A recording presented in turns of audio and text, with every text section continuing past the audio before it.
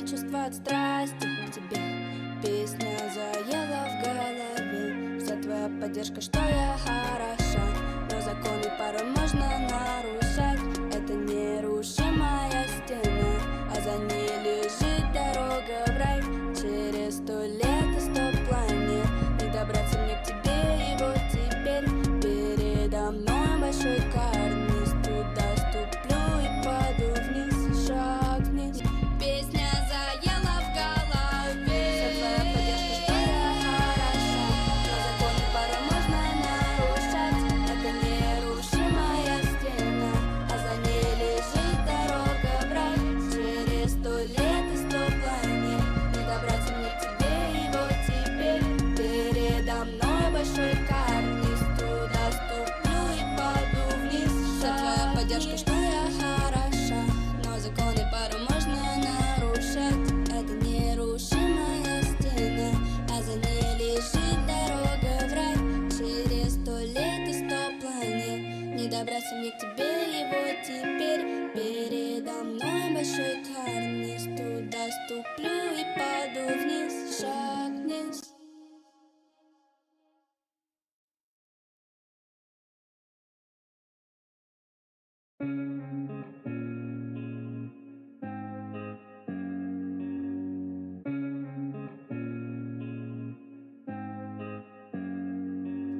Надпись, на моем левом запястье, все мои чувства от страсти к тебе. Песня заела в голове. Вся твоя поддержка, что я хороша. Но законы порой можно нарушать. Это нерушимая стена, а за ней лежит дорога в рай. Через 100 лет и 100 планет не добраться мне к тебе. И вот теперь передо мной большой карниз. Туда ступлю и паду вниз, шаг вниз. Песня заела в голове. Вся твоя поддержка, что я хороша. Но законы порой можно нарушать. Это нерушимая стена,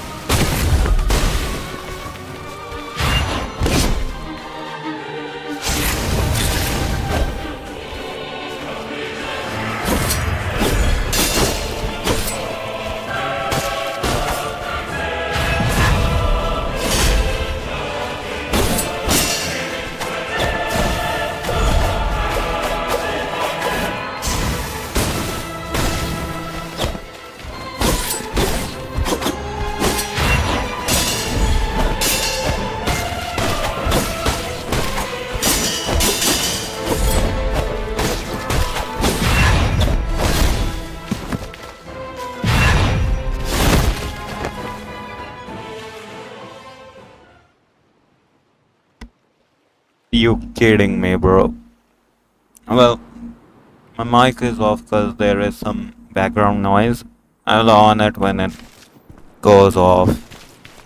Well, I don't know when it gonna goes off, but it will goes off. So I'll just on my mic then.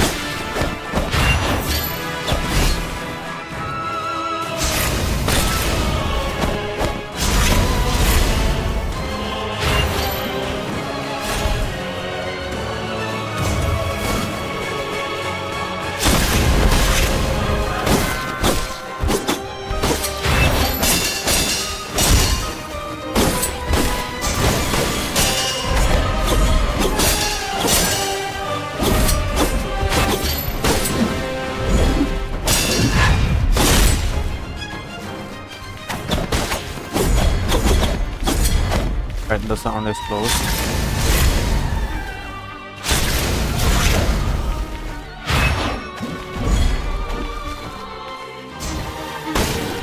Fucking let me heal, bitch.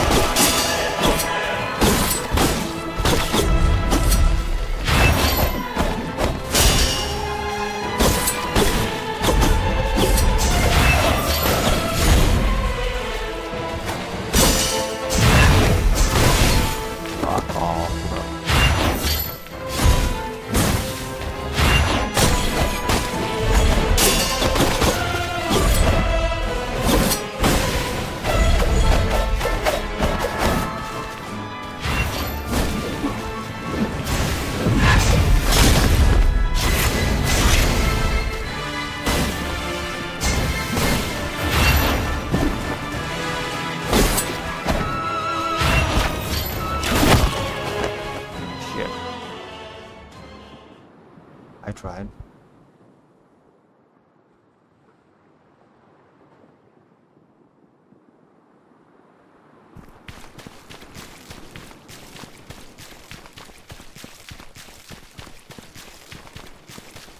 Buy something else.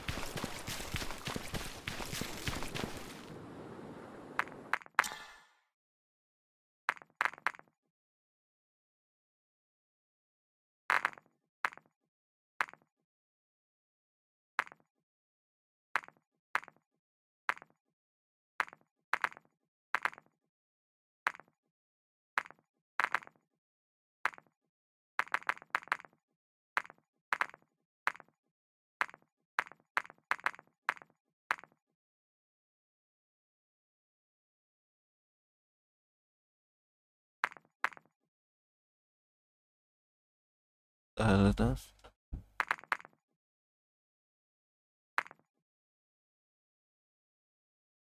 Hello modern either भाई, welcome to the stream. क्या रखूं मैं, यही सोच रहा हूँ.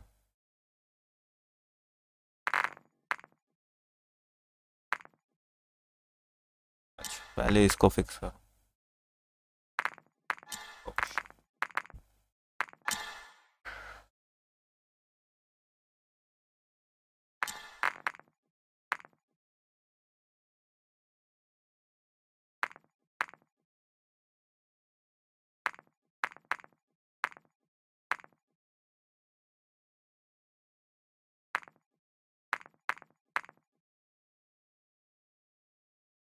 Low and blood stream and low effective है इसके अगेंस्ट. Bow and blood. अच्छा करता हूँ, एक सेकंड रुक जाओ.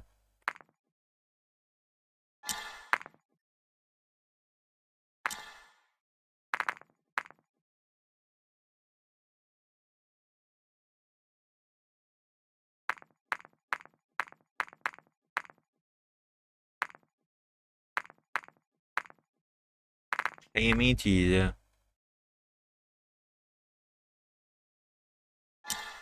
3%, right?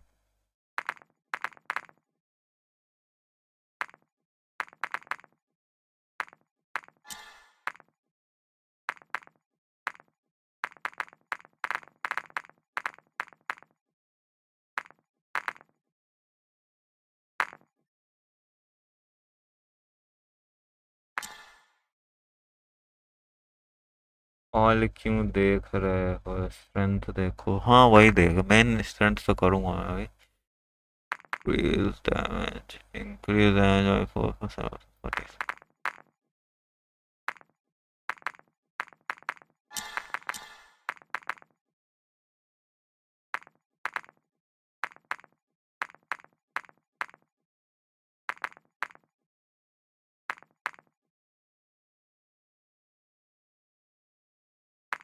एक सेकंड रुक जाओ. एनर्जी रिकवरी नहीं चाहिए, इंक्रीज नहीं.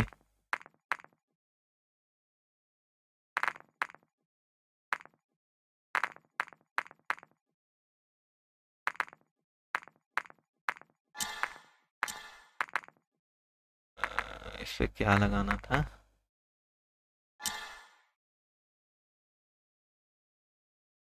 ठीक है चलो.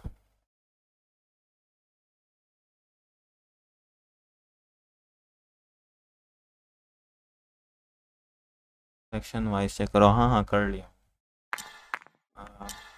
क्या बोल रहे थे भाई. भाई ने बोला है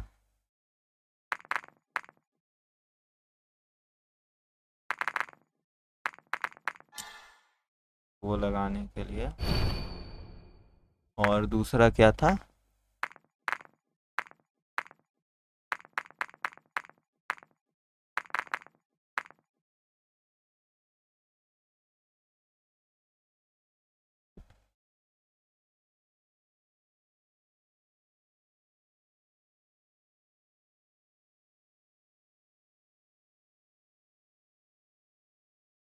ब्लड स्टॉर्म. ब्लड स्टॉर्म क्या होता है.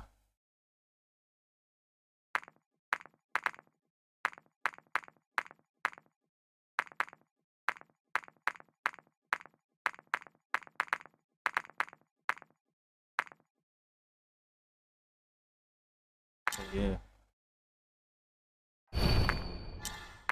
चलो देखते हैं। वेपन खान नाम है।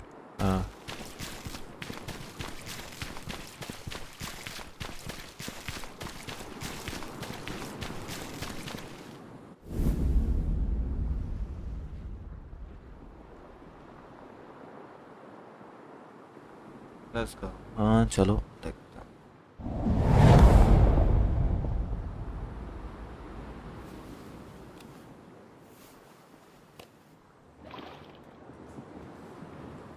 जब चांस मिला, हाँ कोशिश पूरी है।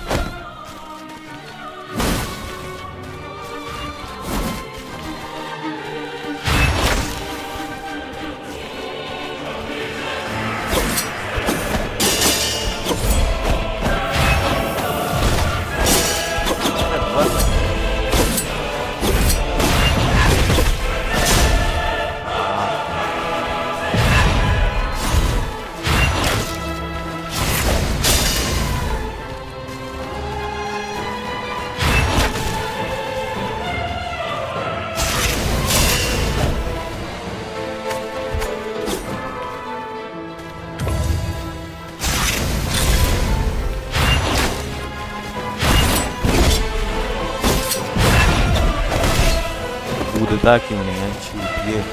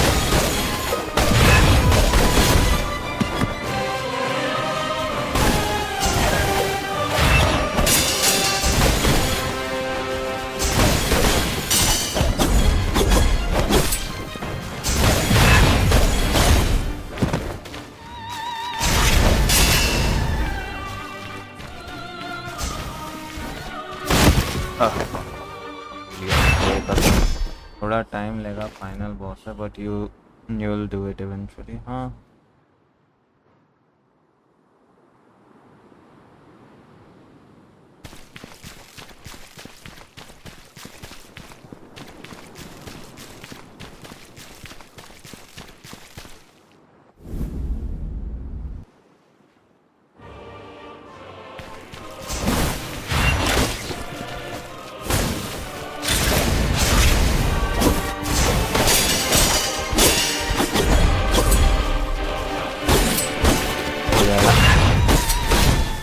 fuck off.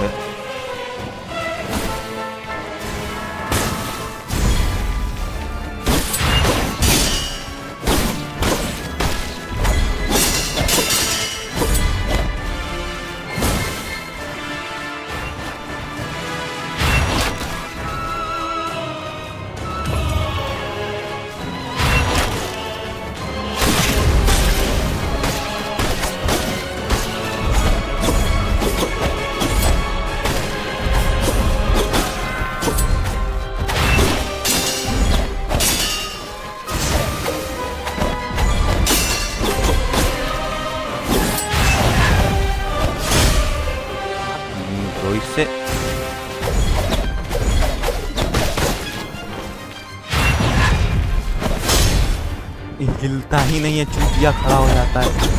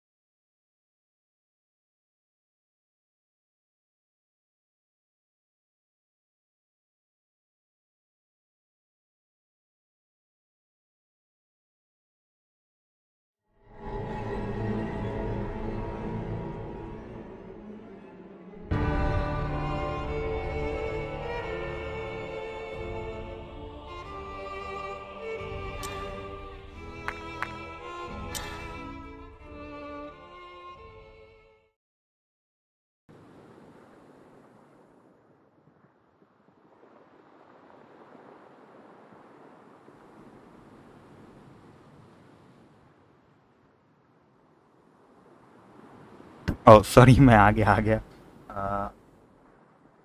Everything is fine right? Oh sorry, मैं आ गया।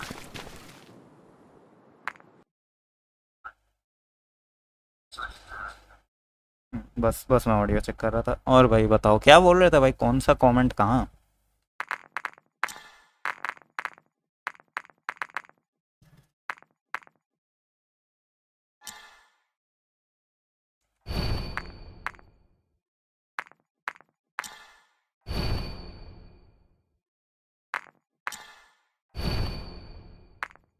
भाई क्या चैट बोल रहे थे, मैंने देखा ही नहीं। ये अभी एक क्षितिज कपूर ये आया था। सॉरी भाई, मैं नहीं था। मैं था, लाइट नहीं थी। लाइट अभी आई है 4 बजे। मैं क्या करता भाई, 4 बजे मैं बाहर था। जिस कमरे में मैं अभी बैठा हूँ स्ट्रीम करने, कमरा गर्म रहता है, इसलिए मैं थोड़ा लेट से ही आया कि एटलीस्ट मतलब थोड़ा ठंडा रहे।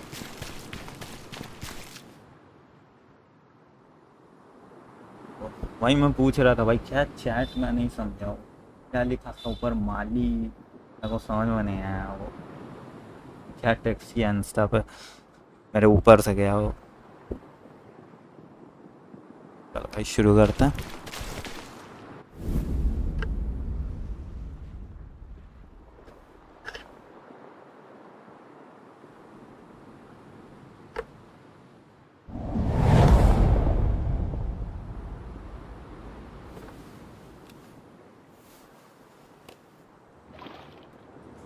Right, let's do it.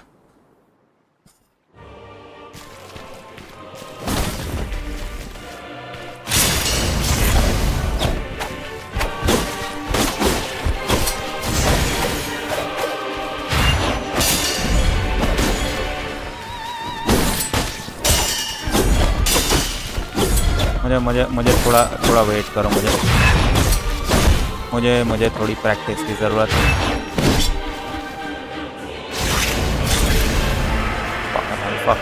Fuck off, bro.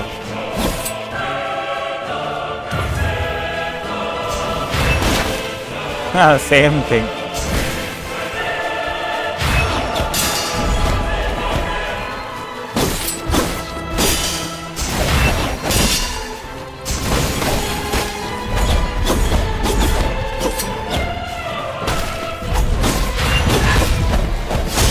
No, I cannot block this one.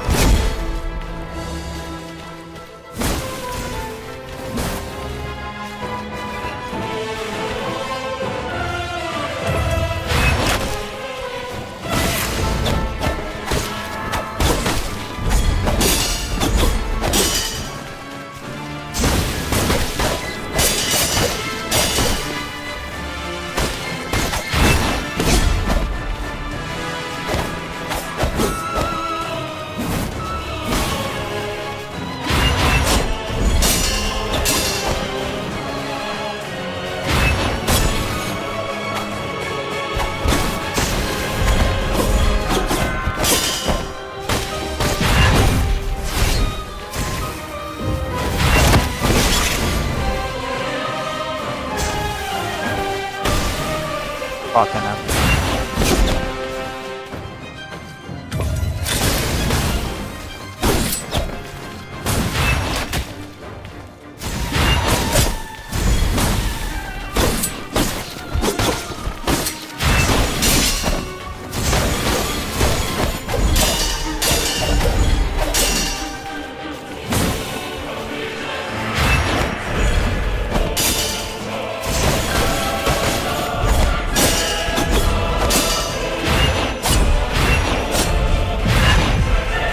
अरे fucking hell भाई।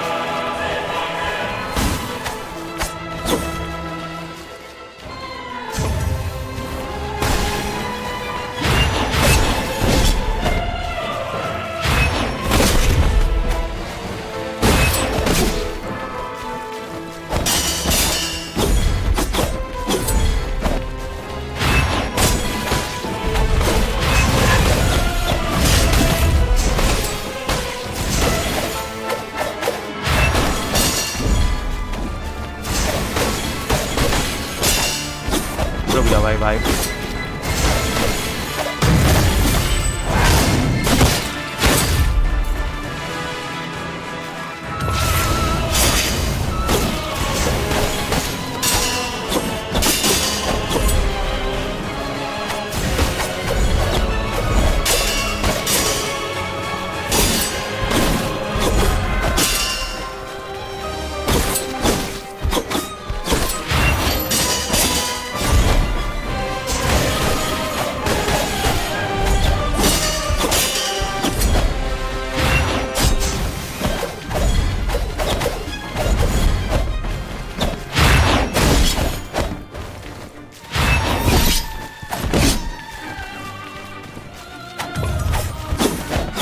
ओह शिट, मेरी हील खत्म हो गई, मैंने ध्यान ही नहीं दिया।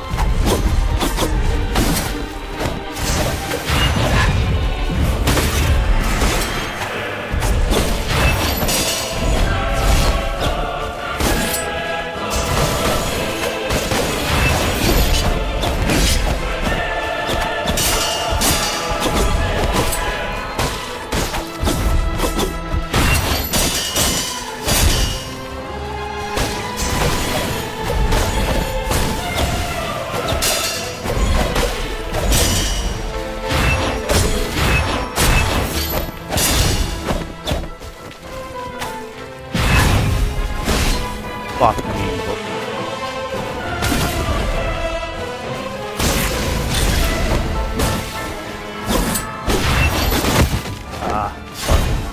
नाइस करी बिल्कुल भाई।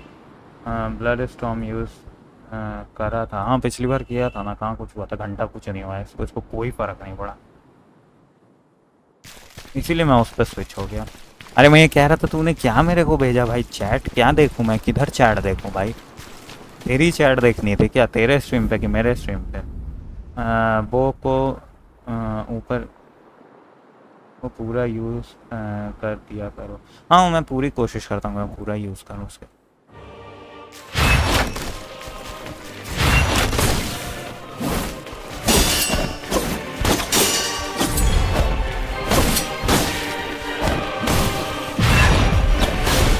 fucking hell भाई, मैं नहीं, मैंने गलती कर दी, मैं इस चीज़ से मुझे बचना है।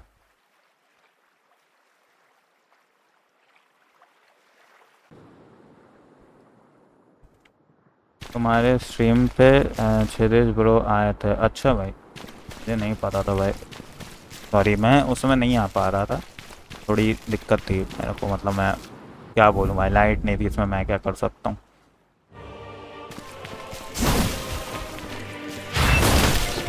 Fuck me, bitch.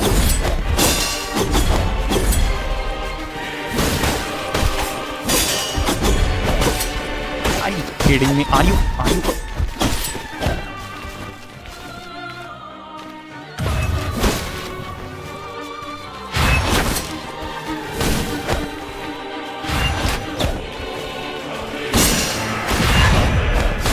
Bro, क्यों नहीं कूदा ये?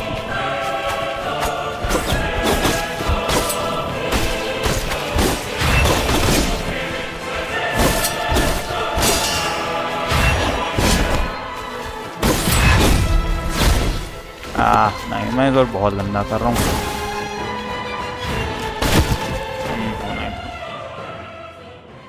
Is that what happened?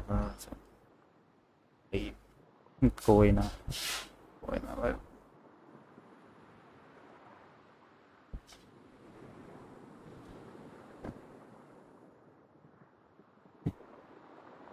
जैसे वो आया कि तो मतलब तूने ही सजेस्ट किया होगा तभी आया होगा।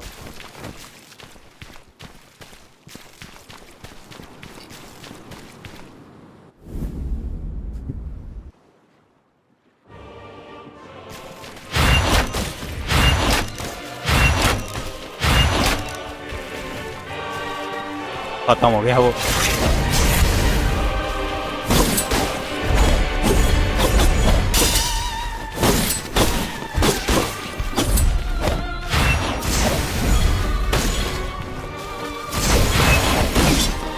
हट हट हट हट।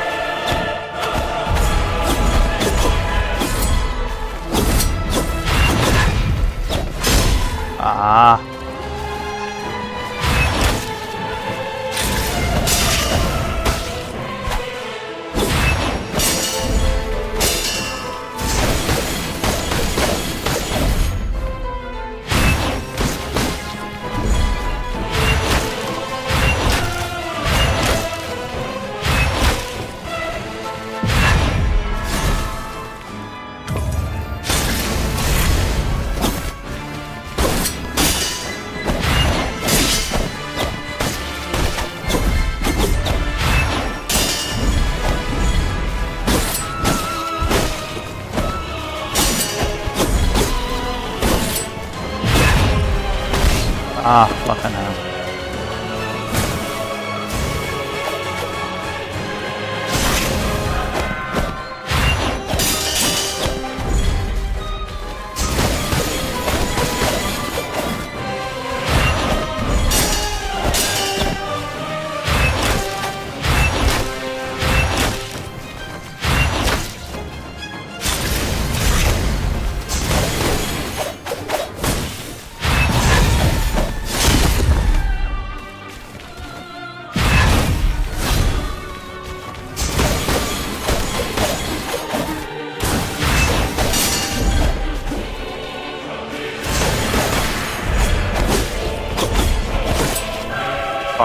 Fucking hell.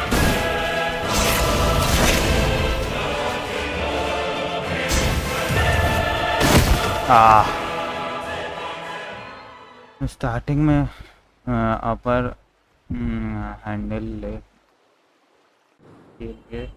सही है। अच्छा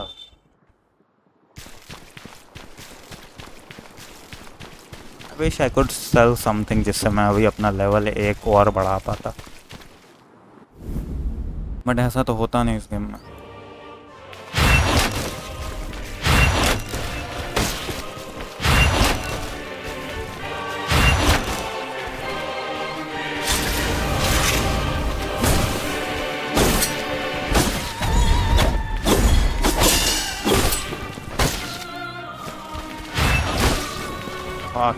ब्रो मैं बहुत ज़्यादा डैमेज खा जाता हूँ।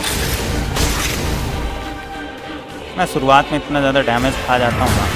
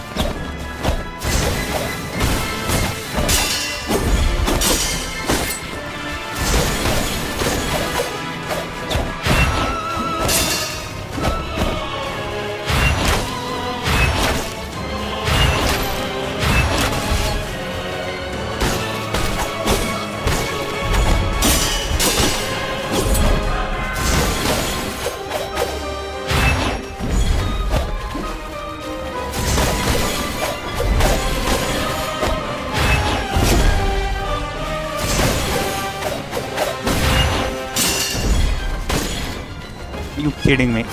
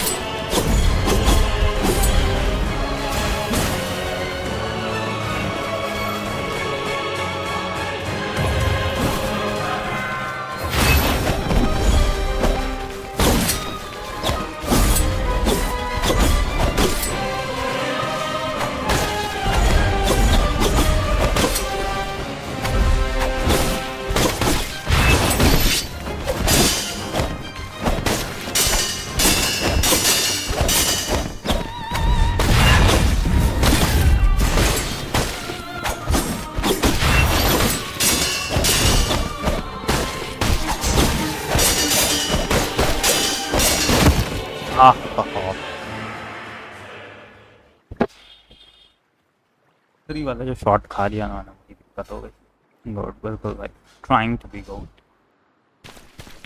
दिक्कत ये है कि मेरा माउस 180 डिग्री जो टर्न हो जा रहा है ना, 180 डिग्री कम से कम 90 डिग्री में ऐसे हो जा रहा है एकदम घर की तरफ।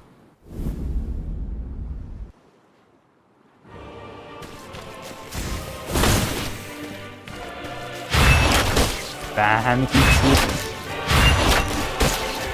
साले दोनों एक ही चीज कर रहे हैं।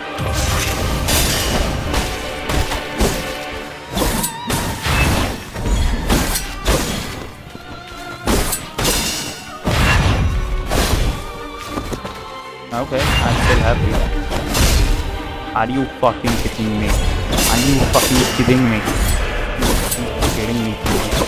Fucking shit.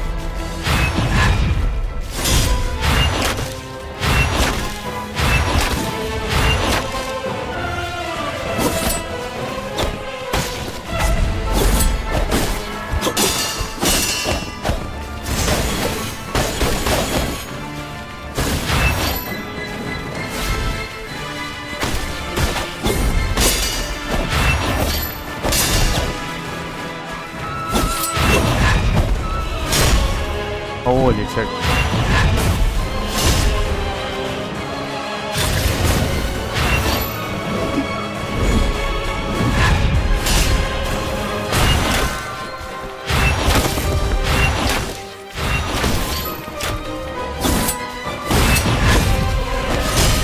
Are you kidding me? Are you?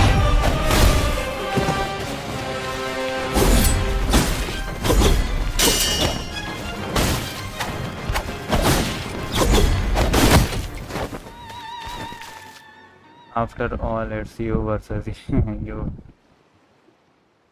Go full potential पे मैंने.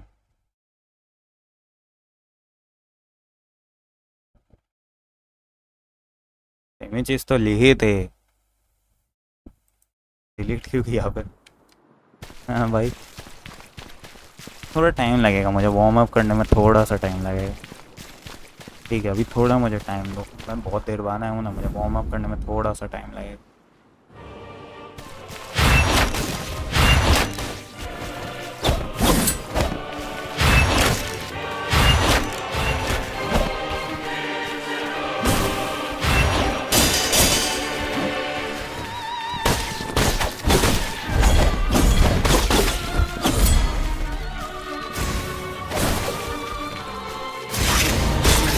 Are you kidding me, bro?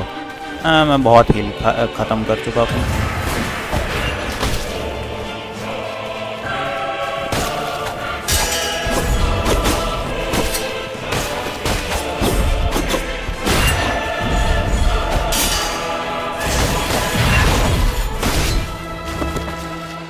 Alright, let's fucking do this then.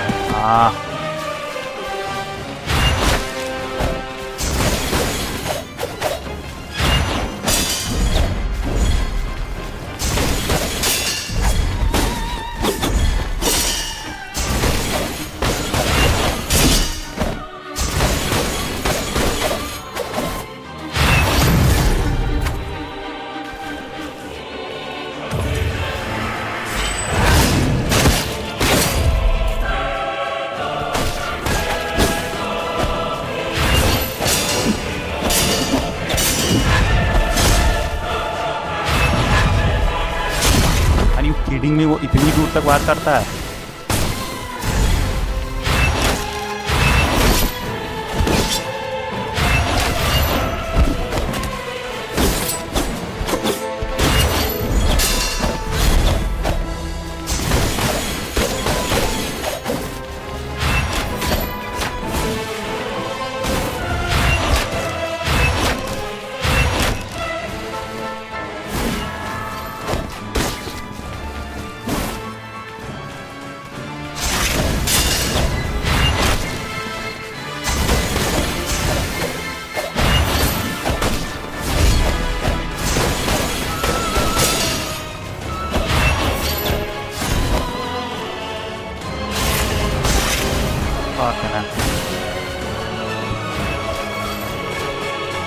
एक सेकंड हील लेने दे।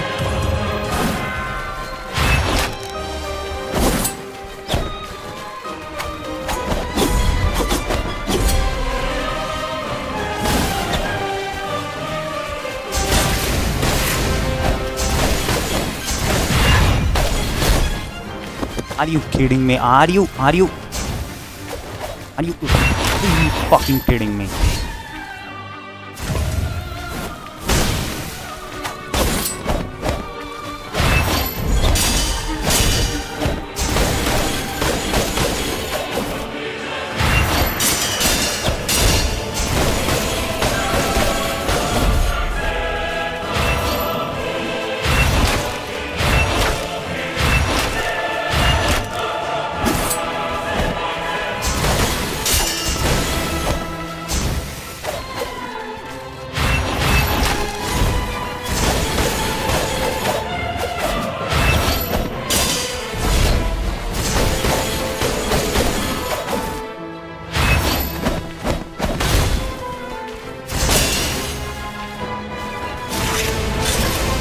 And heal.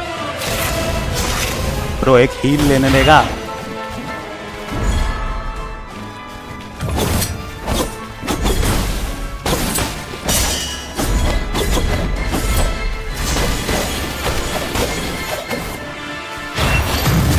Done. You cannot win with me, you piece of shit.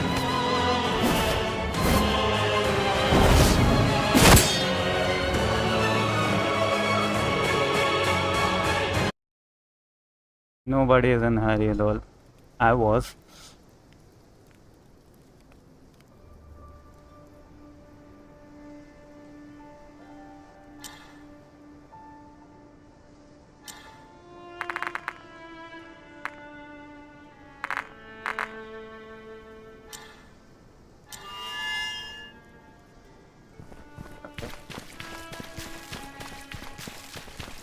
Jio share क्या game play रहा, वो game play सही था। अब यहाँ क्या होगा? हाँ शी कैन वॉक। कपड़े कैसे चेंज हो गए पड़ेगी के? डाल दे इसकी गांड में। अच्छा अपने ले रहा। Oh sorry.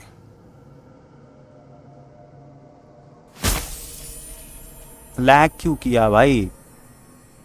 ओसडी के 6 GB के गेम में भी तुम लैग करोगे माता चोद।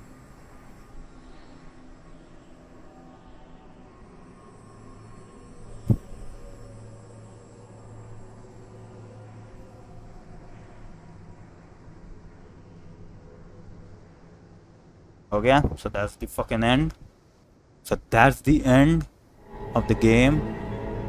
That is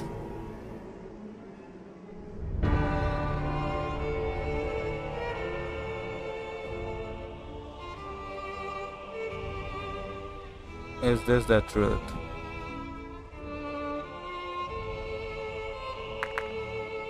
Yes, I guess. अब स्टोरी देखने का टाइम आ गया। हाँ अब स्टोरी देखने। अच्छा ये जापानीज लोगों का बनाया हुआ गेम है, चाइनीज लोगों का। कंटिन्यू गेम में क्या है?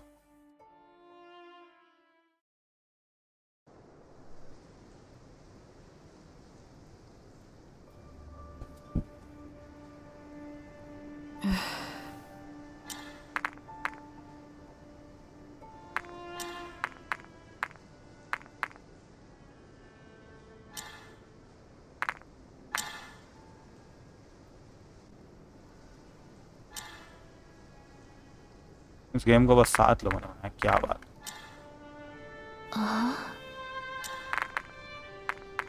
अच्छा ये हो गया है, फिर यहाँ है क्या? जब मेरा सब टिक हो गया है, बहुत छोटा गेम भी है, बड़ा होना चाहिए था। DLC आने की संभावना है, नहीं भी चाहिए।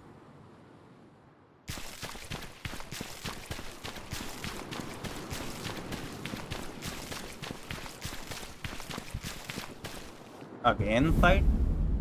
अच्छा मैं अब दोबारा न्यू गेम प्लस कर सकता हूँ।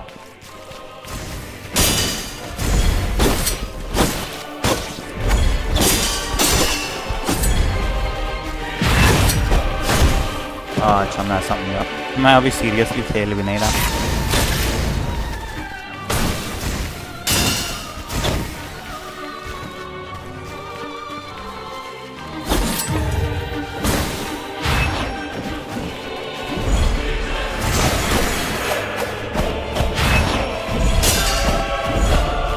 कि मैं ये यूज़ करना था।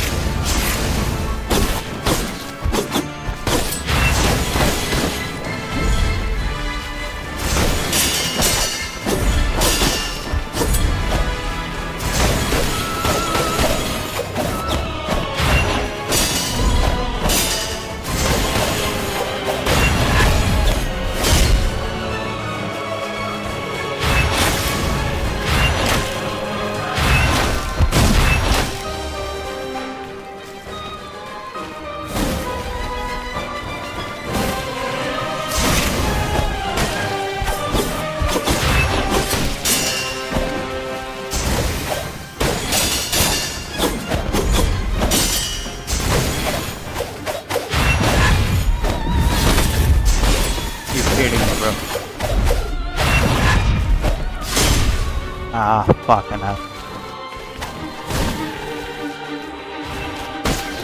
Bro, heal लेने दे, heal लेने दे.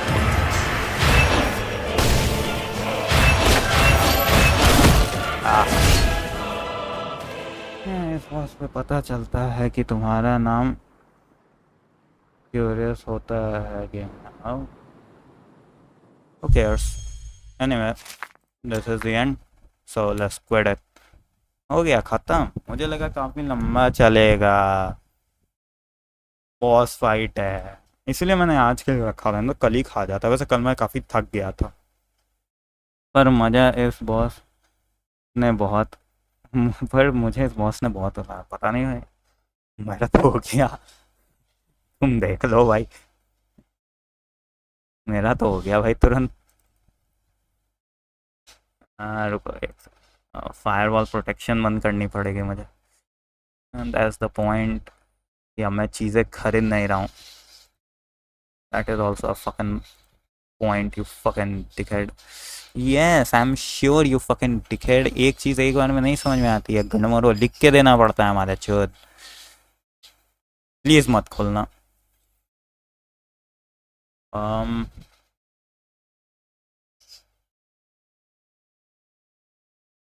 ये इसमें हटेगा. आओ आओ तुम्हें एक सुरीली आवाज़ सुनाता हूँ जो मैं सुनता हूँ, मुझे बहुत अच्छी लगती है. मुझे बहुत अच्छी लगती है, बहुत प्यारी लगती है साउंड. ये तो शेर की स्किल है. अरे स्किल क्या है भाई. अच्छा वैसे भाई उस बंदे को क्या नाम है तुम्हारा? क्षितिज कपूर. सॉरी भाई. मैं नहीं था उस समय. ठीक है, ये आवाज़ सुनो.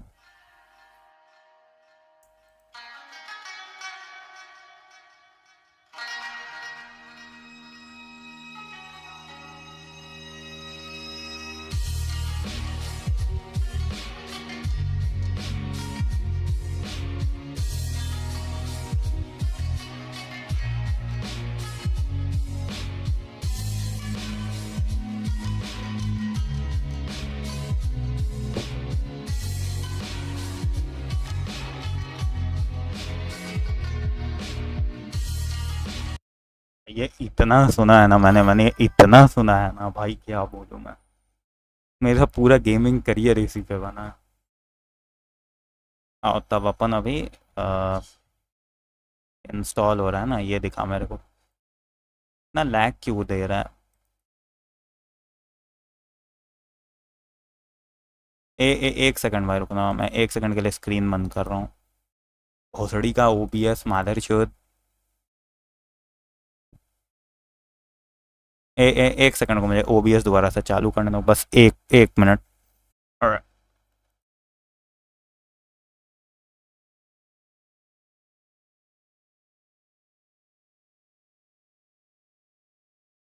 क्या हो गया भाई, सेटअप रुक गया एकदम. अच्छा हो रहा है धीरे हो रहा है थोड़ा. थोड़ा धीरे हो रहा है. ठीक. कोई ना. 6 घंटा तो नहीं लगेगा, इतना तो मुझे भी पता है. ठीक है, वो थोड़ा धीरे हो रहा है. ओके. वो अपने आप स्पीड पकड़ लेगा थोड़ी देर में.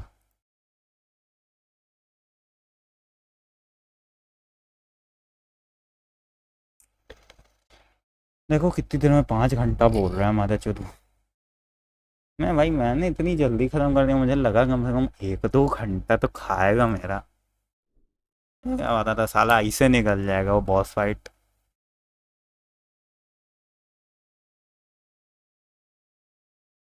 मैं दूसरे नेटवर्क से क्यों कनेक्टेड हूँ. एक सेकंड को मैं नेटवर्क चेंज करूँ. भाई वो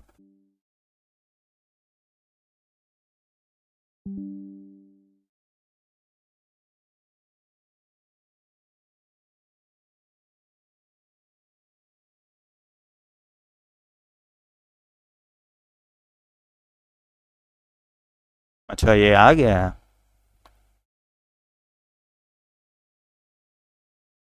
नहीं ये मुझे है ना, ये चीज़ इंस्टॉल तभी सही से होगी जब मैं स्ट्रीम स्ट्रीम सब बंद करूँगा. खैर चलो छोड़ो माचुदा. क्या नाम था.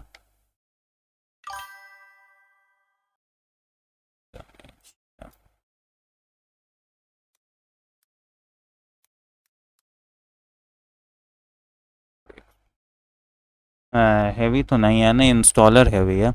ये इंस्टॉलर है ना, ये हैवी है, इसीलिए दिक्कत हो रही है। इंस्टॉलर हैवी हो गया है। देखा, अब स्मूथ हो गया है। अब ये हो जाएगा तुरंत। देखा भाई, चढ़ चढ़ आया। यही यही दिक्कत दे रहा है मुझे थोड़ा।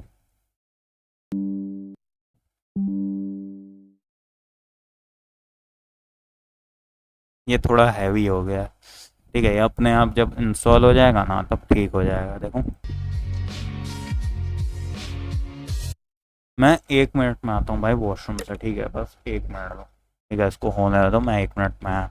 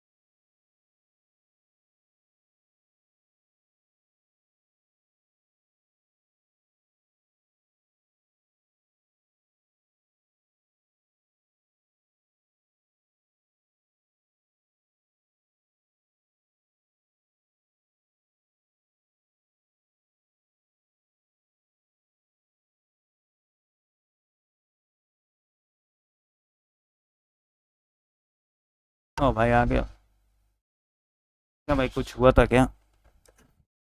भाई ये 2 घंटा बता रहा है भाई, मादर जो। चलो, अभी तो 6 बजा है। 8 बजे तक का टाइम है मेरे पास, बट गलत है यार, ये 2 घंटा क्यों? बिफोर यू बाय, बाय ही तो नहीं कर पा रहा मादर चोर। किस पे व्यूज़ ज़्यादा है? 3 मिलियन। ठीक है, 1.3 मिलियन। कल, वाई नॉट? इतना तेज मैं। Welcome to Thymesia, an action RPG where you play as a plague doctor. मुझे Welcome लगा to ऐसा ही है Thymesia, सला। an action RPG आराम कर। where you play as a plague doctor. 1 second रुको, बहुत ज़्यादा एडिटिंग तो है भाई, मानना पड़ेगा। 1 सेकंड रुको। स्पेसिफिक अगर मैं गेम कैप्चर रखूं, लेगा? नहीं रुको, मुझे स्पेसिफिक विंडो कैप्चर रखने दो। तो कैप्चर,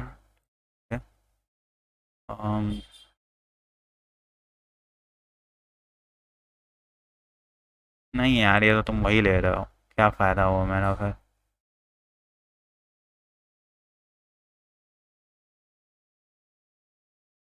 विंडो कैप्चर, हाँ।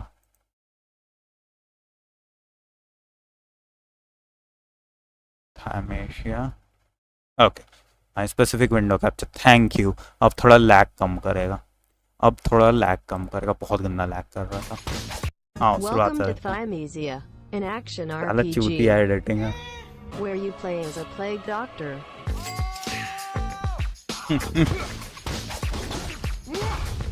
Excuse me, sir. Are you sick? Are you dying? Do you want to be? It's okay, everyone. Remain calm. I'm a doctor. I am the #1 enemy of the bubonic plague and of people afflicted by the bubonic plague. This is my बिल्कुल। doctor combo. अच्छा know for a खेला है भाई ये. fact that I'm not the only one who thinks plague doctors look cool. There's actually recorded evidence where people back in the bubonic plague thought they looked super dope. Why don't you back it up with a source? My source is that I made it the fuck up. Melee fighting game. Set in the Black Plague, mechanics inspired by Sekiro. Yeah, I bought this immediately. बीच में क्या था ए बीच में कुछ था एक second there was Bought this something. immediately. ए पकड़ा गया. ओ भाई sexy bro sexy. When I was a young boy, my father took me into the city where we caught the Black Bloodborne. Plague. Oh, okay, there's a fucking ranged parry for unblockable attacks. I'm absorbing all of this. Feather parry, knife parry. Okay, that was good. Much like Anakin, I am a fast learner. Administrative order. Any sightings of plague-like symptoms must be immediately reported to the knights for incineration and purification. People with COVID-19 may be short of breath, have a cough, a fever, muscle pain, You violated the law. sore Stop. throat. Illusory wall. Just so we're on the same page, this is how it works. You have different kinds of attacks. There's your regular sword attack that wounds enemies. That's what the blue bar is. That's their wounds. But enemy wounds slowly heal and they get their health back. So you gotta keep up the pressure and use your claw attack. And that's how you make the damage permanent. And that's how you miss your dodge timing.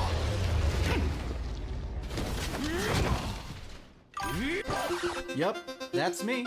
You're probably wondering how I ended it. बहुत बहुत गजब editing है वो. That's me. You're probably wondering how I ended it. अभी garlic and black pepper मिलेगा. अच्छा You're probably wondering how I. बहुत मस्त एडिटिंग है. Yep, that's me. You're probably wondering how I ended it. मैं भी डालूंगा edit. Do you think that plague doctors look cool? Yeah, plague doctors look sick. They can look really lame. Oh yeah, that's the stuff. Ma'am, excuse me, ma'am. I'm sorry, but you have been afflicted by the Black Plague. But it's your lucky day, because I'm a plague doctor, so we're gonna get you patched up. She's dead. Easy parry. It's a chain. Oh, oh, oh! That was fucking awesome. This is my medical execution. Holy shit. This game has a मजा आ carry जाएगा. counter. Oh my god! This is game of the year. Come on.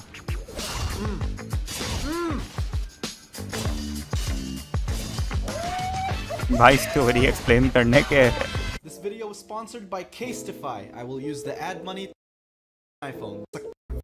Customized aromatic. भाई दुनिया भर की सारी बकचोदी कर रहा है. Case. That was pretty good. The long noses of the mask were filled with drugs and aromatic herbs. Really? You go to a plague doctor to get operated on. Get got, like, operated on. It's just like a mushrooms in gas his mask. You're just fucking high as shit. I don't know, I'm not verifying this information, I'm just reading. Other treatments included telling patients to drink their own urine. Doctor, please, I feel terrible, I think I'm dying. Drink your piss, bitch. Drink your piss, idiot. Okay, alright, now it's a gank. This situation is no longer profitable. We are leaving. Let's get out of here.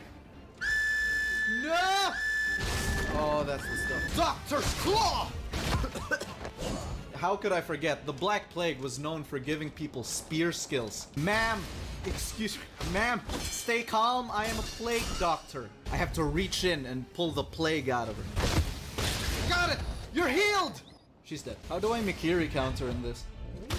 Not like that. When you were younger, did you think plague doctors looked cool? Yes, of course. I do. That's very weird. What's this? Boss fight? Oh my god. John Bloodborne? With any boss, the first attempt is always the same, you know. It's learning, analyzing, and listening to the theme music. हाँ theme music तो बहुत अच्छा था. भाई क्या है You, देखिए I have projectiles too, fucker. I'm sorry, but what does this have to do with the Black Plague? Wait, that's it? No, wait, second phase. Oh shit, the music has a key change! Wait. No! Buried, counter here. Oh yeah, okay. He's mine. I got him. This is my medical spear! Claw combo here. This अच्छा game कर is so खेल रहा है fun. भाई This is so fun. Doctor's claw. So good. Something pretty cool. Parrying damages him. Like it damages his white health bar. Like you still have to do your. Oh, that's. भाई मैं क्या सोच के इसको खोला था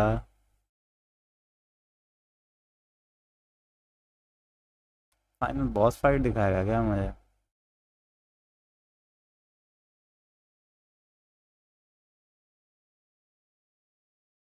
Does he explain things? Does he? भाई अगर इसने भी एक्सप्लेन नहीं किया ना वो मार जुदा है बेंचो यूट्यूब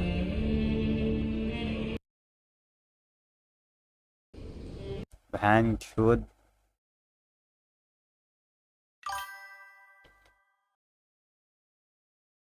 भाई किसी ने नहीं एक्सप्लेन किया है वे फर्स्ट वाला वीडियो देखा अरे a poor summary of अच्छा Welcome to Thymesia. Hold on. Thymesia. Welcome to Thymesia. This is a Sekiro-inspired, fast-paced combat game where you play बहुत as Corvus, लो वॉल्यूम है a plague doctor that wields the मेरे को plague-like खुद बहुत मुश्किल weapon. से सुनाई दे रहा And this is your best friend, Child. Go to the Sea of Trees and bring me a sacrifice. The Sea of Trees is a gross environment with fart clouds that kill you, people with roots growing out their veins, and just a bunch of unwelcome people. None of this really matters though, because you're on a mission to find a healthy sacrifice for Child, and no guy with a hammer's gonna stop it. After brutally murdering a small village, you finally find an acceptable sacrifice. A quirked up white boy with a little bit of swagger.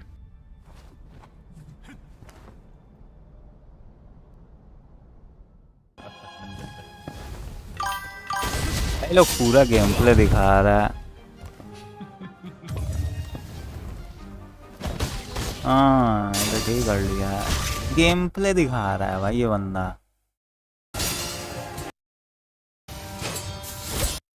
Have the white boy.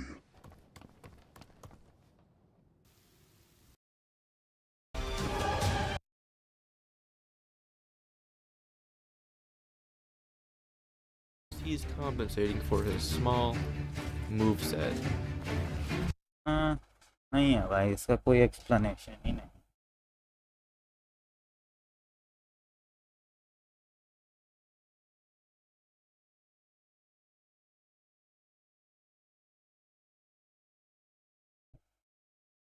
No videos रखे हुए इस चीज के लिए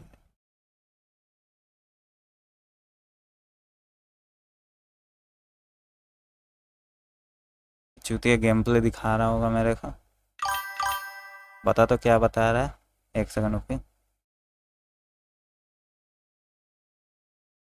article read करना हो article क्या read करना हो आर्टिकल भेज दो मैं रीड करा देता हूँ चैट जीपीटी किस लिए यहाँ पर देखने के लिए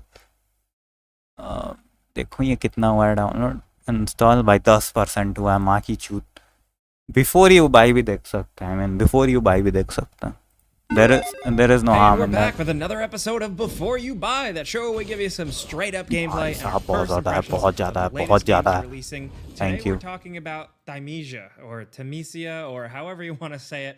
We've been playing this here at GameRanks, and this is co-written by my colleague Eric Thielenhaus. Behind Ending the scenes. explanation Now, देखो just हम देख know लेता this हूँ is पहले ये developed by देखो एक बार Overborder before you buy Studios. It's $30 US, and it's another Souls-like. Yes, but it's a pretty cool one. Now, this game takes place in like a plague-ridden type of kingdom, and it's a mysterious place built into this huge tree, and you play as Corvus, this incredibly awesome-looking character who is stricken with amnesia, and the main goal is to acquire all the cores and find a cure for this deadly plague that is destroying everything. Now, like many Souls-like games, the story here is vague. They drop you into this world and expect you to figure it out. Now, we'll get more into that later, but gameplay-wise, in our opinion, the combat mechanics are definitely the major highlight of the game.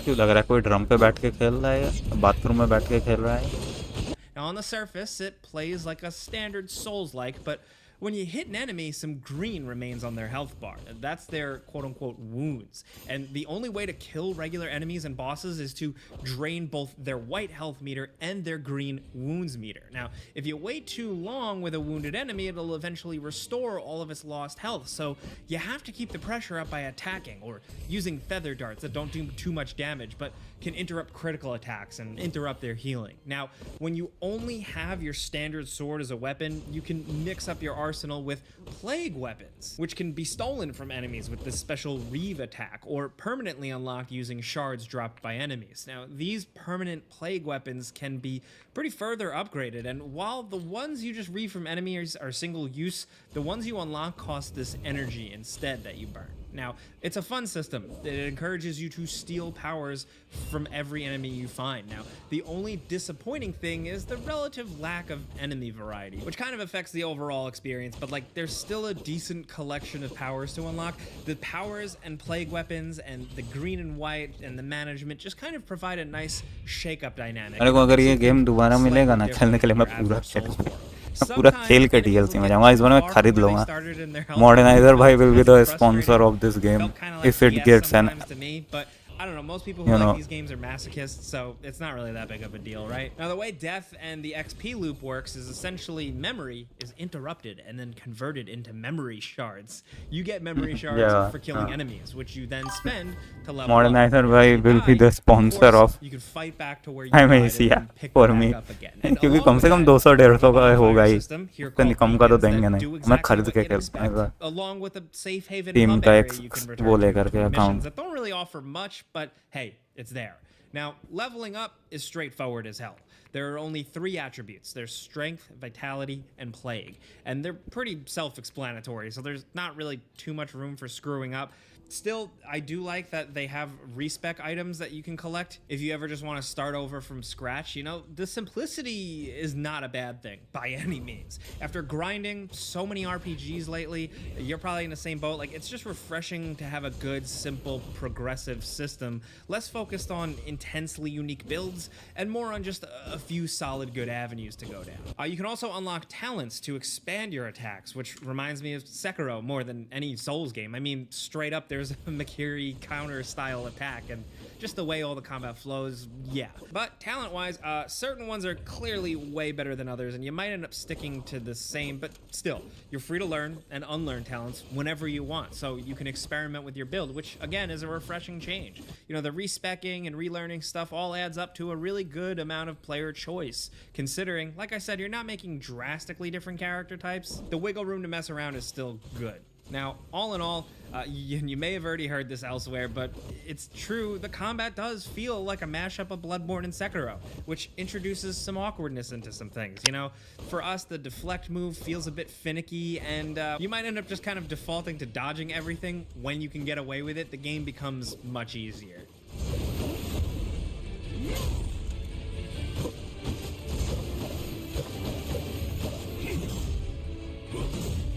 Also worth noting, there are subquests you can access from the map that take you to bite-sized sections of previous areas where you can gain experience and collect some more items. Now, these are also necessary to get the best ending in the game if this is your type of thing. You can rush through the game pretty quickly, but certain endings only become available once you fully explore the world and find these story clues that can give you greater insight into what your goal in the game really even is. Even if you don't totally care about the story, you know, it didn't grip us the most. It is good for injecting some emphasis into a little bit of replayability. Oh, and the bosses are all pretty fun, even if they're not all the most challenging. In our experiences, this game doesn't feel quite as tough as other Souls-style games. You know, it does take a little bit to get accustomed to the flow of the combat, but once you do, it's pretty simple and straightforward, like I said at the start, you know? The first real boss is the one that was really one of the few roadblocks, mostly because I was still getting used to how the game played. Whether, you know, intentionally designed or not, the boss, that first boss, is kind of one of the big teaching moments. I think really the best thing about the combat, which again is probably the best thing about the game, the rhythm of damaging enemies with standard attacks, then draining their wounds with the claw attacks is very satisfying. You can tell that they put a lot of time into getting the combat right here, and in our opinion, it feels better to just play than a majority of some of the other Souls-like games out there, excluding the big ones like Neo. Now, this is just a fun and intuitive system. Everything else just feels kind of adequate, you know, definitely not bad, but not like super compelling and ultra memorable, and you know, it doesn't have a ton of charm. You know, the enemy types, like we said, aren't much to write home about. Some of the bosses are cool, some of them aren't, most of them aren't the most challenging. The environment's a little dull around the edges here, especially like considering the fact that like it's based on this whole cool plague world. There definitely could have been a bit more for us, just more atmosphere overall we would have loved to see. And the game is fairly short, you know, with only a few small-ish main areas. Like we said, you are going to want to collect all the extra stuff to get the real ending, but it depends on how much you care about the story and if you like the combat enough to really dive into that replayability. To be honest, we're always down for other Souls-like style games. This like newer genre is pretty awesome, and this one is fun to dive into, but like if you're looking for the next big thing with this style of game or a really big refresh, I don't think you're gonna get that here. It wasn't quite what I wanted. Like, it didn't totally fill in the gap, you know, that hole in my heart that is missing a Bloodborne 2. I was hoping another developer would come and do it, and this looked like that. It's not quite the case, but it's still a decent playthrough. If you're looking for something like Elden Ring, no, just no. But if you like a straightforward, standard Souls-like RPG combat experience, for half the full price, or even if you get it on sale, it might be worth checking out if you're an enthusiast.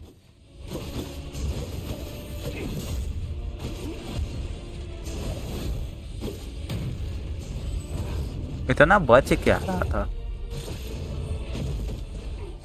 But that's it, guys. That's how a before you buy works. You know how this goes by now. We give you some pros, some cons, and some personal opinion, and now we want to hear yours. Have you jumped into this game day one? Did you blast through it like we did? What do you think of the combat? Are you also more intrigued by Corvus and... combat तो बहुत अच्छा, कोई explanation नहीं है इस game का, किसी ने नहीं बनाया.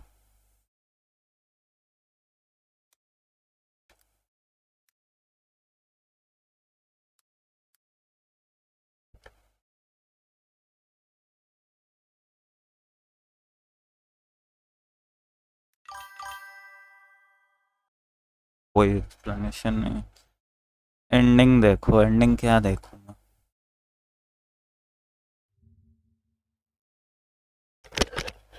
एक तो मेरा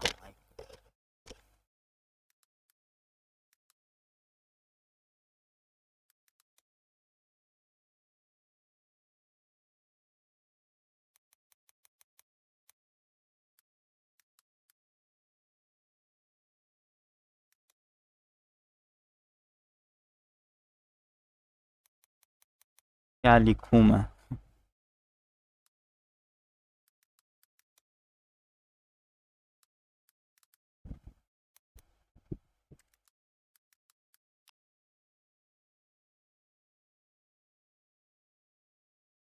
सुनी लेते ले.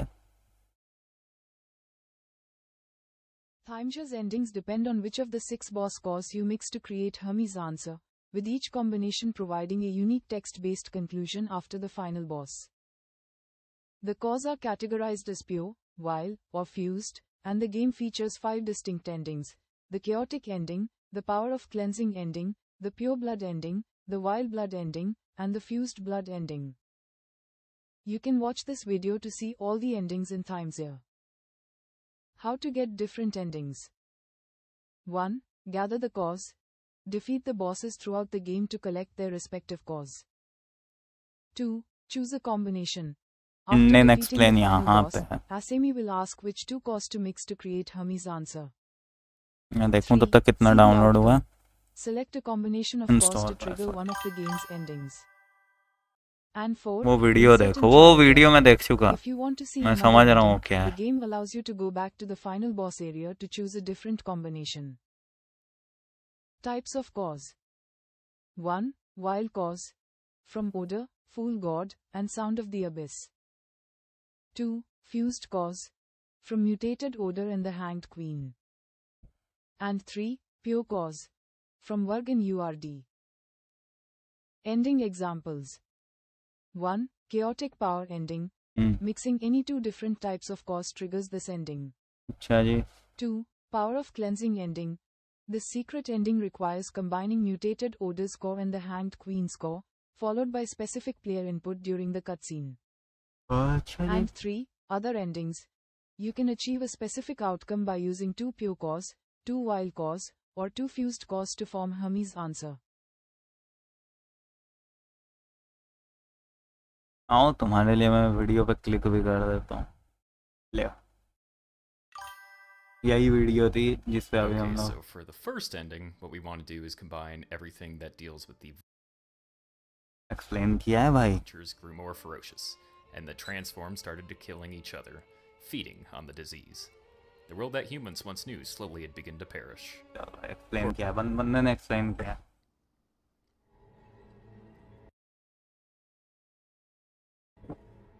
The effect of Hermes' answer diffused throughout the kingdom, and the power of vile blood seeping into all organisms. The high purity of the concoction finally put an end to the plague. भाई explain कर, पढ़ क्या रहा है, पढ़ तो मैं भी ले लेता. The creatures grew more ferocious, and the transform started to killing each other, feeding on the disease. The world that humans once knew slowly had begun to perish. Corvus emerged from Philosopher's Hill alone. Perhaps this was the beginning of the next stage of evolution. So all sorts of creatures and monsters and stuff came, thanks to the power of the vile blood, and it kind of made some bad stuff happen. 3 more to go.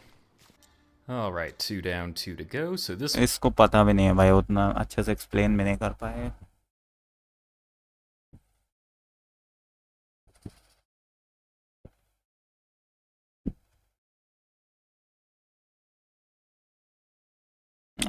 कोई नहीं है भाई, इसका explanation नहीं है. Famous नहीं हुआ ना भाई, फेमस होता तो बहुत एक्सप्लेनेशन मिलते, लोड़ा लहसुन सब होता है इसका.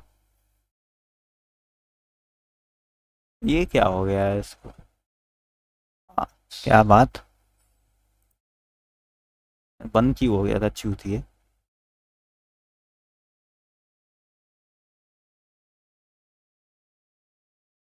अच्छा ये ले आया, मैं अभी देख रहा था थोड़ी देर पहले इस लौंडिया को.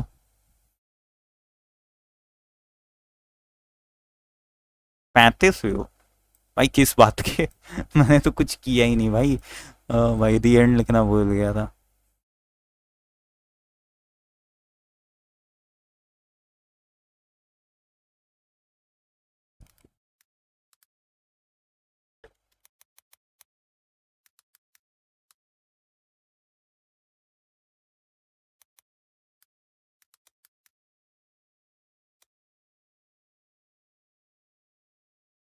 माँ की चूत, मैं उतनी देर से एरो दबा रहा हूँ.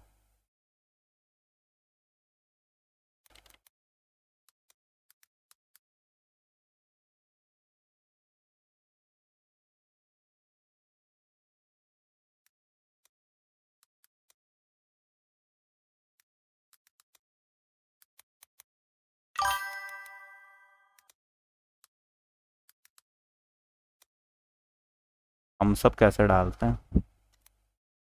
This is the end. Hold your breath and count to 10. अब कुछ प्लेलिस्ट में फिक्स कर दूँ, इतना मार खाएगा ना.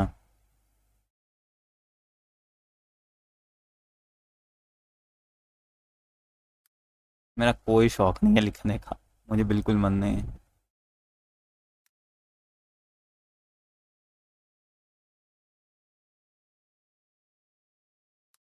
Well, this is the end.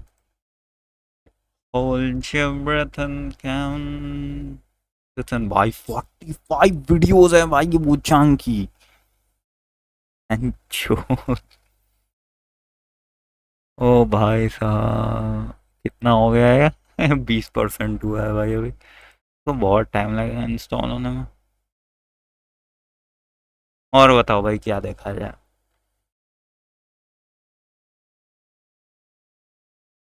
और अगला क्या खेला जाए बताओ भाई तो मैं डाउनलोड करके रख लूँ ताकि कोई दिक्कत नहीं हो मुझे फिर।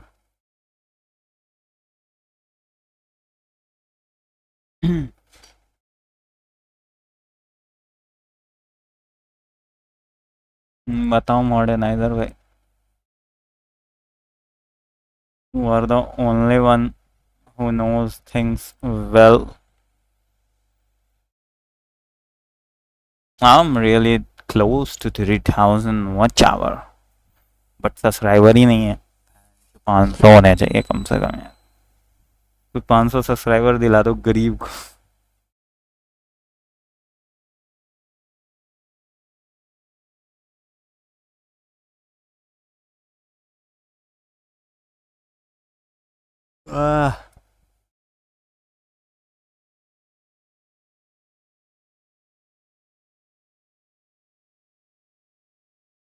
बताओ मॉडर्नाइजर भाई चलेगा लगता अभी।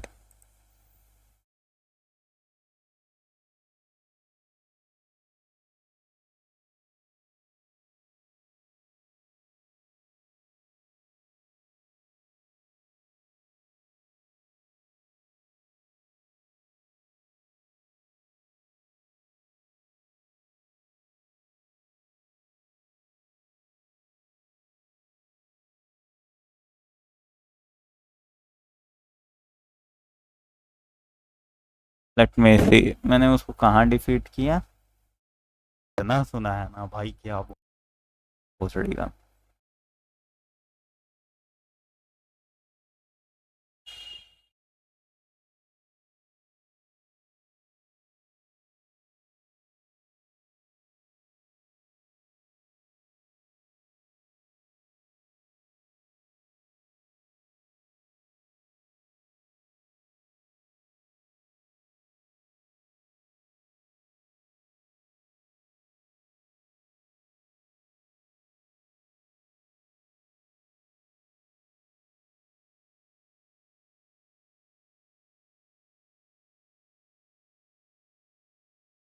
मेरा हाथ दर्द कर रहा है।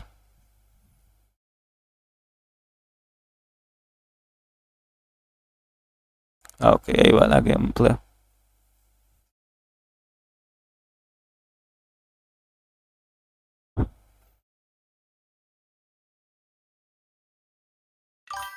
भाई बताओ यार क्या खेला जाए अब।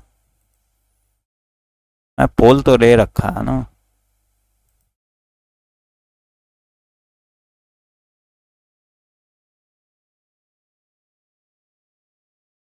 बताओ भाई क्या किया जाए।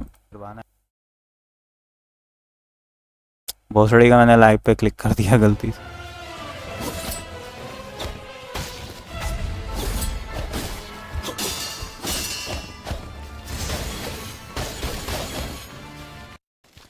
ठीक है अभी थोड़ा मुझे टाइम दो। बताओ भाई क्या किया जाए। वार्म अप करने में थोड़ा सा टाइम लगेगा।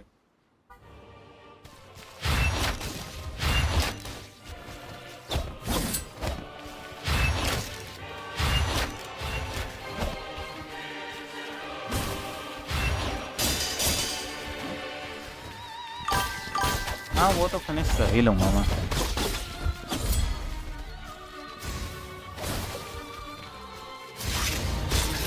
Are you kidding me bro. मैं बहुत हील ख़त्म कर चुका हूँ।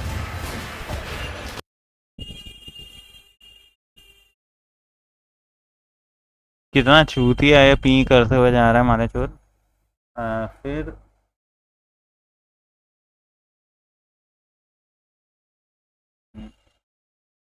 अच्छा क्या होता है।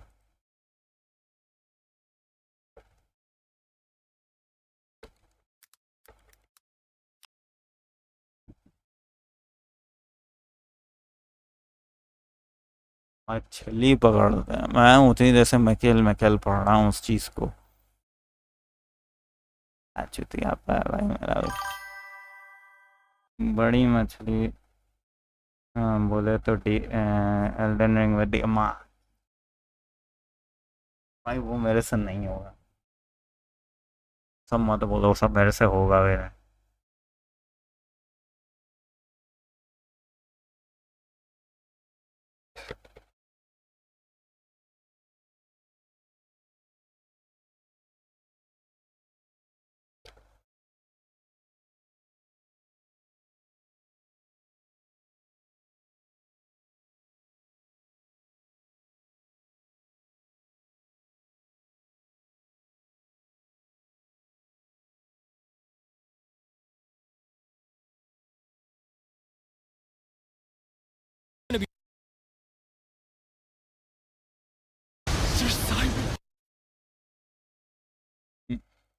रुको मुझे देखने दो।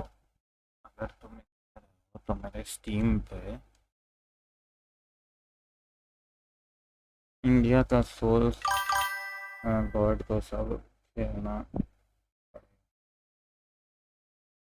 कौन है भाई इंडिया का सोर्स गॉड जिसको सब कुछ खेलना पड़ेगा?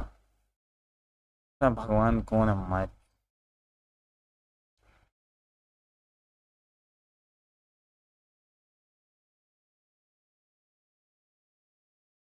ये डार्क सोल्स भी खेलना है। वो online bro, are you fucking kidding me? 66 GB का है वो।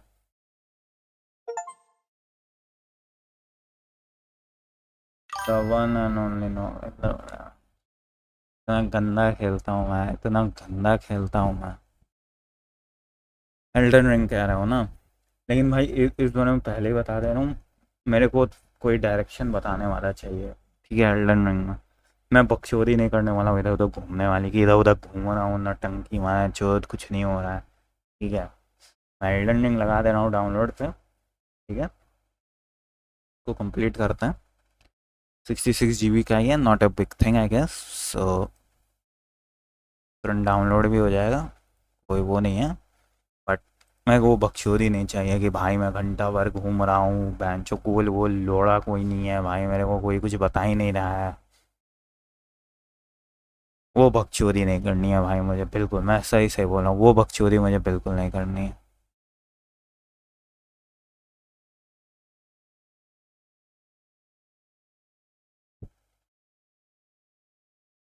वो चीज़ मेरे को बिल्कुल नहीं पसंद।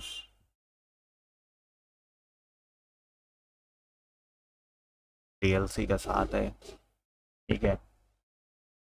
तो I have to do it, I guess I am downloading it. तो देखते हैं आज क्या कल, आज ही डाउनलोड पे लगा देता हूँ। अभी कितना बज रहा है? 6:30 हो रहा है, हो जाएगा तब तक में। सी ड्राइव में ही डालना है, चूती है यार। तुम लोग को दिख नहीं रहा होगा, रुको let me show you once more. Window capture right,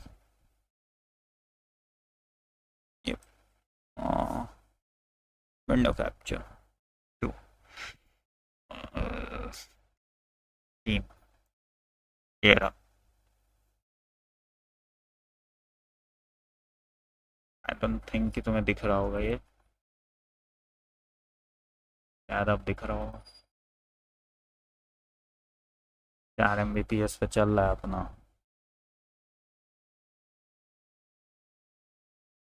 अच्छी ये वाली नौटंकी मेरे को नहीं पसंद है, ये ऊपर नीचे जो लहरियां मारता है ना, ये मुझे बिल्कुल नहीं पसंद है। लहरियां मारना मुझे इसका बिल्कुल नहीं पसंद है। मैंने उसको 10 बार बोला है, DLC इंक्लूडेड है। देख लो, आई मीन लुक्स लाइक।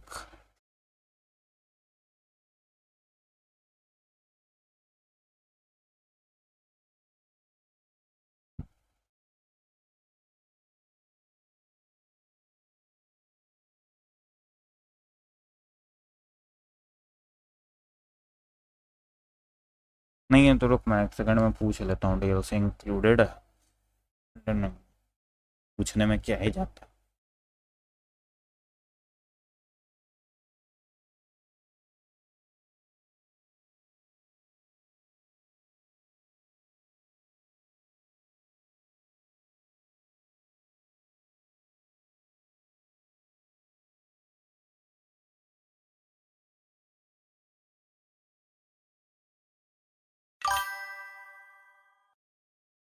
एक सेकंड।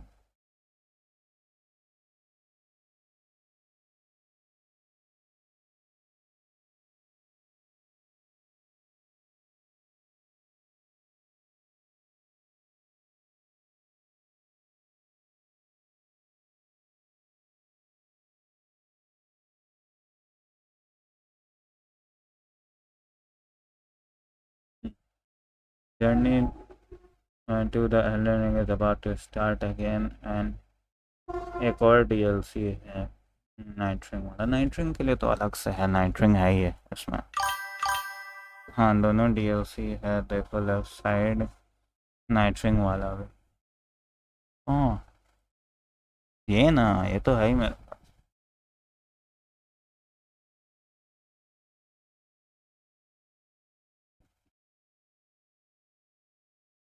ठीक है सही है दोस्तों। यहाँ पे एक अलग इंस्टॉलेशन चल रही है। हेलस कैसा है? हेलस तो है, लोग को पसंद आया है थोड़ा। देखता हूँ दीदी को। माय नेटवर्क गोज, एक सेकंड को मुझे गेम बंद करना पड़ेगा ना। क्या crazy atmosphere, like I don't know, I'm genuinely in love with how अच्छा गेम good the भाई, कितना स्मूथ चल रहा है इसका में। Be wary, my son.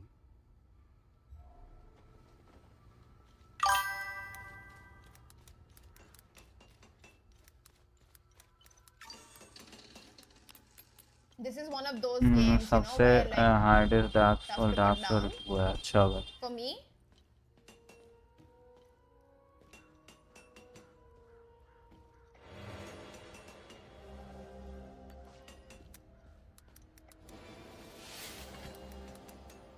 Victor, okay, martial training, okay, monument. You can find the entrance below the monument hill. The pillar ensures lady रेडेड बहुत clockwise from the northeast.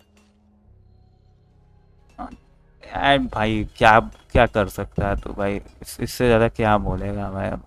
क्या बोलूँ मैं। I left Lieutenant Rue at the outpost. I'll check in on her later. Any luck figuring out how to open the door in the base? She has money bro, she has a lot of that money। तो मुझे तो पता भी नहीं था कौन है ये, तो तुमने बताया था। अरे मैंने इनकी स्ट्रीम पे 2 बार देखा। पहले तो मुझे लगा कि भाई ये नोटिस भी नहीं करेंगे क्योंकि 8 के ब्रो। हाँ वो notice a fucking you know like a bitch fucking shithead like me, ठीक है। बट इन्होंने नोटिस किया, सबसे बड़ी बात, ठीक है। इन्होंने तुरंत नोटिस कर लिया और इन्होंने वेलकम भी किया। चलो मुझे लगा भाई चलो जेन्युइन, मुझे लगे तो ठीक है। मैं ज़्यादा चैट वैट करता नहीं था क्योंकि मुझे पता है बड़े लोग हैं देखेंगे नहीं, बट मैंने किया काफ़ी चैट और देखा भी इन्होंने, तो मुझे लगा कि नहीं चलो ठीक है भाई, हो गया।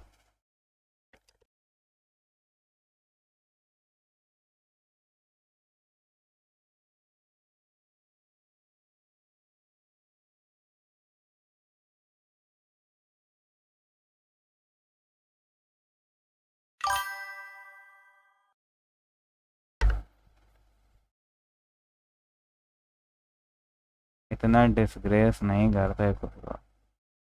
अरे नहीं मतलब हो जाता है, मतलब बड़े स्ट्रीमर्स लोग नहीं देखते ब्रो, उनके पास इतनी ज़्यादा रीच रहती है, जब तक मैं देखेंगे तब तक। लेकिन हाँ दीदी की एक चीज़ बोलना पड़ेगा भाई, उनकी आंखें जो है भाई इतनी शार्प है भाई, इतनी शार्प है। और गेम खेलने में वो भले हक देती हूँ, ये उतना अच्छा नहीं कर पाते हो, ठीक है भाई, इतनी शार्प है, इतनी शार्प है। मैं टेक्स्ट करूँगा ठीक है, वो खेल रही है मिडिल ऑफ द फाइट, वो चैट पढ़ भी लेंगी, ठीक है, और तुम्हें बोल भी देंगे कि हाँ इस बंदे ने बोला है, तुम्हें रिप्लाई भी मिल जाएगा तुम्हारा।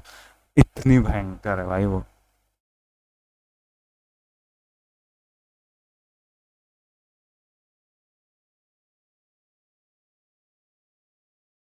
मेरे को ब्लड मोन खेलना है मैच।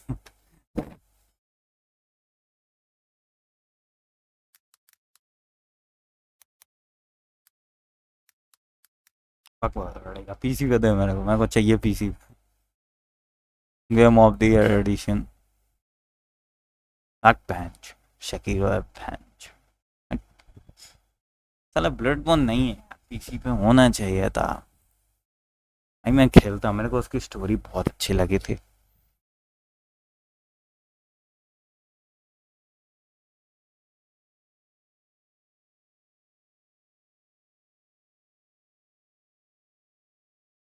ट्विन ब्लेड नहीं है इसमें।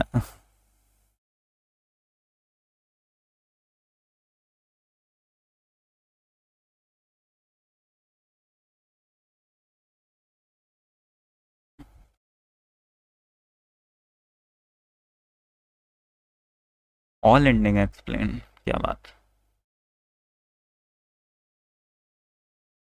Like any good Souls-like, Lies of P has a few different endings, each with cryptic details to uncover and explain. The ending you get is determined by your choices in the game and the lies or truths you tell. In this video, I will be going through each of the 3 endings and explaining them, from the straightforward facts to the obscure details to even the sequel hints. I hope you enjoy, and if you do, feel free to subscribe to see more content like this. Obviously, be warned for spoilers. In all the endings, we fight our way up the Alchemist's stronghold for a climactic battle with the head of the Alchemists, Simon Pistris Manus. Simon is the main cause for the petrification disease spreading throughout Krot. He used the resulting ergo to try to become a new, evolved life form that would usher in a world without lies. He definitely had deep-seated issues from childhood, but I don't want to delve further into that here since he is the same in all the endings. His story and the trials of Krot are just the backdrop for the more real or personal story going on with our character and Geppetto. After defeating Manus and traveling down the elevator, there is a chance to get any one of 3 different endings. 2 of them are extremely similar, and one is more distinct and darker. I will start with that last one. The ending is titled Real Boy. They all lived happily ever after. This ending can be acquired regardless of what choices you make throughout the game. All you have to do is, here at the end, choose to give Geppetto your heart when he asks for it. He will then take your heart out and put it into a body he brought along in his box, which will then revive as a kind of evil or destructive Carlo. Carlo was the name of Geppetto's real son and the name of the writer of Pinocchio, and his heart is the one that powers your puppet body in-game. We then see the new, revived Carlo murder everyone still remaining at Hotel Krot, at the behest of Geppetto. All of our friends and companions are slaughtered in cold blood. Then they are replaced with lifeless puppets who all exist to serve us, or Carlo. And even in this ending, when Geppetto is reunited with his long-dead son, the one who he kind of abandoned in life, he goes away again. He leaves a letter saying that he will make Krot safe for us, talking about the petrification disease like it's a minor nuisance. This ending is very obviously bad-coded. The new Carlo seems to be a puppet slave for Geppetto, despite being called a real boy, the dream of the original Pinocchio from the fairy tale. This Carlo kills the companions his heart grew to trust and work with, all because he was asked or told to by Geppetto, an absentee father who we see in memories the real Carlo hated. We might get a human body of some kind in this ending, or otherwise become a real person in some way, but it is clear we are really just a puppet dancing on someone else's string, namely Geppetto's. Sophia remarks at the end, asking us, "Is this truly the future you wanted?" Nope. Fair to say this is a bad ending, and it does give us the post-credits cutscene, but I want to wait to cover each ending before delving into that. So, we saw what happens when you give your heart to Geppetto. If, on the other hand, you refuse his request, you can get one of 2 different endings. If you answer most of your choices throughout the game by telling the truth, you will get what I want to call the good-ish ending, titled Free from the Puppet String. And just a note, lots of the online guides say different things about how to get this and the next ending, claiming you need to always tell the truth or always lie or other requirements that I don't think are true.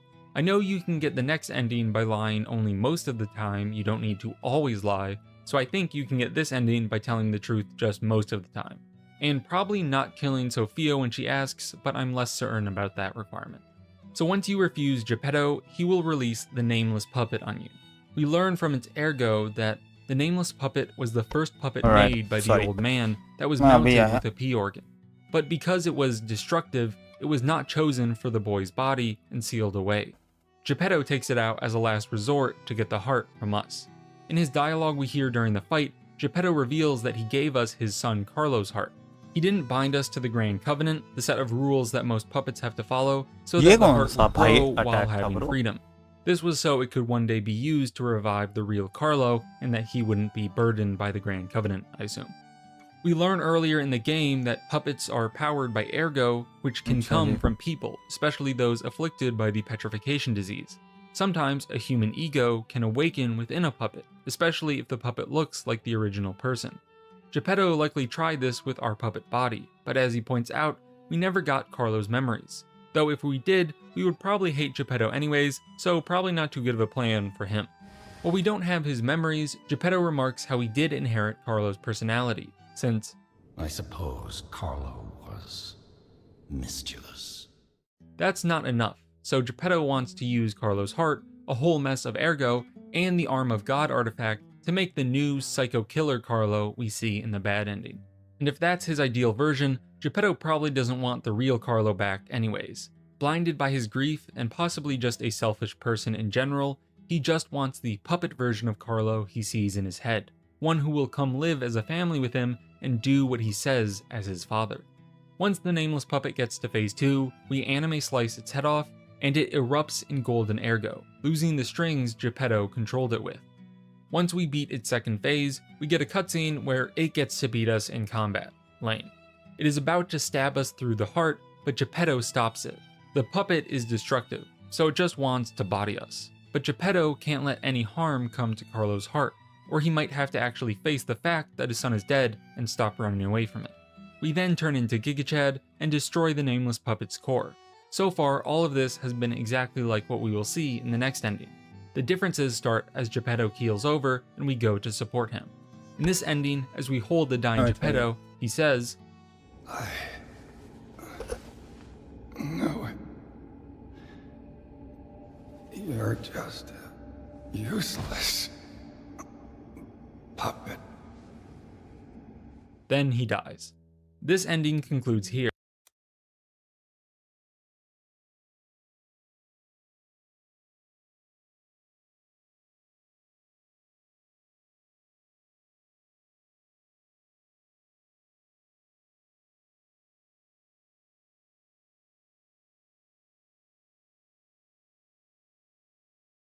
Save for the post-credit scene we will get to later. Geppetto's final line will make more sense when we look at the final ending, but in short, it is about how he views us as nothing more than a puppet. Puppets are supposed to never lie, and in this playthrough, we tell the truth more than we lie. So we basically act like a puppet. We are free from Geppetto's strings, as the name of the ending suggests, but if we want to really see what it's like to leave behind the shackles that's what we get.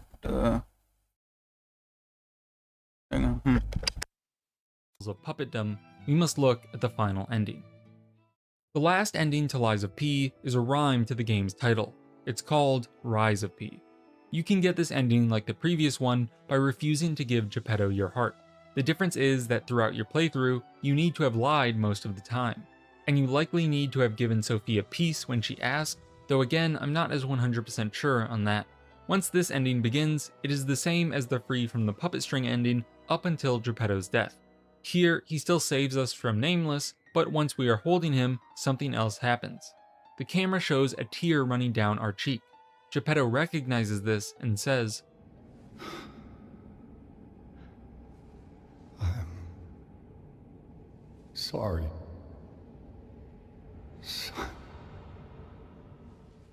before dying. I took this to be about how the lying throughout the game has made us more human. It has caused our heart to grow to the point that we are essentially a real human who can feel human emotions. In this final moment, either our character developed an attachment for Geppetto, or Carlo's heart moves within us and cries at his father's death. Even if he didn't like him, Carlo might still be moved to see Geppetto pass. Geppetto's words recognize this. They show that he now sees us as his son, Carlo. Even if we may not have his memories, we have become a real human who can feel, and we feel his death like a human would. Then we get another cutscene before the credits. Apparently there's a ready-made Sophia puppet, maybe not too weird considering Manus was kind of obsessed with her. And we give Ergo to that puppet, returning the favor from the beginning of the game when Sophia gave us Ergo. The Sophia puppet wakes up as we pass out, and she says, "It's so good to see you. This echoes her first words to us at the game's beginning. I'm so happy to see you." After the credits, we can explore and find a note from her, but before we get to that, there is the post-credit scene to discuss. After the credits, we find the man who called himself Giangio on a train. Giangio is the name of one of the characters in the original Pinocchio story, but we see here that the character is actually called Paracelsus, and he is communicating with someone from an outside organization. Philippus Paracelsus, or Paracelsus, is the name of a real-world Swiss physician, alchemist, and philosopher from the 1500s. When we first met Giangio, he pretended to be an alchemist pretending to be a pharmacist, and he talks about how the dose of a substance determines if it's a medicine or a poison, which is an idea attributed to the real Paracelsus in our world. So this basically confirms the name as a reference. The org he talks to has an interest in kinds of humanity and eternal life. They mention us as a kind of brother, or new humanity. Maybe we are a new kind of immortal or eternal being, this new human puppet life form that we have become. And this might be a reach, but his hair color is a bit like ours after being influenced by Sophia. And Sophia mentions her powers being time-related, which would tie into the themes about eternity. On the call, the voice notes that "We'll have to get his arm back anyway," which could be a reference to our mechanical arm, that's the first most obvious one, but I think that doesn't make sense, since we learn that the Legion arm is a creation of Geppetto and modified by Vanini. It is more likely that the Eternals are talking about the arm of God, the item we get when we defeat Manus. This item let Mr. Eugenics in some way summon a godlike being in the sky, and its description talks about being a mysterious relic even to the alchemists. So this mysterious organization of Eternals is likely interested in this god arm, and apparently they had it before if they want to get the arm back. Who or whatever that god is, this organization is likely closer to it than anything else in Krot, except maybe for one new character. Paracelsus ends his cutscene saying he will find another key to the organization. Dorothy. And then the camera focuses on an obscured book. The design shown is the first edition cover of The Wizard of Oz, which has Dorothy as the main character. Then in a shot on the rooftops of Krot, we see someone walking in ruby slippers before they click their heels 3 times. This is another reference to Oz, where Dorothy must acquire the ruby slippers and click her heels 3 times to return to her home of Kansas. Maybe this Dorothy was scouting Krot out and is now returning to her home, which I'm assuming isn't plain old Kansas, but maybe that's her base of operations. This could be a reference to a DLC or a sequel, where more fairy tale characters come into play as part of the world of Eternals. A YouTube comment I saw pointed out that Tin Man, one of the other main characters of Wizard of Oz, was looking for a heart, and a metal puppet with a heart, like the character we play as, could fit as that character.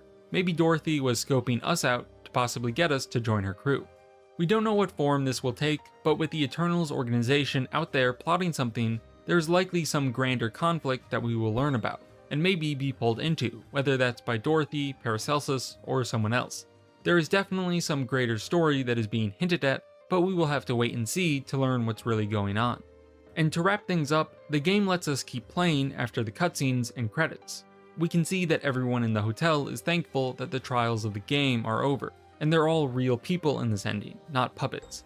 Sophia leaves a note marveling that an Ergo puppet can become a new form of human, that's us, and she says she will stay away for the time being. We get the option to jam out on the piano in the hotel, and we can also find another letter left by Paracelsus at his old location near the gold coin fruit tree. He expresses excitement at our development, and he talks about meeting on the eternal line of time. He signs off PP, which confirms that he is named after the real Philippus Paracelsus. The note about time again makes me think of Sophia when she talked about how her power is related to time, and this makes me think that the hair connection isn't so far-fetched. So there we have each of the endings of Lies of P explained. Let me know in the comments if you have any more questions about the endings that have been left unanswered. If you like this content, you can subscribe and or support me on एक second रुको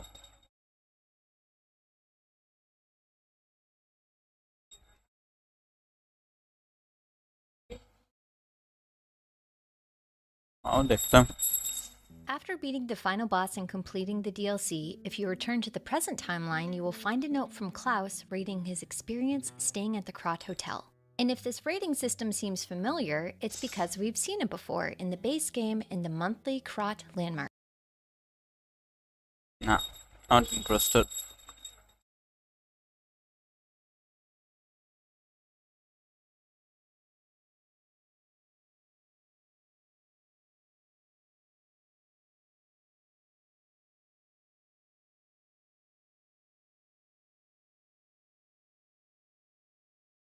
और किसकी explanation लेनी थी let me सी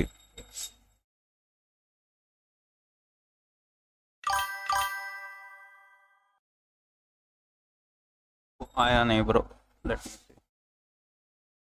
ये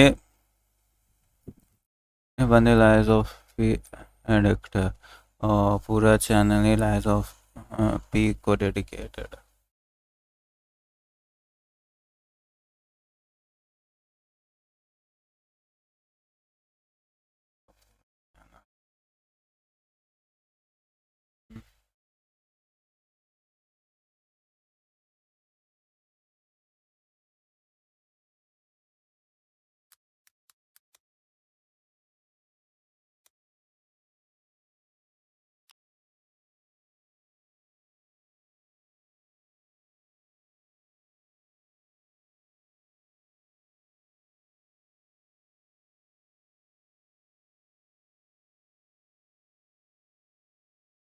I don't need it in Hindi.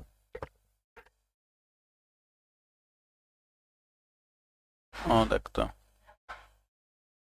Based on the popular Chinese novel Journey to the West, Black Myth Wukong is mostly based as a sequel, which includes retellings of the original source material with a few changes here and there. As the first Unreal Engine 5 game that actually runs well, you play as the Destined One, searching for the 6 relics scattered around the lands that one day you can restore the great Monkey King to his former glory.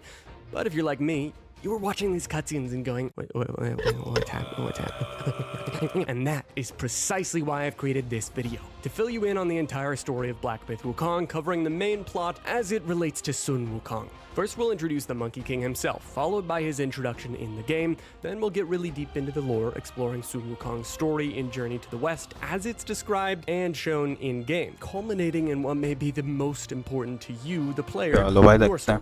Yes, you, the Destined One, as you scour of the land, facing increasingly challenging foes to ultimately save Wukong. Or so you think. Without further ado, grab your 17,550-pound shrunken-down pillar staffs, squeeze those seed sacks, and return to Monkey, because you are in for one of the coolest stories I've ever had the honor of making. First video देखो फिर वो best video बनाता game explanation got it but I don't like Hindi bro मुझे English में ठीक लगता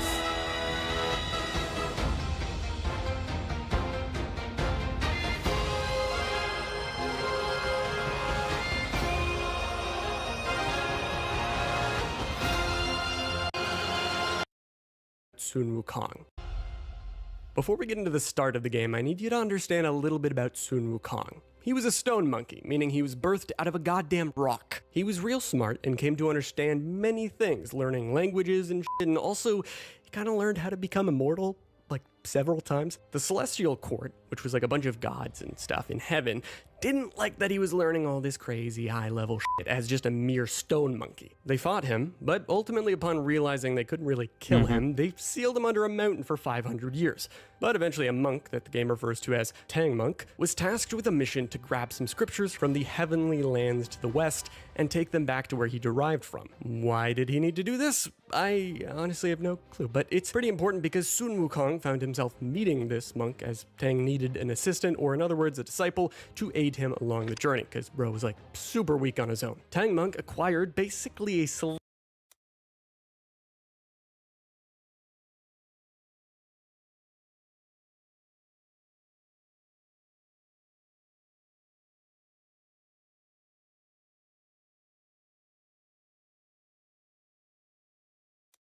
celestial device straight out of the Saw movies because it had the ability to once securely bound 7K Master Gaming could literally allow the Generation series spellbinder to as they are my favorite gaming causing immense pain to the wearer. Tangmonk did this to Wukong, मुझे समझ में आ जाता था but to escort him. So with that out of the way, Souls नहीं आ रहा take a मुझे big ol' समझ leap में to what many of you have probably पहले आ seen in जाता the था game, हर the prologue, अलग the point अलग where you but actually Souls play नहीं आ as रहा Sun Wukong. I'll explain its significance and then we'll touch back on these early chapters and go through some of the most relevant parts of the journey to the west that Sun Wukong joined Tangmonk and the others throughout. Fast forward to after the events of Journey to the West. The story picks up with you playing as Sun Wukong, now prepared for battle against what seems to be some towering giants or gods. One Dragon Ball Z cloud ride later that screams, we're on UE5 with colorful scenery and high-fidelity foliage until we land on a large, clouded arena. Look at these volumetrics! A smaller army donning ritualistic masks resembling avians aims their spears towards Wukong before we get some neat exposition to start us off and a scripted fight, as per usual with this genre of game. After some witty dialogue from Wukong, we learn that these giants, or rather the opposition in general, are out to kill his kind and destroy his mountains. A black hound descends from the giants, only to be interrupted by Erlang, the sacred divinity, who has a third eye, by the way, that kind of looks like a certain, This guy's eye is known in Chinese mythology to perceive through deception. But before you can really think about that, you're thrown into a duel. You fight him for a while, but eventually Wukong is like, hey, why don't you fight me in the woods? Because it's, like, really fucking bright up here, man. I can't see shit. He turns into a bird to head down to said favorable circumstances, but Erlang isn't having any of it. Sun Wukong is defeated by Erlang and the Celestial armies, and ultimately he turns back to a stone monkey.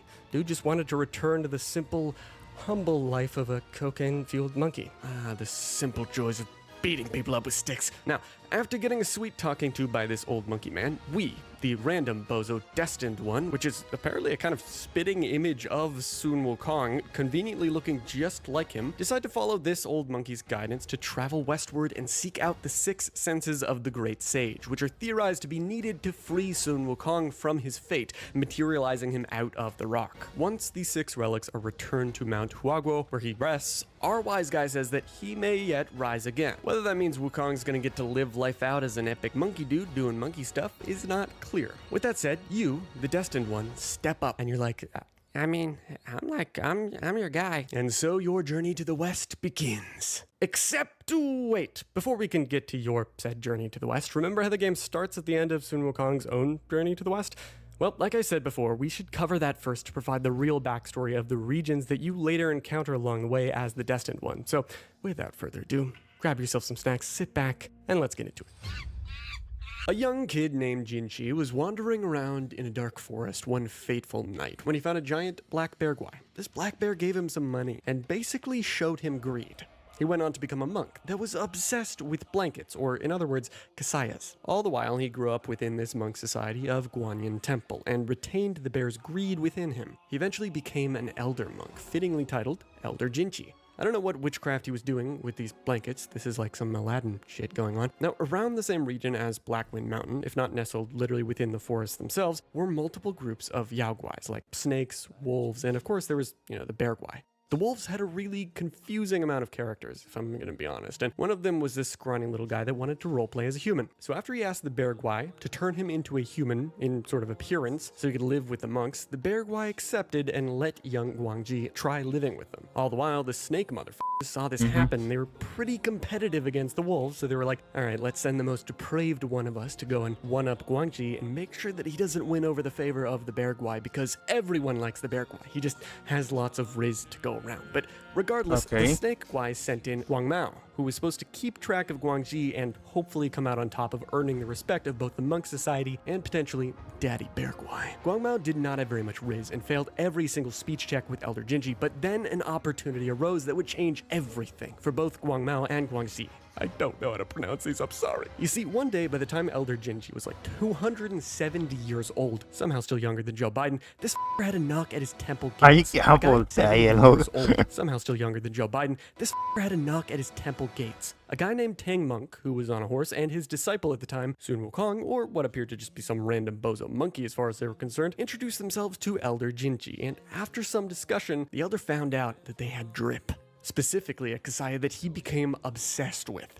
I don't know what Daddy Bear Guai did to him to make him so fucking horny for these blankets, but he just really wanted it. Guangji, who's already in great favor of Elder Jinji, told him flat out that he had a plan to steal this blanket for the Elder so that Guangji could get more Elder Jinji praise. But you see, Guang Mao wanted to get that sweet Elder Jinji praise too, so he was like, alright, hold up, to build on Guangji's idea, let me use fire and burn the two f***ers that have the blanket so that when you borrow it for the night, which they actually just agreed to, they'll never return in the morning to get it because they'll be dead. Elder Jinji, infatuated with the potential for this brand new blanket, agreed to this idea, and for the first time he was like, Guang Mao, you are very based. I like you, buddy. You might just be my next pal. Fast forward to when Guang Mao was going to kill Tang Monk and Wukong. He sent a gust of wind with some flames, I guess, and it completely missed the duo, instead lighting the actual temple on fire and basically killing a bunch of the people inside. Elder Jinji was distraught while everything was burning, as much as he had his blanket, but riddled perhaps with grief or just sick of being 270 years old, he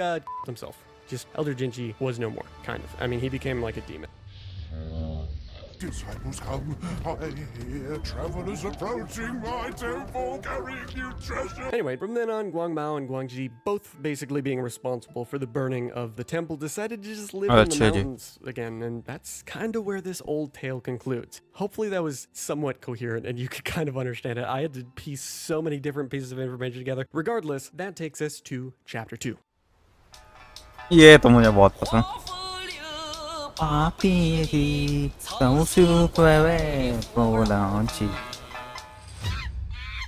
a land far to the west resided the king. Feathering waves and where windmates and hidden ones.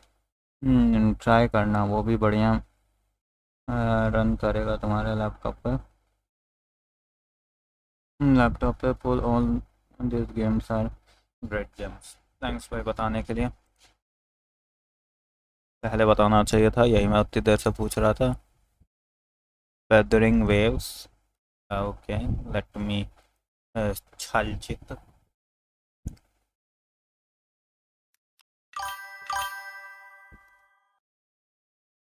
भाई feathering waves नहीं है bro. Am I writing something good?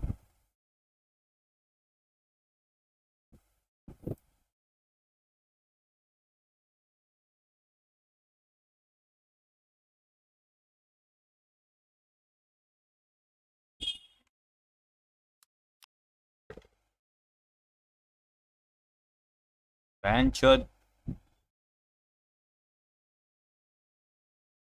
रुको मुझे इस पर search करना है.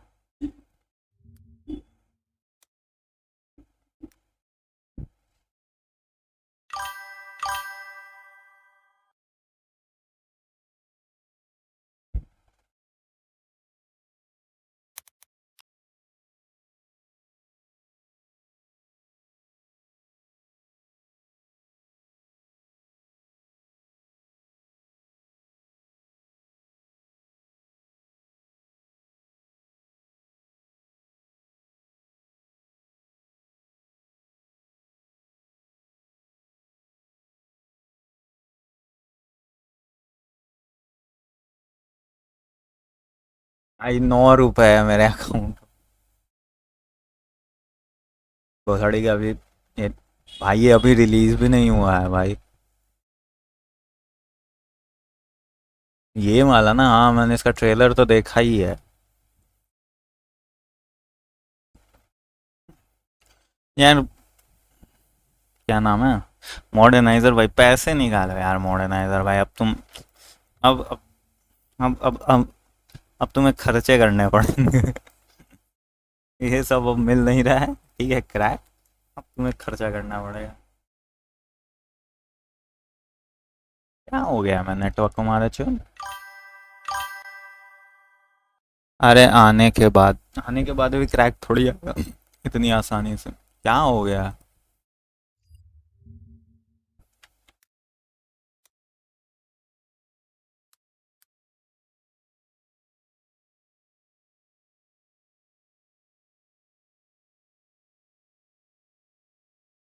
क्या हो गया? नेटवर्क नहीं चल रहा है क्या मेरा? चल तो रहा है तो फिर इसको क्या दिक्कत है?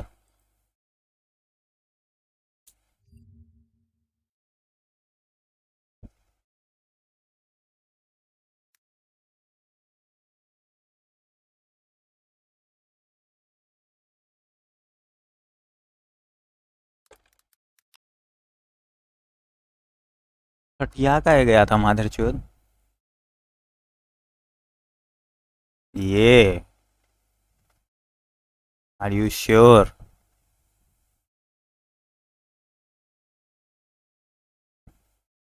स्पेलिंग सही है ना वेदरिंग वेब्स है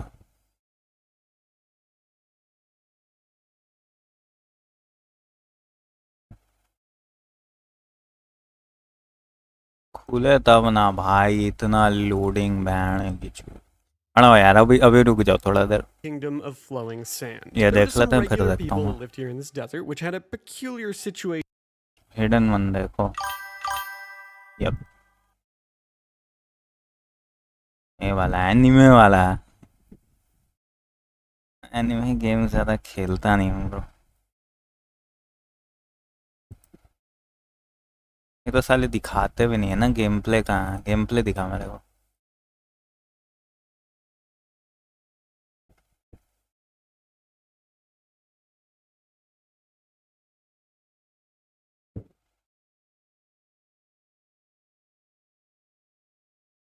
ये फ्री है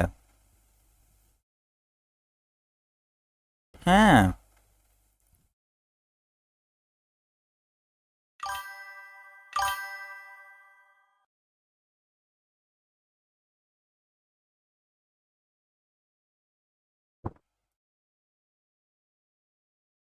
ये तो एनिमे टाइप गेम है यार बढ़िया गेम है अच्छा भाई चल तू बोल रहा है सिर्फ तेरे कहने पे तू बोल रहा है इसीलिए मैं खेल रहा हूँ तो मैं एनिमे टाइप गेम्स नहीं खेलता हूँ एंटाई गेम्स की बात है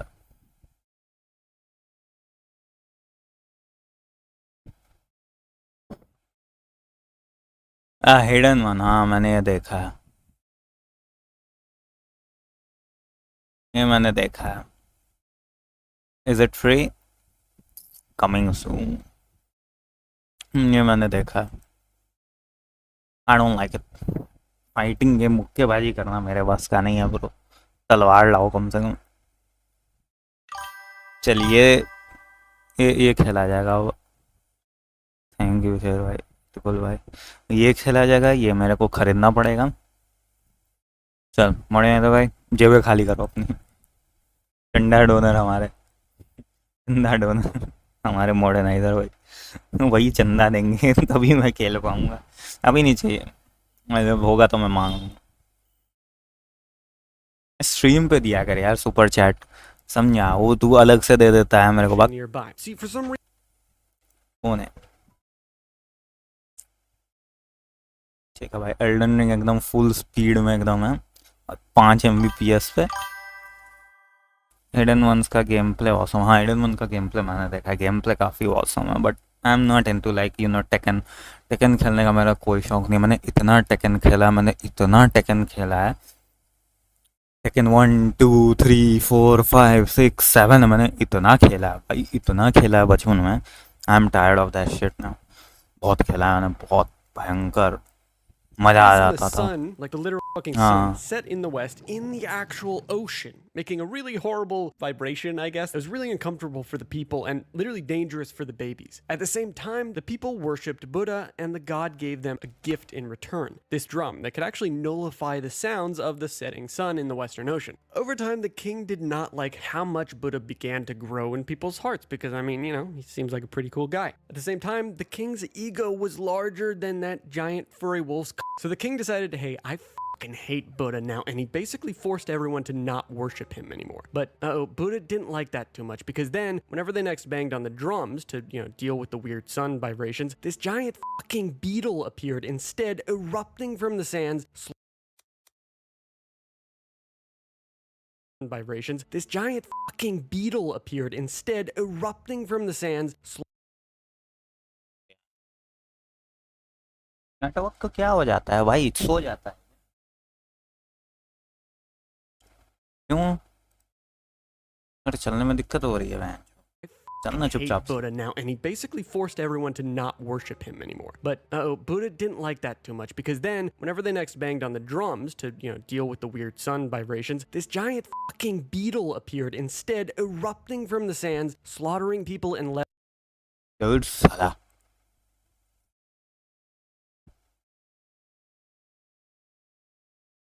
क्या हो गया मेरा नेटवर्क लैग क्यों कर रहा है इतना अभी तक तो ठीक चल रहा था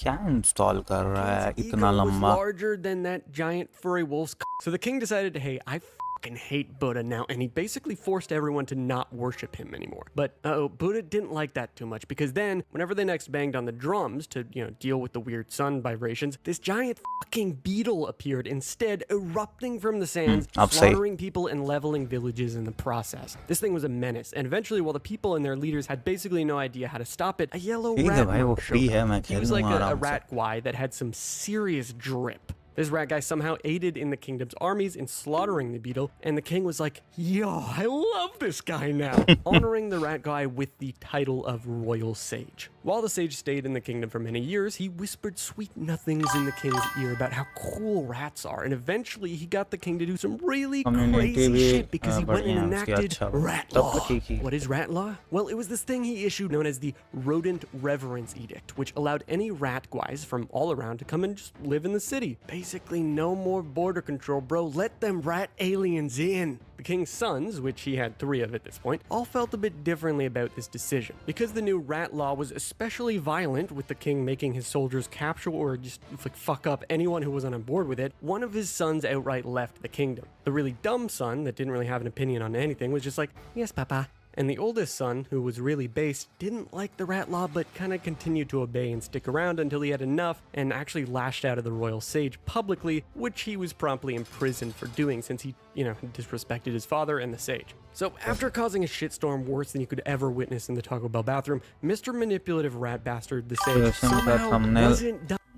लगा के शेर सब कर क्या करूं भाई खत्म हो गया मेरी क्या गलती है मेरे को थोड़ी था कि भाई मैं एक बार में 1 मिनट में उसको उड़ा दूंगा मुझे लगा था भाई टाइम लगेगा आराम से होगा मैंने खा गया गेम भाई इसमें मेरी क्या गलती ब्रो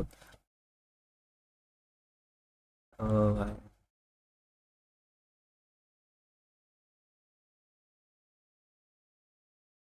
ब्रो मैं 1 मिनट में वॉशरूम करके आता हूँ भाई प्रो नहीं भाई I am not that pro as you think I am अभी एल्डन रिंग चालू हुआ ना तब देखना मेरी प्रोनेस तब दिखेगी तुम्हें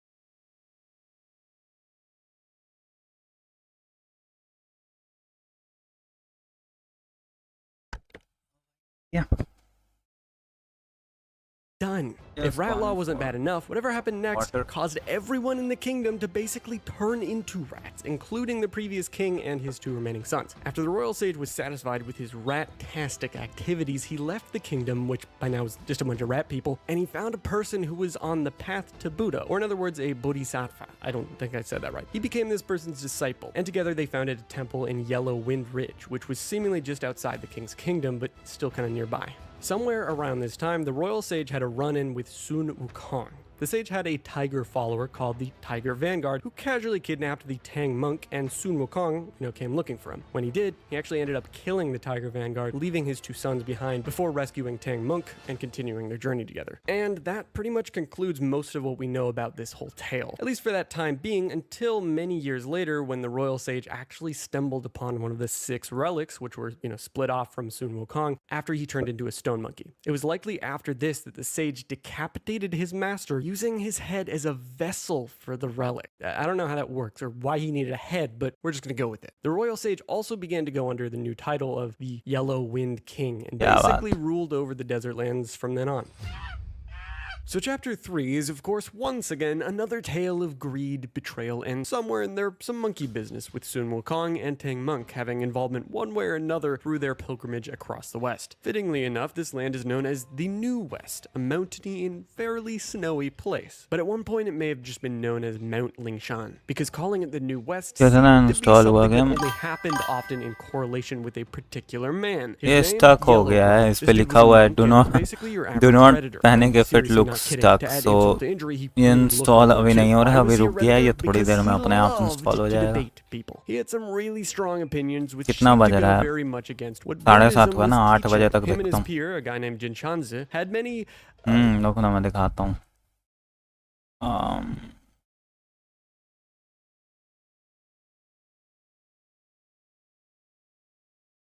देखो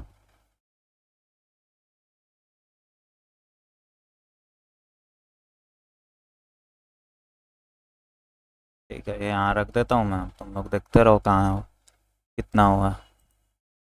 Redditor conversations, and once they had a conversation about truth, that being the primary law of the universe, Yellowbrow argued that truth was actually the acquiring of ecstasy, basically, or indulging in desires. They had a real debate, going back and forth about the purpose of enlightenment, the definition of truth, and while Jinshanzu adhered to the more traditional values of focusing on the importance of pain for enlightenment and not partaking in pleasures, Yellowbrow was like, bro, what is the point of pain if not for the existence of pleasure? Saying, in pain, one finds revel, and in revel, pain. Without both, there is no redemption. For those of you who aren't interested in this mildly above surface level college philosophy class discussion, here's the TLDR. Yellowbrow thought his ideas were the best, and even went as far as to try and prove to Jinshanzu that he was right by somehow becoming a Buddha and only to turn himself into this weird anteater thing washed up on the shore, all for the sake of a goddamn Mr.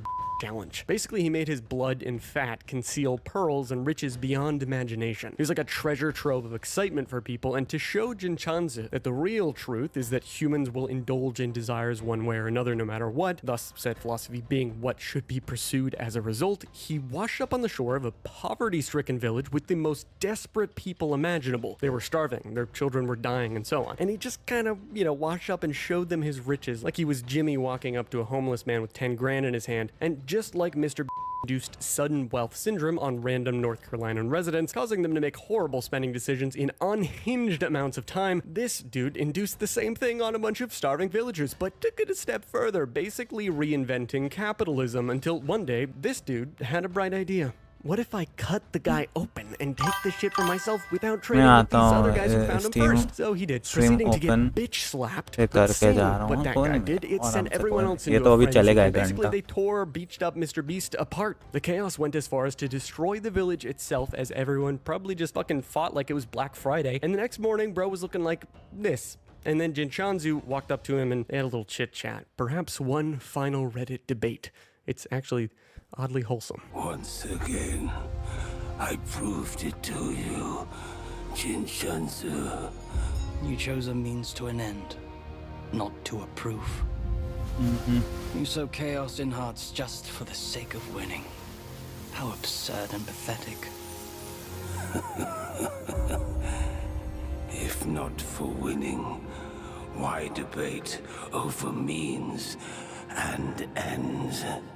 Now, whether this creature is actually Yellowbrow or some manifestation of him or what, I have no idea. What I do know is that, to get back on topic with this region, Yellowbrow ultimately gained immense power and overthrew his master, this little monk guy that I'm going to call Melon Baby. So he overthrew him, took his identity, and started to wreak havoc, killing or enslaving anyone who dared to go against his obsession with ecstasy. Not the drug, just the feeling, I guess. Some characters, even members of the Celestial Court, like this dragon lady, ended up bowing down to him and agreeing with his philosophy, accepting him as their master. Others, like the third prince, who, by the way, was in fact the third prince of the Sand Kingdom we talked about in chapter 2, heard about Yellowbrow and was not cool with what he was doing. The prince took 4 captains with him, investigating the situation of Yellowbrow's dominion over the region, but ultimately the prince was captured, his 4 captains were brutally killed and disfigured into abominations, and the prince, in complete disgust with how he had failed his mission, blinded and deafened himself. Anyway, Sun Wukong and Tang Monk had encounters with Yellowbrow, the extent to which we only hear a few things about. As Tang Monk seemed to be doing in this pilgrimage so far, he wanted to bow down to a bunch of statues and show his respect, but in the process of doing so, Yellowbrow somehow captured him. At least this is according to one of his other disciples, Zubaji, this adorable little guy. Sun Wukong may have, once again, as he always seemed to do, saved Tang Monk from said capturing by Yellowbrow, and presumably years later, once Wukong was turned to stone and split his soul into the 6 relics, Yellowbrow himself got his hands on one of these relics. First, the Yellow Sage got a relic, now Yellowbrow. What the fuck is the deal with these yellow dudes? But if you thought that was it for the whole backstory section,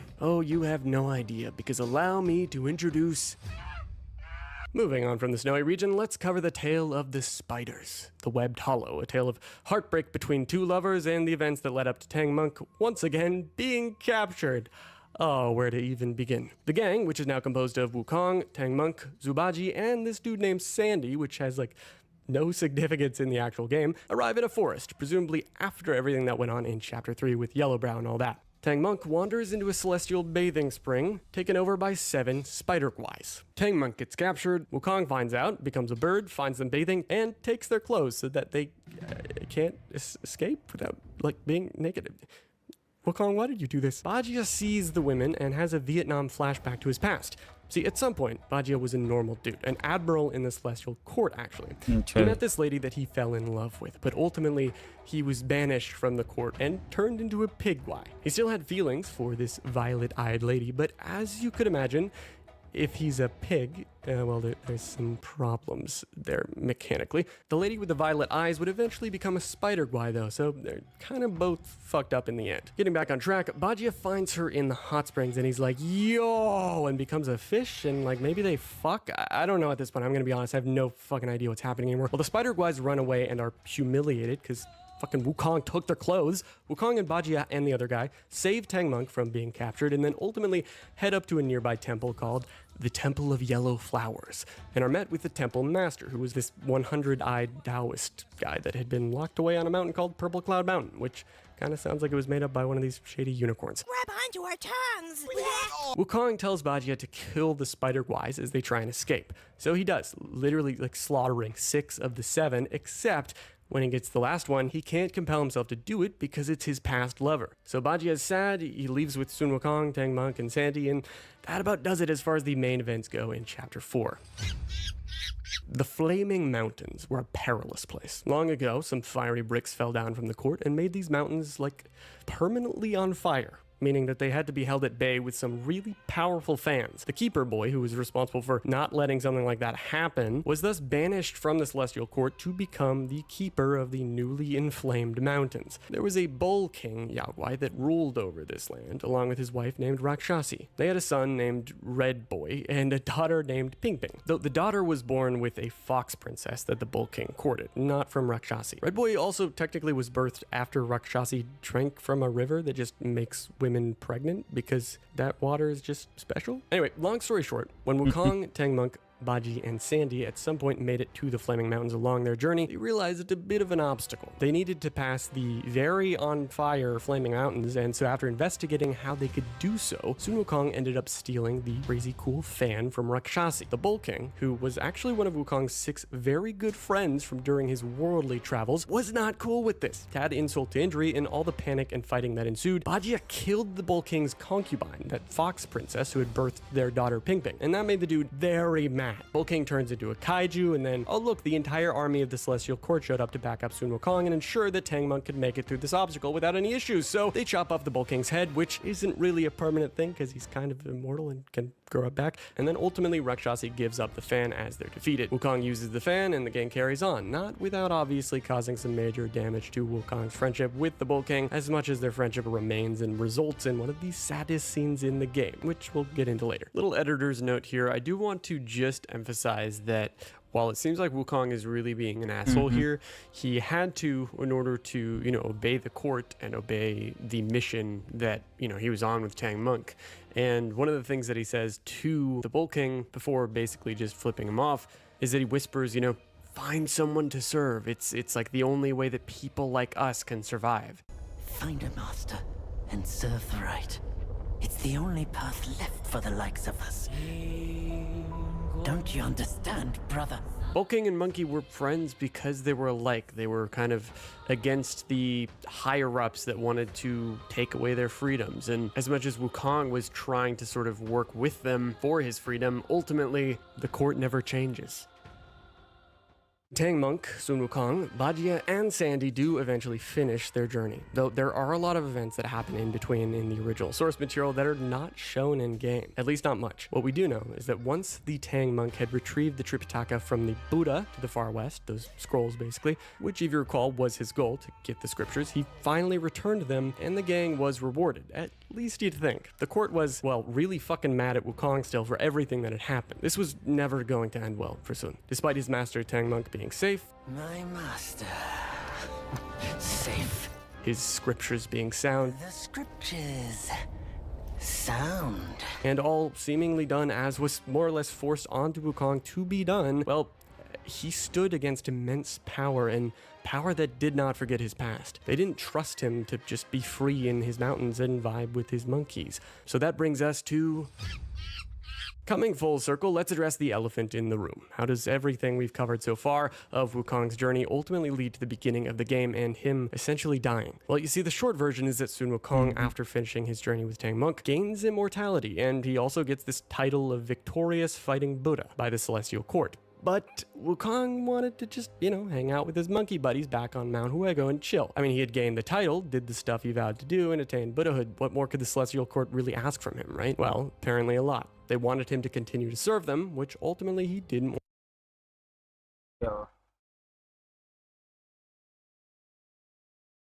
want to do any longer. If he served them, they could keep watch over him, which they very much wanted. But Wukong wanted freedom. Of the many friends and enemies he made in the court over his life, one who very much respected him, even if they were rivals at times, was Erlang Shen. With everything under consideration, Erlang and Wukong both knew that eventually the Celestial Court was going to come after him. He essentially could never escape his fate, and so Erlang and Wukong conspired for a big brain plan. Erlang would kill Wukong after sealing Wukong's memories in his third eye. The pieces of his essence would be spread around to the many characters we've gone over, like the Bear Guai, Yellow Sage, Yellow Brow, the 100-eyed Taoist, and, much to his dismay, one of Wukong's greatest friends, the Bull King. So secretly, this plan went into action, and that brings us to the start. You already know the deal, so let's cut to the chase. Sun Wukong fights the court. He loses. Somehow, despite being immortal, like really immortal, he actually gets killed by Erlang, as was according to his plan. Maybe he was able to just allow himself to die, despite being immortal. But you might be wondering, why was this his plan? Well, you see, no matter what, the circlet thing that basically forever forced him to be a pawn seemed to only be hidden when he finished his task in Journey to the West. So he's basically still entrapped. This is suggested in the actual, cutscene in the prologue when, initially he doesn't seem to have the thing on, but then whenever he falls from the sky, it materializes back on him, which I'm assuming just meant that it was hidden before. But if Wukong died and then somehow split himself off into different pieces, as long as one of those pieces was his mind and it remained free, it could one day, in theory, collect all all of the other pieces, deliver them back to him, and essentially converge, bringing Wukong back without the imprisoning circlet thing. Really overcomplicated, but maybe it could work. At least P seemed to think so. Also, Erlang having Wukong's memories stored in his third eye could allow a future Wukong, if it ever existed, to get all of Wukong's memories back, thus basically reincarnating him. Pretty neat, right? So Wukong dies, and the Bull King, one of his best friends, rushes to him in his final moments.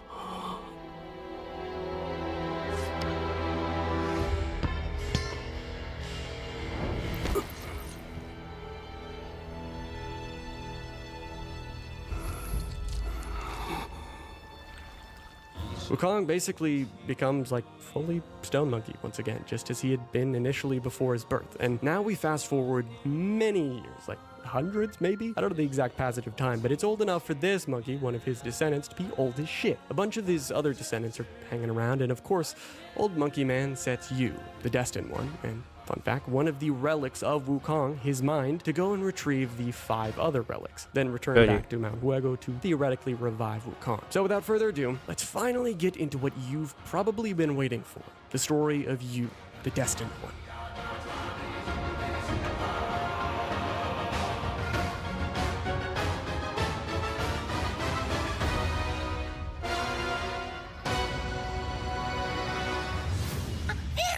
Starting into gameplay, you begin as a peach, just kind of chilling in the woods located on Blackwind Mountain. Before long, you are met with variations of Yaoguai, of the lesser kinds. Wolf Scout, Wolf Sworn Sword, Wolf Soldier, you get the idea. And you bet furries will get the idea too. Like, come on, the first 2 bosses are big buff wolves. China is going to weep when they see what the internet does with these things. Nonetheless, if you're at all confused with Yaoguais, allow me to briefly explain them. As far as I understand, Yaoguai is a broad term to describe an abnormal or weird type of creature, generally often being demons. For example, you, the destined one, are a Yaoguai, as well as Sun Wukong was, and like most of the characters in the story. If I'm wrong about that, please do correct me in the comments, but I just wanted to mention it because there are a lot of Yaoguais in this story. Anyway, after you meet this dried up hemorrhoid, the keeper of Blackwind Mountain, you start to learn about the various transformation abilities that you have, even unlocking new ones as you slay typically mini-boss type enemies. Some of these early transformations include the Red Tides, a dual-bladed flame spear wolfman, where you become a big ol' Maui face boy that rocks your shit. Traveling through the first area is a breeze, but at some point you uncover what this mountain and moreover this first chapter is really all about. See, the game's pacing is broken down into segments filled with their own tragedy, with this first chapter being titled Black Cloud, Red Fire. The tale of the region revolves around the past, present, and future of the Guanyin Temple and the Yaoguai kings residing around it. You meet a variety of bosses through this landscape, most notably being Ling Juzi, the big werewolf with more girth than you could ever hope to attain. Then you got Black Bear Guai for everyone who really loved to romance Halsin in Baldur's Gate 3. God damn it, I swear I didn't write that, I swear! And Elder Jinchi, the most Halsin in Baldur's Gate 3. God damn it, I swear I didn't write that, I swear! And Elder Jinchi, the most fucked up one of them all, surprisingly. According to the portrait description of Guangji, and if you recall from when we went over this region in Sun Wukong's journey, Black Bear Guai and Ling Juzi were close, even going as far as to grant a wish for the young Guangji to live amongst humans to study them to become one by mimicking their mannerisms. The young furry was then sent to study under Elder Jinchi, of course. Elder Jinchi was the elder that resided in Guanyin Temple, hosting housing basically for all the Yaoguai alike. This blind motherfucker was entrusted to a Kasaya way back when, which of course, if you remember, resulted in the fucking place burning to the ground. You know the deal. Anyways, after we dominate Ling Juzi, our monkey moves forward and into the fucked up wilderness with skeleton Yaoguais and funny crows killing a snake down the line until you meet a wise master capable of upgrading your gourd to suck in the spirits of your fallen enemies so that you can use them against their will. For example, like Mr. Big Headbutt Man. You're gonna see this old guy in basically every other chapter moving forward. After killing this guy, Guangmao, if you remember, pretty much just treats him as like a totally irrelevant character, we come across the next boss, White-Clad Noble. This edgy protagonist is both human and serpent. A Yaoguai, because of course everything is. Meeting everyone's racist uncle, this man kicks your shit in with strength only matched by the most insecure wife beaters, and then ultimately just screws off and flies away. Now, if you choose to find the secret boss just before the godlike physique that is the Black Wind King, you get to kill good old Jinchi. If you thought the boss before Guanyin's temple was a pain in the ass, oh, just you wait. This man loves his Kasaya blanket things. You'll notice everything around Guanyin in the secret location where you fight Jinchi is burned to smithereens, essentially a past memory, or what the game calls an obsession, which gives you more context as to the historical events that directly tie into your current objective, usually centered around the relic of the region. And speaking of said relic, the Bearguai has it. Specifically, when Wukong was killed, a pair of eyes was given to the bear. Though these eyes didn't appear to be Wukong's literal eyes, more of sort of metaphorical eyes, that being this bird form he used to transform into. Nonetheless, you, Destined One, need those eyes back one way or another, and you fight to the death to get them. You battle the Bearguai ultimately before he actually yields, and you acquire your first relic at long last. As a player, this is finally where you can learn a little bit about the past and what we already covered in previous chapters. But speaking of chapters, allow me to welcome you to a new one in the Kingdom of Flowing Sand. So fast forward to an unexplained amount of time into your journey, and we see you, Destined One, riddled with arrows in a rather hostile-looking desert canyon, as a headless monk plays a dope stringed instrument and sings this song about the history of the region as you're just sitting there like, oh God, please just fucking kill me already. He does you a favor and evaporates the arrows, restoring your vigor and determination to your incredible quest to find the remaining relics. Stand up, Destined One. You're not done. You continue your fight, finding your way through this new region, smacking more dudes with your epic staff, and upgrading your armor, your weapon, your lovely little heel sack thing, and hopefully meeting this adorable fox guy that's basically the closest thing to a drug dealer in these lands. Oh, how wondrous!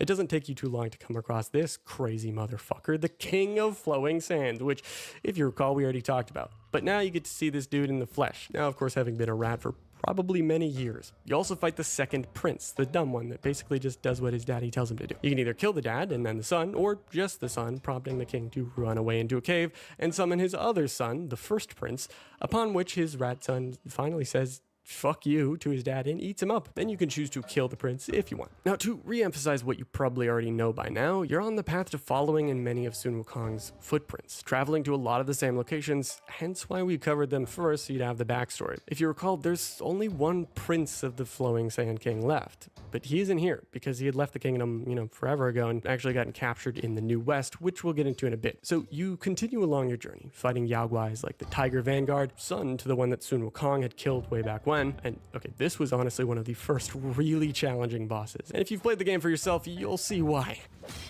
Fuck you so fucking hard. Oh my God, he's dead. You did such a good job reading his movements that time. Yeah, that's right, Ned. After beating him, the Headless Monk comes back to jam out and give you a new ability. More boss beating later, including some pretty normal enemies. And then you got this rock dude with actual rock ass cheeks. Ultimately, you meet Mr. Headless Monk once again, and you find yourself either fighting the end boss of the region, or if you're feeling like learning a bit more about the past, you can choose to explore the secret obsession, which, by the way, every chapter has. And in this one, you go to a distant window in time of what the desert looked like before the tragedy fully set in. This weird boar dude with unusually long claws kind of exposition dumps a bunch of knowledge, and you step into the past to reveal what the yellow rat was like before totally usurping power from the region. I don't know why he just wanted to rule over it so bad, but basically he was trying to gain power from the horrifying beetle that was terrorizing the kingdom. Sure, it had the side effect of helping the people by clearing the thing out, but the rat was doing it for selfish reasons at the end of the day. Your role in this obsession is to help kill the damn thing, and you do. Holy shit, this fight is fucking sick.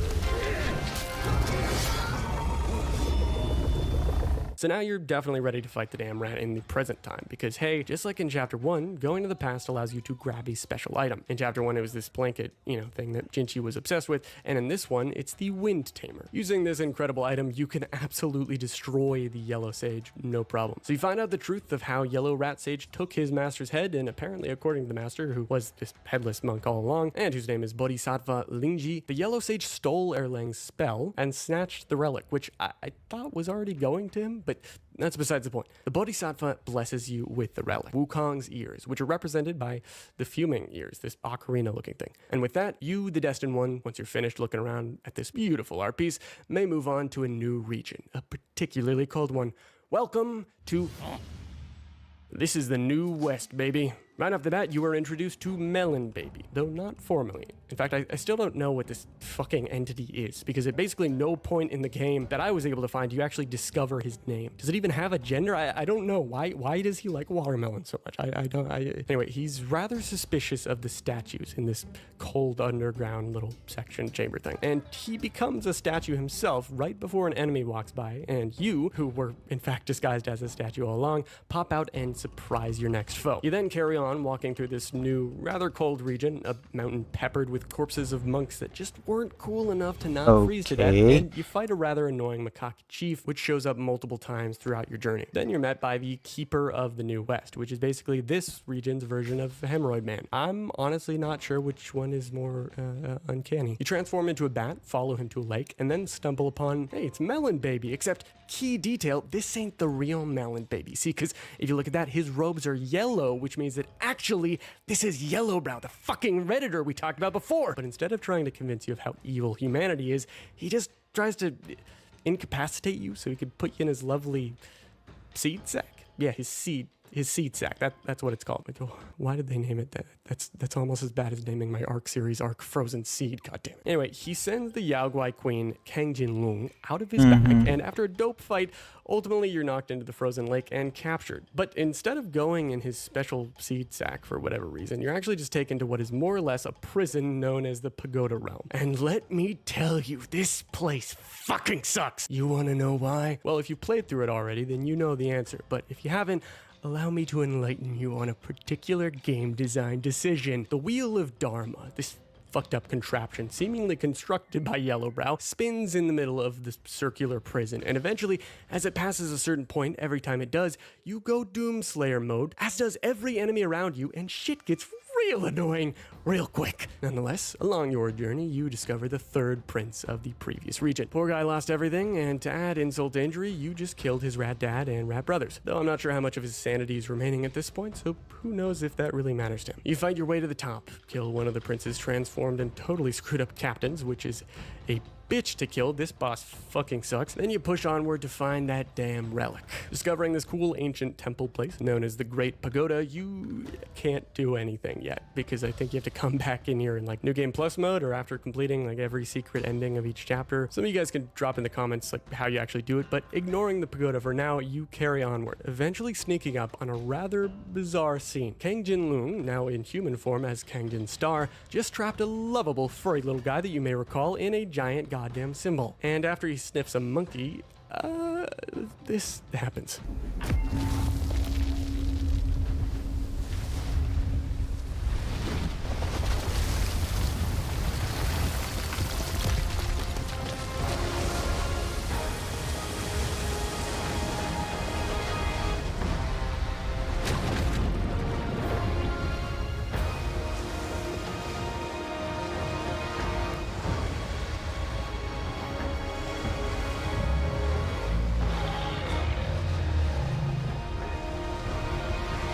So yeah, you're on a gigantic turtle. You're on a gigantic turtle, and now it's time to fight this lady. Please, please, please, just let me.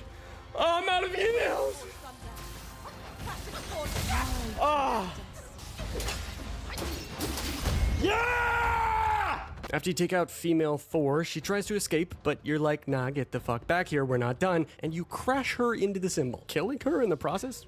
She's not breathing, bro. Never crack the gold symbol. You want a fucking bet? Wait, what the fuck? What? He's just beating the shit out of her. He is dog shitting this alive. Oh, wait, are you gonna go for a face too? Yeah. Did she just say he's not gonna crack the symbol? You'll never crack the gold symbol. Then a voice calls out. Oh shit. Oh wait, you piss off that dude. Okay. Can I? What?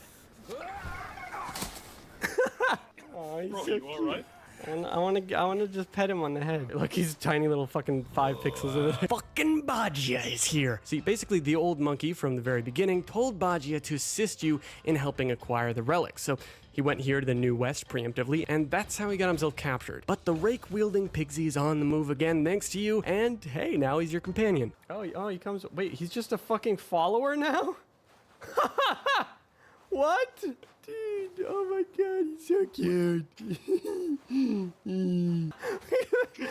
He's gonna rake my eyes out. So you and Bajia carry on, climbing up the mountain, meeting Melon Baby again, but he's like evil Melon Baby maybe? I don't know if Yellow Bro can actually disguise himself as the Melon Baby with the blue robes, or if that's like just always the real one. I'm not really sure. But then eventually you make it to what I deem as the coolest boss fight in the game. It's not that crazy or flashy compared to others, but it uses one of my favorite themes known as "It will fit me just as well." And holy shit, is this boss really cool. And my god, does this theme slap.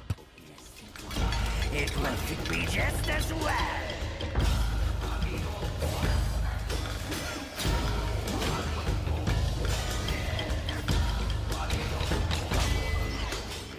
You fight him twice in total, with the second boss being a bit harder than the first time round. Basically, the story behind this dude is that his mission in life at this point was to literally wait for you, specifically the Destined One, to arrive to the New West and be forced to run into him, where you two would fight to the death and he would carve your face off, wearing it as his own. My buddy brought up a good point though, which is that you're a little monkey guy with a little monkey face, so trying to figure out how exactly he would wear your face skin, because he'd have to like stretch it out a bit. But okay, anyway, at long last, you fight your way through more bosses until you finally actually get to a kind of fake new Thunderclap temple, which is basically a phony rip-off version of the actual Thunderclap temple that the Buddha hangs out at the very, very far west. But inside this sort of mock temple, you find Yellowbrow himself and commence a showdown long overdue. This gamer-gunked, fedora-wearing, Mountain Dew-drenched Redditor is in need of a beatdown, and that he gets, except you beat the shit out of him, but then he pulls out his seed sack and sucks you into it. Finding Bajia is already in there himself. Poor little guy got captured off screen. So you and Bajia fight for your lives against the Macaque Chief in the seed sack like a couple little sperms fighting for supremacy. Macaque Chief, suck my fucking monkey nuts, bitch! Nuts in mouth, insert now. Monkey chew, monkey nuts. Before, in the process of fighting the Macaque Chief, you actually become the chief. Bushy-eyebrowed Boogie2988 then expels you from his seed sack. Holy shit, that sounds really fucking weird when you put it like that. Then he puts you in this dollhouse thing with all these fat bastards, and while the game maybe expects you to go Doomslayer on them, I thought it was more funny to just kind of walk past. Like at a moderate pace. Monkey do, monkey see, monkey do, monkey commit genocide. I'm not doing it. Nope, I'm not doing it. Not doing it. Yeah, I think I'm gonna do my own thing. No, I'm not doing it. No, I know it. The game wants me to. It's okay. I'm not gonna hurt you. I'm a nice monkey. Ow. Then you get to the end and you fight him for real. This guy's an absolute cheater, by the way, if you didn't get that impression by now. By the end, you offer a real beatdown and bro finally drops his seed sack, transporting us all to the lake, I guess. And then his fat ass breaks the ice and he presumably gets swallowed by this big old fish guy that he had captured many, many moons ago. So this fish squid thing was the vessel for the nose of Sun Wukong. These relics in their vessels are becoming more and more confusing. Like, what does this weird fish thing have to do with Wukong's smelling abilities? Is it because the fish are smelly? I'm a little flabbergasted with the connection here, but at the end of the day, at least, the vessels are used simply as what they sound like. Containers for the relics. That's basically it. But with that, you get a short reprieve before your journey continues on to the next chapter. Opening to a POV of peeking through some cracks in a container being carried by two guards, you hear them bickering back and forth. Washroom सब भाई ये कितना धीरे install हो रहा है भाई, ये 50% 60% भी नहीं गया है, 2 घंटा खा जाएगा मेरा पूरा। स्टीम की अलग बकचोदी चल रही है।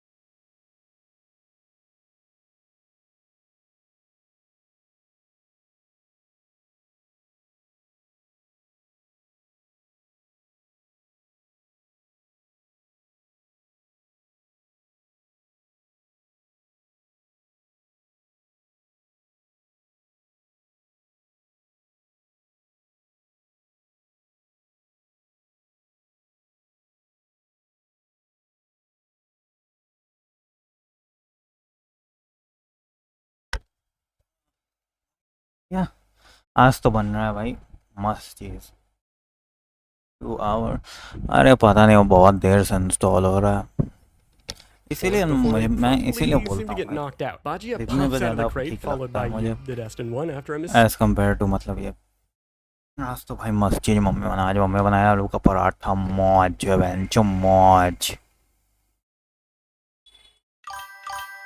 वाह क्या बन है भाई आलू का पराठा भाई मौज भाई आराम से खाऊंगा 2-3 आराम 3 तो मैं खाता हूँ 4 खा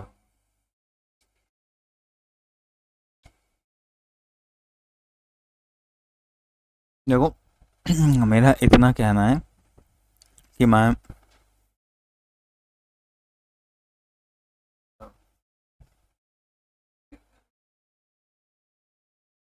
my mom is the best cook bro I must say that chat box appear नहीं हो रहा ना chat चाहे मैच हो रहा है Mysterious woman smirks and kind of just disappears into the darkness. Welcome to the village of Langxi.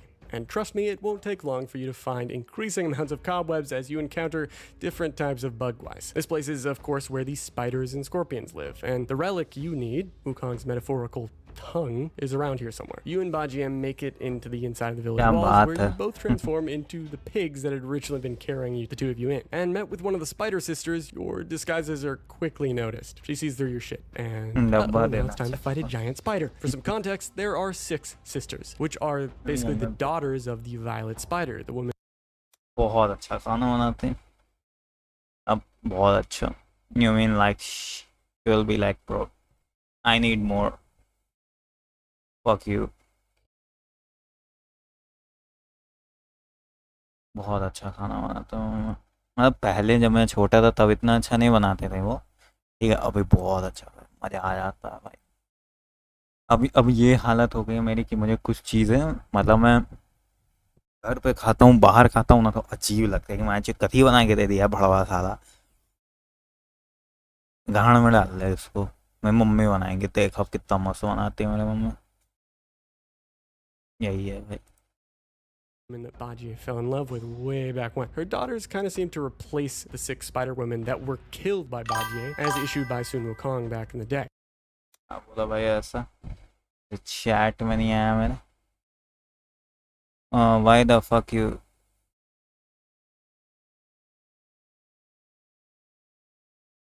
घर का खाना है बात ही अलग है पता नहीं भाई उसने क्यों किया You uncover rather quick.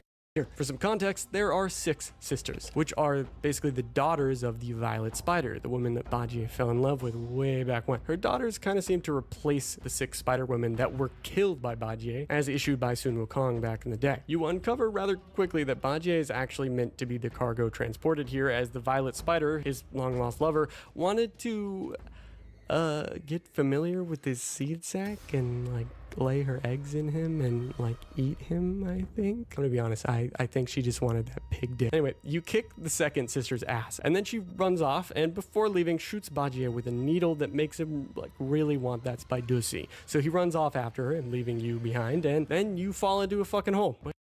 क्या बोल रहा था कि why the fuck you and the end मतलब क्या हुआ उस चैट का मतलब क्या हुआ वो मतलब इस पे दिखाई नहीं दी बट है Just like Arc Aberration, this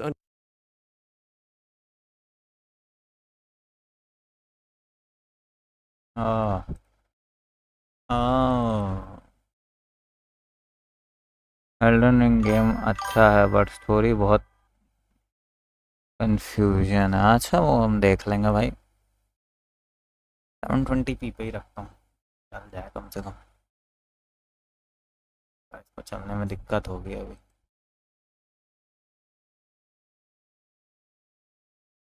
This underground cave system runs worse than a dude with no arms, no legs, and no head. So no head? You march onward at your less than desirable FPS and nearly pitch black game.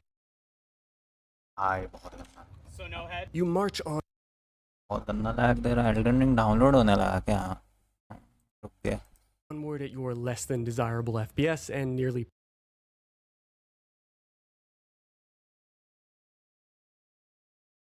बहुत गंदा install हो रहा है बे बहुत गंदा install हो रहा है, ये पूरा सिस्टम लैग कर दिया है भाई इसने। 2 घंटे से ऊपर से इंस्टॉल हो रहा है ये।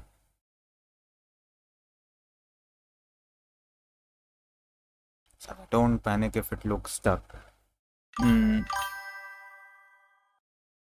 Happy Hello Kitty Silk Song Day. Oh, was that Stompy? I don't know what that is. Well, thanks for coming by, Stompy. How you doing?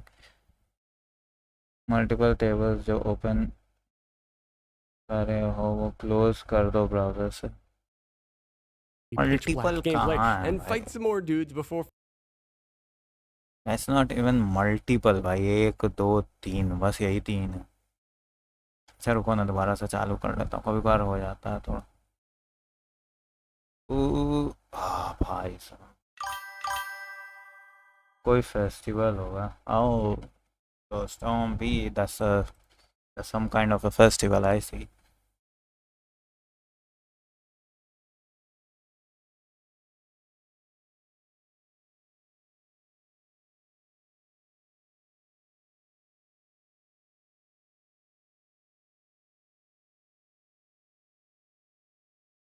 Yeah, a new Souls game. Yeah, I already finished one today. I'm looking for a new one. I've already finished one.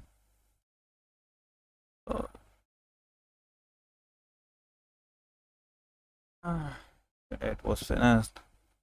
Hello Night game की बात कर रहे हो?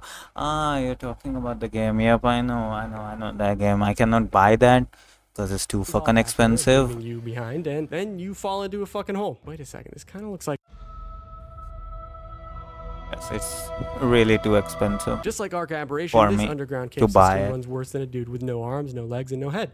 So no head. You march onward at your less than Cannot desirable FPS see. and nearly pitch black gameplay and fight some more dudes before finding this fucking thing looking like it just fell out of Miyazaki's Elden Ring, prompting you to beat the shit out of it, and rightfully so. It tries to escape, but then here one you of the go. sisters, who's actually the mysterious woman that you saw at the very beginning, pulls some Spider-Man shit and finishes the thing off. Conveniently skill creating a song nice little is bridge for you. She asks you to $20. tell her what it's like out there, beyond the mountains, Well, before it's immediately expensive walking for off the cliff us. and not even allowing you to answer a It's question. not like, expensive maybe for you, but rhetorical expensive guess. for Not that it us. matters, 'cause you're literally Like, mute. You then stumble how upon much this will be underground $20? little village where a bunch of the sisters are hanging out talking about how they've finally readied Bajia for the feast. The one where he gets, like, eated out or something. We finally get introduced to the Violet Mother, who is now quite old. And in her human form, she actually seems to age properly compared to Bajia, who just permanently has this look of adorable stuffed animal with severe anger issues. Then Bajia fights you, actually Spidusi whipped, mind you, and Like, you have a good it old costs tussle like before you finally break 1,600. free of it. Then he gets captured again, Bro. and you're like, nah. That's expensive, dude. That's expensive for us. But not for you guys, but it is expensive for us. Literally expensive for us. 1,600 is expensive, bro.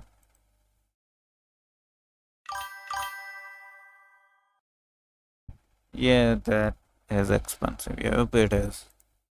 क्या हो गया है भाई network को? अब तो कुछ हो भी नहीं रहा है. I've had enough of this shit. So you stop the old lady from eating your friend out, and then oh my god, there are spiders everywhere. There's spiders everywhere. Bajia! I can take care of myself. Bro, how are you fine? There are spiders inside of you. You escaped the cave, and now you're in some pretty mountains. मैं network भी use नहीं हो रहा.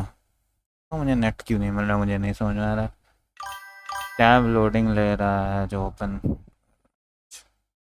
राम आ की चूड़.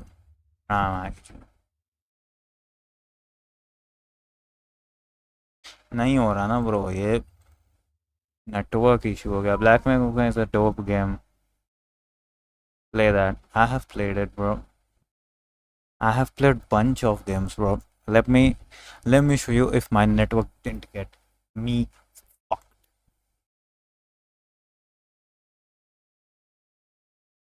Let me show you something. I can show you many things. If my network didn't let me, like, fuck you, bro. Do not panic if it looks stuck. I have been looking at this fucking line for more than fucking hour. Did I just open the Opera and it doesn't pop there? It doesn't pop up. Ooh. Good. What is this?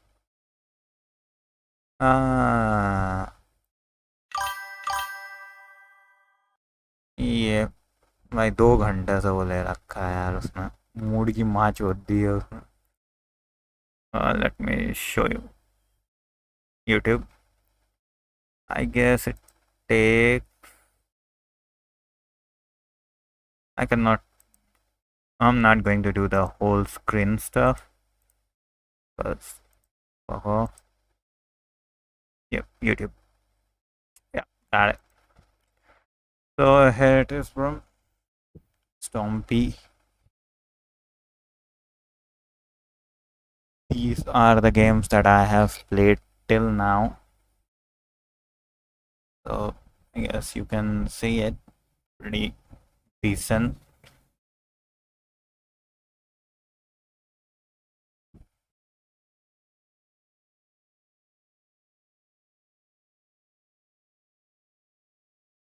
That's it. That's the all game I have played.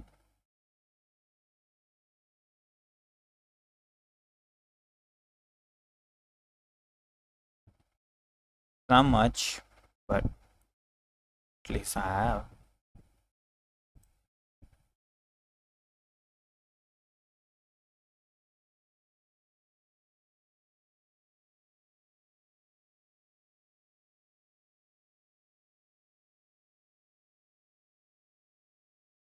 Some pretty mountains, yay. Slaughtering countless bugs that get in your way as if they're nothing more than annoying distractions to be wiped off your windshield. You obliterate the local Taoist bug population and once again before the final boss can choose to enter the obsession of this chapter, which I'm gonna be honest, feels like it kinda has very little to do with the main plot. Allow me to explain. You fight this Venom Taoist guy and then you enter a painting to embrace the past and play through this distant memory taking place on a mountain called Purple Cloud Mountain. There's a snake that allegedly lost her husband, and my god, the English dubbed voice actress does an incredible job here. Young master, please forgive my impropriety. I am but a widow, here to mourn my late husband. So you carry on, meet some dudes, kill some other dudes, and then find this eldritch horror known as the Duskvale that explodes out of this giant heart-looking egg thing. Then the snake lady shows up, but she's in human form, kinda, sort of. So she's like, sorry for that. She gives you this needle, which I was flexing a bit. Boss of the chapter, and you carry on to your mission of, fighting basically a big old crab dude known as the 100-eyed Taoist. See, the violet spider was holding the relic this whole time, but the Taoist, wanting the power, just absorbs it from her, which also absorbed her at the same time. He levels up like he just took one of Mario's mushrooms, then you fight him alongside the Spider Sisters. After you fuck his shit up, you get the relic, and the violet spider doesn't make it. Bajia, who loved her, can't bear to watch and kind of just walks towards you, and the relic is the violet spider's last. You played many games, lol. I did, but changed a bit. Still, bro, I mean,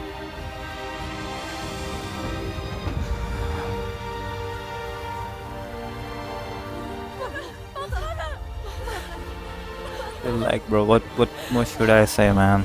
I've played so many games and all. When we covered the past events in this, still got 200 subs, and I play most of the story games, bro. I don't play multiplayer. That's why I don't have those people of attraction that comes and see me get fucked by others. So it's just I play story games because I like it. To be honest, I like it. That's why I play it. And my system is not capable of playing multiplayer any longer, so it is what it is. And now I'm just shifting to Souls, thanks to the modernizer. He's like, bro, here's some cash, you fucking dickhead, buy some fucking fucked games and just play it like Souls. I'm like, thanks, buddy. So now I'm just downloading one more Souls. It's not buyed. I mean, the one which I'm installing now, it's not buyed, but the other one, like Elden Ring, I have the Elden Ring and the Night Ring. I have buyed with this money that the modernizer has given. So hands off to him. Now I'm just going full souls. I don't know why, but I'm just going full souls. I'm just wanted to be done with it. Like fucking done. I'm done. That kind of phase I'm going to look on now. Like, how can I show you if it opens? It doesn't open. Fuck this shit. Oh, it opens. Ninja game का game play देखो, वो भी बढ़िया है. देख लूँगा bro. Thanks for telling me. Like 200 subs, bro. Bro, really? I just need like 300 more. I just need like 300 more and I'll be done. Like my watching is like totally done. I don't need like watching. It's totally done. It's just totally done. There's nothing to do in it. But still, let's see how it goes, bro. This is just really tragic. Bajie, ever since he had interactions with the Violet Spider, since meeting Sun Wukong and joining him as a disciple under the Tang monk, always chose to crack open a cold one with the boys instead of staying with the Violet Spider. He chose bros before hoes, and I'm sure a part of him feels bad about it. Bros before hoes.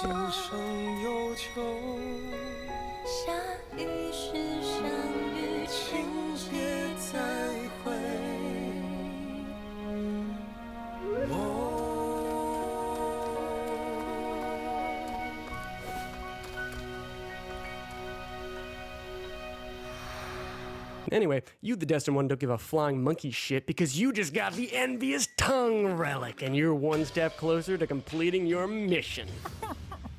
Chapter 5 takes you to the Flaming Mountains as Bajie crashes through the woods of Ember, and together you and your Pigsy companion beat the shit out of some more dudes. Stompy, if you are here, I have played Wukong, everything. I just don't get the story, so that's why I'm just watching this explanation. And these coffin cards that are blocking the way up the path, burning everything. You meet the vanguard of the Bull King, who, after sparring with you for a second, realizes you're actually kind of based and tells you to go have a chit-chat with the Bull King. He implores that you fight your way up the mountain, conquering the 5 elemental carts, and so you do. Then you meet Ping Ping.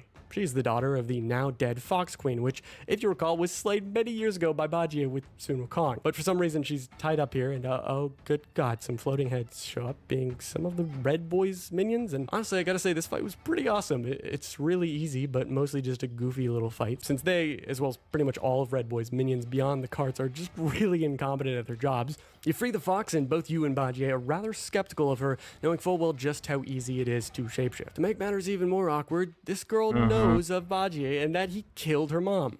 I know who you are. My mother is Princess Fairfox. You killed her.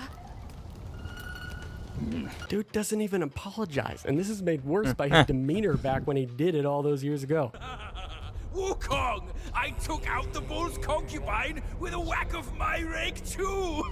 Turned out, she was a fox squire! So while Bajie is being a grump, hopefully considering his life choices, Fox Y explains the situation in the mountain. Basically, while things were peaceful for a little bit, Red Boy decided, hey, I'm gonna start a coup and try and get the piece of Wukong from the Bull King, his father, and all the bad shit that's been happening ever since has basically been Red Boy's doing, using his Samadhi fire. And then you find the temple, just promptly disguising yourself as a golden cicada so you can kind of listen in on a conversation. Ping Ping begs for her fan so she can save her father. This guy is there, and Rakshasi is not actually Rakshasi. This is Bajie shapeshifted as her, trying to fuck with these two and kind of suss them out. See, the guy in the white robes is the keeper of the Flaming Mountains, responsible for fanning the flame as he was destined to do all those years ago. He secretly seems to be kind of in love with Rakshasi, and you can discover in the secret memory for the chapter that he was a huge emotional support for her when Red Boy was initially born. The keeper tells Ping Ping to fuck off, not sure what he did to her, and then Bajie blows his cover and you join in to help your friend battle the Twitter user. This fight is really fucking hard, but let me know in the comments below if you had a particularly difficult experience with this guy and his goddamn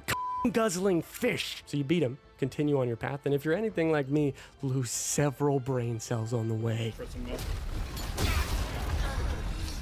What the fuck? What there? Oh! Oi! And it's better than what he's used to. I know it's like the old one. I was getting pretty close to slamming Dumble onto my seed sack, but alas, I reached the end. Oh, hey, it's Ping Ping. Except wait, that's Red Boy disguised as Ping Ping. I guess the real Ping Ping's just gone. Anyway, sussy Red Boy waves the fan, gets the fire out of the way. Baji Egg.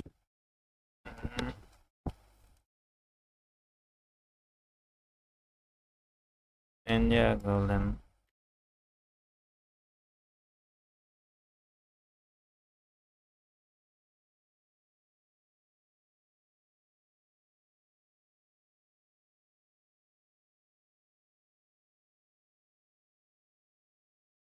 बहुत पुराना game नहीं बोल रहे हो भाई? हैं भाई? ज़्यादा ही पुराना नहीं हो गया ये?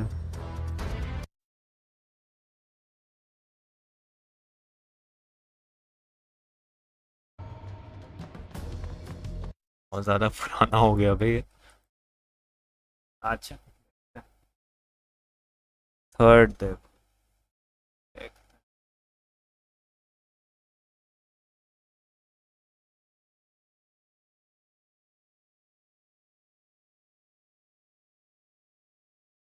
तो मेरे दिन आ ही रहे हैं कि मैं वही खेलूंगा।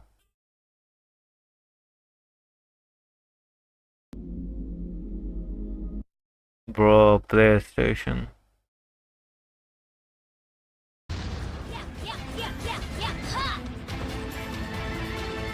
They're heading for the presidential residence. The resistance won't hold out for much longer. Third भी कौन सा अच्छा है भाई? वो तो सेम ही है। पीसी पे भी हाँ वो तो मैं समझ आया। If it's on PlayStation, PC पे क्यों नहीं होगा वो? What's the point of then having He gets bodied by the fucking ball, and then you get a full view of Mr. Bulking. And holy shit, he's not looking good. You approach Mr. Bulking, and he points out that the girl next to you is in fact not Ping Ping. Red Boy sheds his disguise and has an epic villain monologue, prompting you to commit child abuse. Except, oh wait, he's probably about like 200 years old by now or something. So does this count? You knock him the fuck out, and finally the Bulking reveals a really tragic truth. All this time, instead of consuming or trying to use the relic like all of the other Yaoguai kings, the Bulking held it in his stomach, waiting for the day that may one day come where you, Sun Wukong's mind, would arrive to claim the relic without needing to face resistance. This might be the saddest animation that follows, essentially showing exactly what happened when the Bull King held Sun Wukong as the Monkey King died in his arms. Now I see.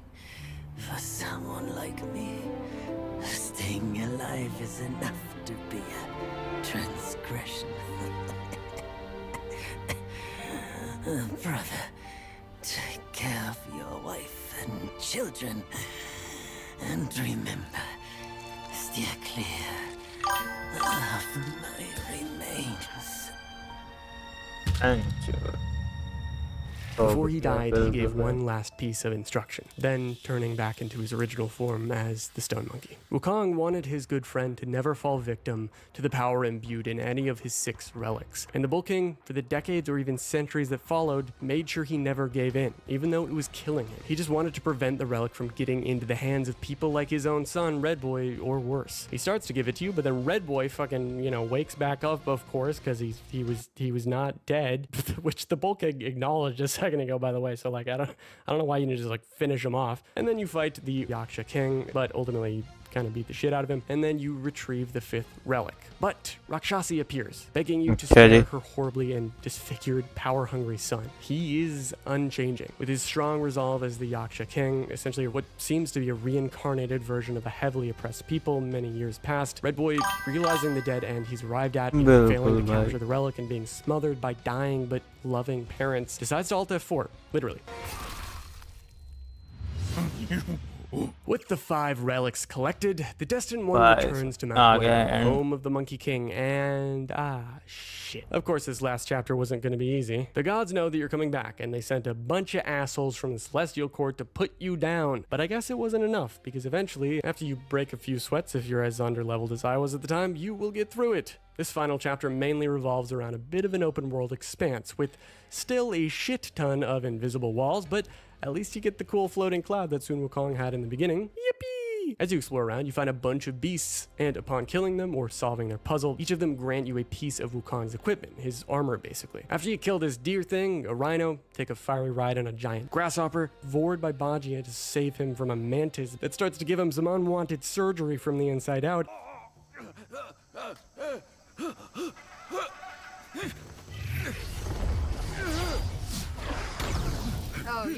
Oh, okay, Vor.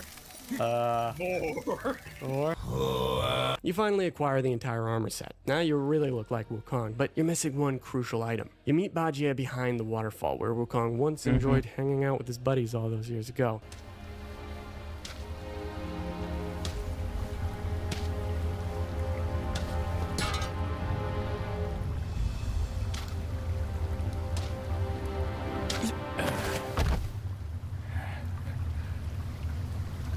Where do you come from, outsider?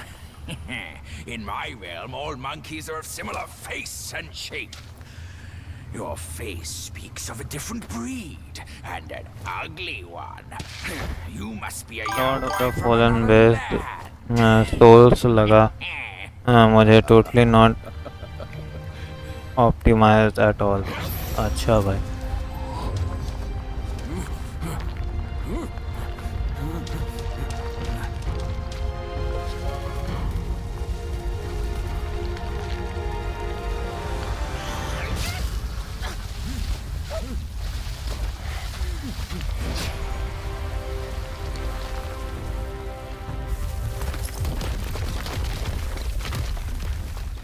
And now, I'd say you're ready. The Destined One arrives at the stone with Bajie after beating the shit out of a bunch of guys, or just like running past them like I did. And upon touching it, you arrive inside of Wukong's memories, meeting the old monkey guy who takes you on a boat down memory lane. All is revealed. Well, sort of. Here's where I need to make an important disclaimer. If you just do the bare minimum here and follow exactly the path I've explained in the video so far for the Destined One, you inevitably will get the bad ending. In order to get the good or true ending, you need to finish the Lung quest, complete the main story, and then you need to head over to the Grand Pagoda from Chapter 3, upon which you'll be able to do this secret fight with Erlang Shen. In it, you fight with the 4 heavenly kings and Erlang himself, essentially playing out what Wukong had done in the past, as this seems to be one of those kind of usual obsessions. One huge fucking kaiju battle later, Erlang realizes that Wukong ain't fucking around, gets a proper punch to the jaw, and then he opens his weird third eye and floods Wukong's memories out, giving you, the Destined One, those memories back, followed by this lovely little cutscene. No prestige can shackle him. No band can keep him caged. A mortal death for an unbound mind and will. May you not fail him. I'm now at peace. Your journey, has just begun. So with that said, what changes? Well, coming back to the inside of Wukong's memories, if you didn't do that cool kaiju battle and, get the actual memories from Erlang, then you progress through the combo, right, and ultimately fight Stone Monkey, the final boss, except then he turns into the actual final boss, the Great Sage's Broken Shell. You defeat him, and you win, but here's where the secret ending comes in. If you didn't get the memories, the old monkey does something rather ominous. The headband thing that basically prevented Wukong from truly being free falls into the water when his body disintegrates and the relics fully merge into you. The old monkey picks up the headband and places it on your head, thus imprisoning you, the Destined One, who has now become Wukong.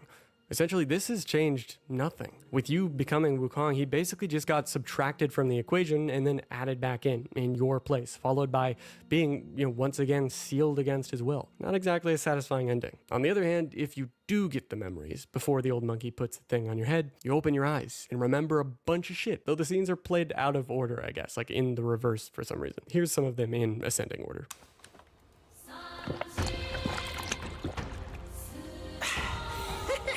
Bottoms up, brothers. One final toast before we crash the Celestial Palace.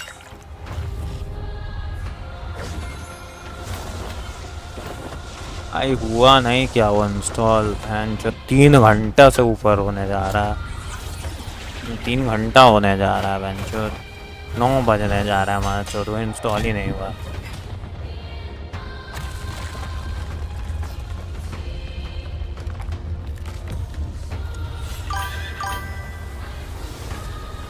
बिल्कुल भाई, दारू party करते हैं लोग।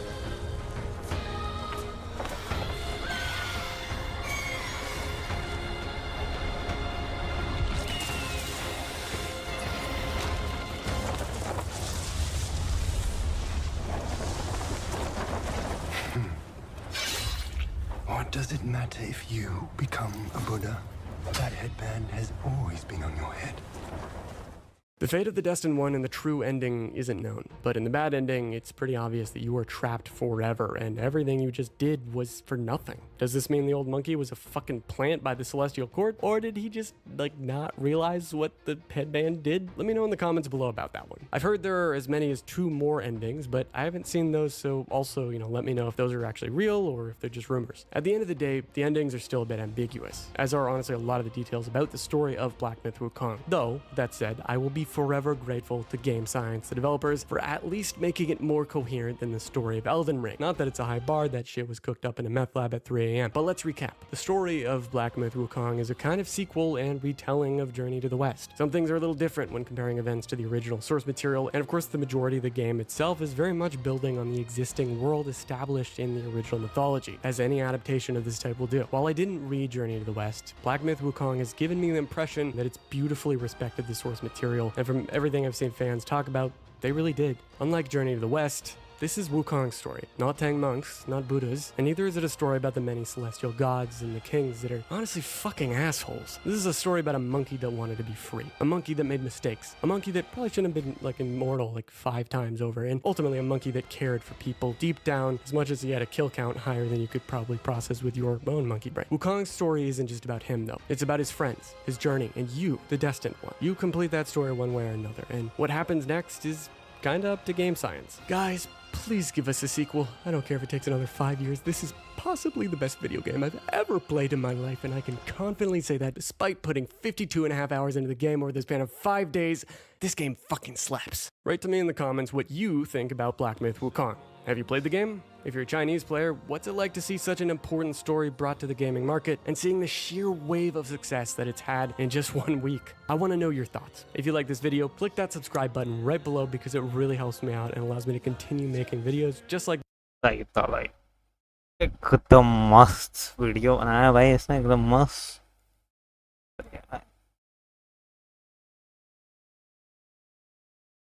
हाँ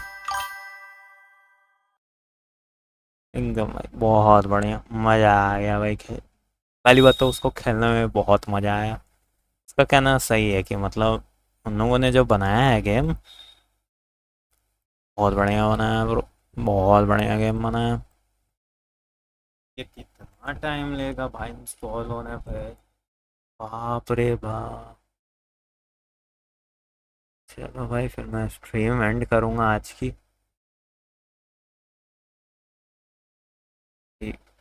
हो ही गया, अब मैं और क्या कर सकता हूँ। मैंने कब का गेम प्ले ख़त्म कर लिया। ये 1 घंटा सिर्फ बकचोदी की है मैंने, 2 घंटा जब से ये इंस्टॉल हो रहा है, 2 घंटा 30 मिनट से, 2.5 घंटे से मैं बकचोदी कर रहा हूँ। देखो मैंने,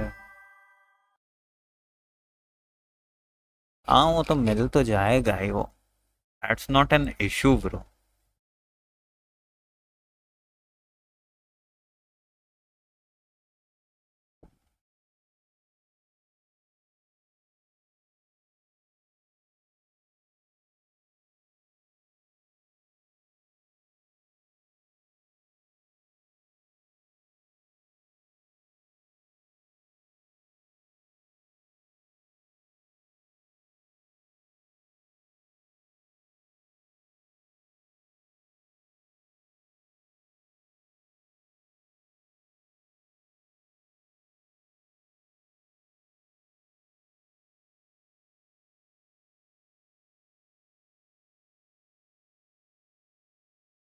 पूरा 1 2 3 तीनों है भाई, मिल तो रहा ही है। मिलने में क्या है,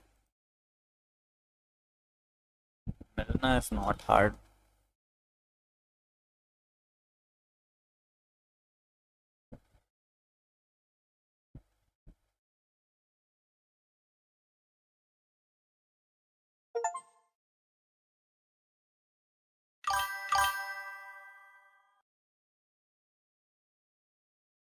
ये बात बिल्कुल भाई।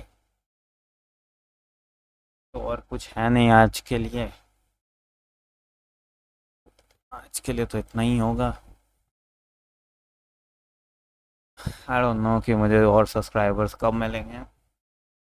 500 भाई, बस मुझे सिर्फ 500 से 600 तक चाहिए, ताकि हल्का कम भी हो तो आगे पीछे होता रहे। ठीक है, बस बाकियों से मुझे मतलब ही नहीं है, बाकी भाई आए नहीं है बाद में आए कोई वो बड़ी बात नहीं है, बट आई जस्ट नीड 500। ठीक है, मैंने शॉर्ट्स रेगुलरली डालना शुरू कर दिया, जहाँ तक कोई फ़र्क नहीं पड़ रहा है चैनल पे, बट लेट्स सी शायद लॉन्ग टर्म में फ़र्क पड़े। शॉर्ट्स आने दो भाई, शॉर्ट्स लगे हुए हैं ब्रो, मैं शो यू भाई। भाई मैं और एडिट करूँगा, मेरे पे एडिट सब पड़े हुए हैं, खाली एडिट करके डालना है मुझे। मैं आलसी हूँ थोड़ा, बस एडिट नहीं कर रहा हूँ।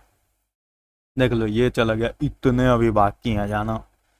ठीक है, इतने बाकी हैं, अब मैं मतलब और एडिट करके डालूंगा एकदम तेज़ी से। मेरा तो भाई सीधी सीधी सी बात है, मैं एक बार एडिट करना शुरू करता हूँ, ठीक है, तो मैं भयंकर भाई फुल स्पीड में मैं डालना शुरू करता हूँ, मैं फिर रुकता ही नहीं हूँ। फिर ये नहीं कि भाई हाँ अब बाद में करेंगे, आज का हो गया, नहीं, मैं इतना एडिट कर लेता हूँ कि मुझे तो एक हफ्ता का मतलब कम से कम 5 दिन मुझे अब कुछ अपडेट डालने की ज़रूरत नहीं। अभी वीडियोस डालना बंद की थी, ठीक है, अब मैं कल से एडिट शुरू कर दूंगा। कल क्या है, कल फ्राइडे है ना, फ्राइडे सैटरडे संडे, मंडे से वीडियोस भी आने शुरू हो जाएंगे, संडे या मंडे से ही, मैं कोशिश करूँगा संडे से ही, but I give it to Monday. ठीक है, मंडे से वीडियोस आनी भी शुरू हो जाएंगी। एक भी शॉर्ट्स वायरल हुआ तो 200 to 300 सब्स एक बार में। पता नहीं भाई, ऐसा मेरे साथ तो नहीं हुआ है, I mean never that happen with me, शायद तुम लोग के साथ होता होगा। ठीक है, मेरे साथ तो भाई कभी नहीं हुआ है वो। मेरा देख वायरल क्या ही जाएगा, मतलब कितना ही वायरल जाएगा, एक गेम प्ले का कोई सब बनाते हैं भाई, मेरा कोई यूनिक नहीं होता। ठीक है, तो मेरा वायरल गया है ये वाला 1K 1.5 के 1.7 के 2.1 के 1.6 के। ठीक है, तो यही है मेरा viral, that is called viral जिसे तुम वायरल कहना चाहोगे। ठीक है, उसके अलावा मेरा कोई वायरल गया है नहीं है, एक बस ये गया था गॉड ऑफ वॉर का 2.4 के, उसके बाद तो सब एकदम ढीला पड़ गया था, मुझे लगा भाई शॉर्ट्स ख़त्म है, बट मेरे कॉल ऑफ ड्यूटी ने मेरे को शॉर्ट्स में बचा लिया। ठीक है, लेकिन फिर उसके बाद ये डाला मैंने, तो ये तो बहुत गया। अभी देखो, अभी इसका भी 1.2 के व्यूज़ गया। हैशटैग एंड टैग सही से पिक किया करो भाई, मुझे नहीं पता क्या पिक करना होता है, मैं बस पिक कर लेता हूँ। मुझे अगर बता दोगे क्या क्या यूज़ करना है तो मैं कर लूँगा वो यूज़। मैं पहली बात तो अभी मैं थंबनेल भी चेंज करूँगा, इसका बड़ा गंदा थंबनेल है, मैंने फर्स्ट पार्ट के लिए लगाया था, मुझे लगा कि भाई कम से कम 3-4 घंटे, मतलब 3-4 घंटे का मतलब 3-4 दिन तो भाई लग ही जाएंगे, मुश्किल 1 हफ्ता भी लग सकता है भाई कंप्लीट होने में। भैन का लड़ा, मैं 3 दिन में गेम खा गया भाई, इतना मस्त लगा मेरे को, टू बी ऑनेस्ट, इतना मस्त लगा मेरे को। एक वेबसाइट है वो से टैग लिया करो,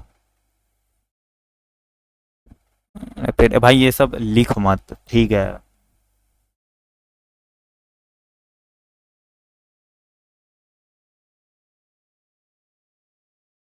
सब चैट पे मत लिख, ठीक है, फिर वो यूट्यूब मादर छोड़ है। वीडियो का टॉपिक या टाइटल बता दिया करो, टैग दे देगा। अच्छा भाई ठीक है, मैं उसको सेव कर लेता हूँ। ठीक है, मैं तुम्हें एक चीज़ दिखाता हूँ एक और, तेरा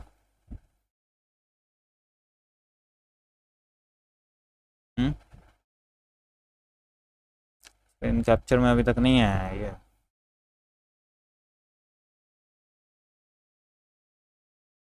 आ गया, ओके, गॉट इट।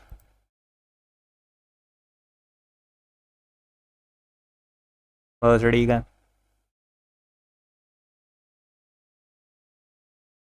हाँ ये देख, ये अभी चल रहा है, मैं बैकग्राउंड में ये नौटंकी कर लूँ। ठीक है भाई, टैग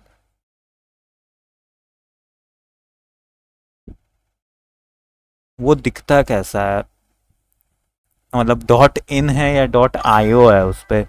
ये तो यूट्यूब की एल्गोरिदम सपोर्टेड कंटेंट है। अरे कोई हैक थोड़ी प्रमोट कर रहा। अच्छा भाई चलो फिर दिखा देता हूँ मैं। There is no issue if there is nothing like that. ये ले भाई। Bro are you fucking kidding me? Are you fucking kidding me bro? Are you literally fucking kidding me? Good. देख भाई कौन सा है बता, ये वाला कि ये वाला?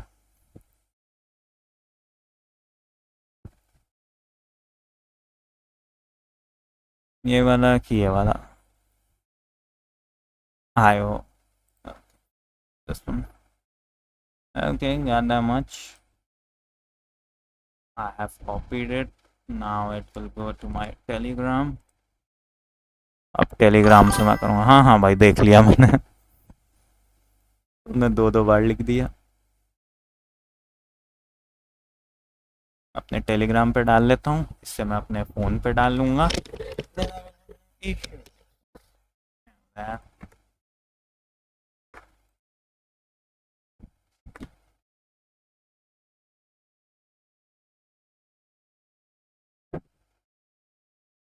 चलो भाई टेलीग्राम पे डाल दिया गया है, अब कोई इशू ही नहीं होगा। यूज़ टैग पे क्लिक करना। यूज़ टैग पे रुक जा, मैं दोबारा देख लेता हूँ कैसे यूज़ करना है उसको। बता रहा है मुझे, रुक जा एक सेकंड। ये जैसे वेबसाइट खुला, ठीक है, तो यूज़ टैग जनरेटर पे क्लिक करना। अच्छा एंटर द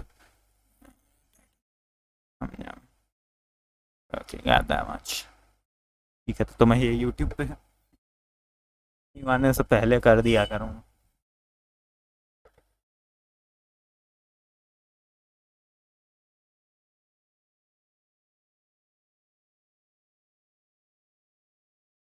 लिख दो तो मैं 1 मिनट में वॉशरूम से आया, फिर मैं लिखता हूँ, ठीक है?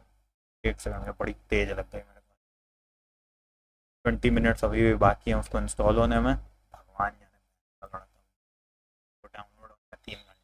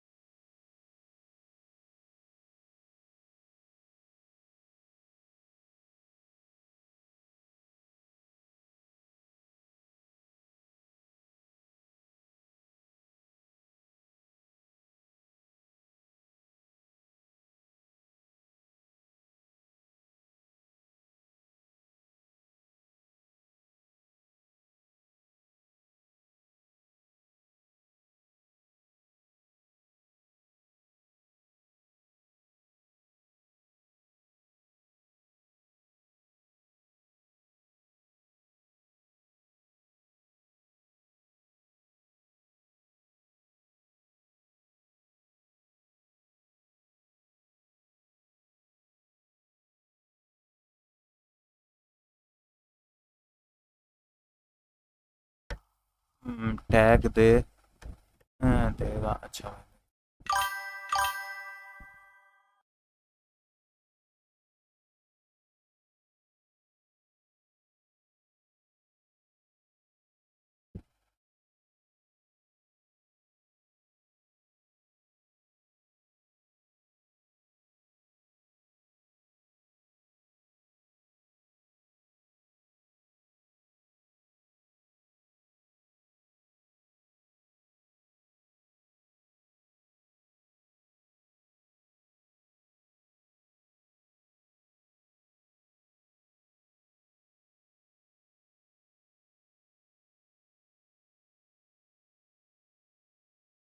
यहाँ पे देता है ना, अगर मैं इसको कॉपी कर लूँ, ठीक है ठीक है, जस्ट इन केस मैं इसको कॉपी करके डायरेक्ट डाल दूँ, ओके?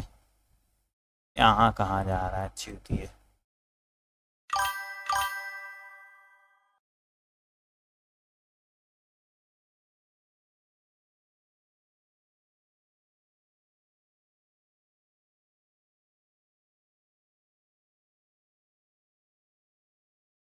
टैग्स होते क्या हैं?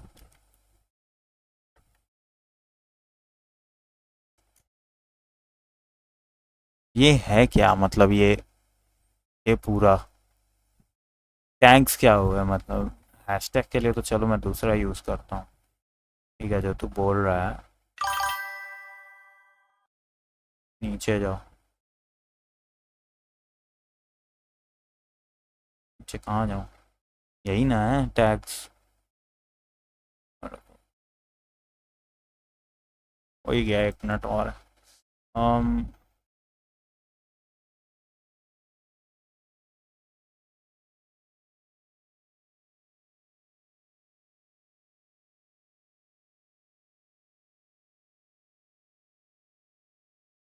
अपने वीडियो के, अच्छा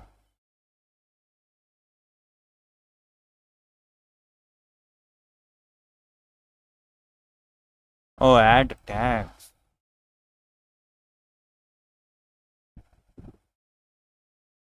only one, what about the others?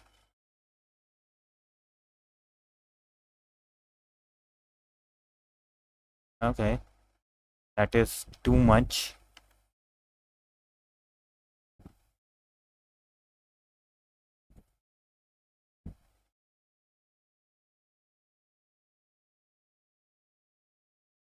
Okay, इससे होता क्या है?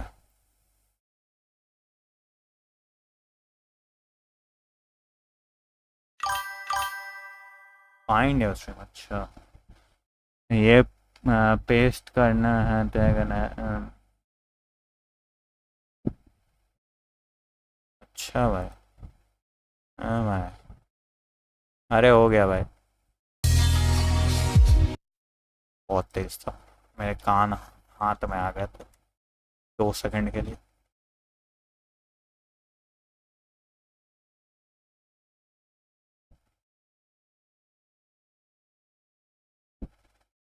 रुक जाओ, ये फाइल कोलैबोरेट कर रहा है, तब तक मैं इसको देखता हूँ।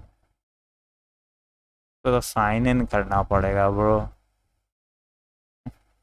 नहीं तरह ये जो टैग वाला है ना, ये मैं इस्तेमाल करूँगा अब, हर बार हर बार इस्तेमाल करूँगा। ये सही चीज़ दिखाई है तूने, वीडियोस लोगों के पास पहुँचेंगे।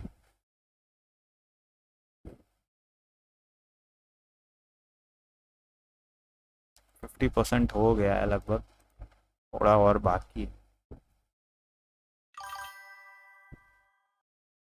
टैग में चैनल का नाम भी डाल दिया।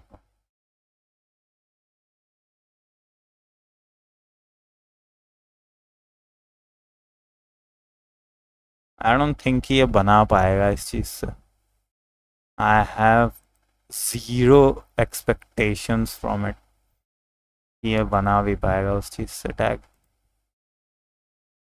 Nope, it can.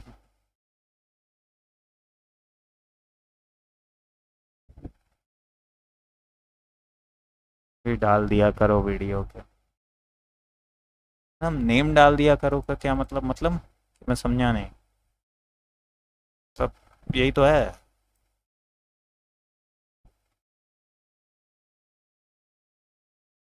अपना नाम कैसे डालूं मैं?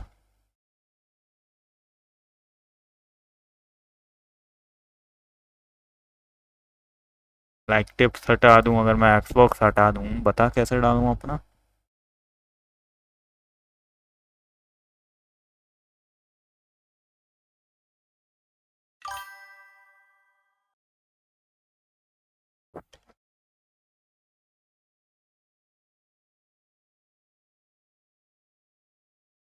Okay, oh knock down, it took it, good good. चलो ये कल से ट्राई करते हैं, देखते हैं कितने बंदे आते हैं। Let's see how many people come from tomorrow, it's the end year, but कल से देखते हैं कितने बंदे आते हैं। तो टैग है ना, are you fucking kidding me, 41%।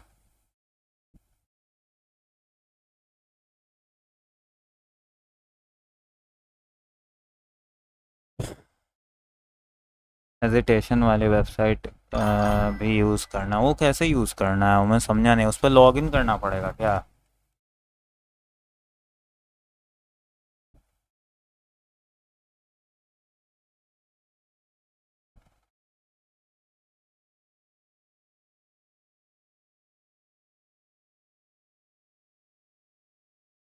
वो डे की 3 फ्राइडे था, एक डे की ना, मुझे एक ही बार की चाहिए ब्रो, या 2 बार की मुश्किल से। मैं कैसे इसे यूज़ कैसे करूं? साइन अप करना पड़ेगा या साइन इन करना पड़ेगा? Should I do what?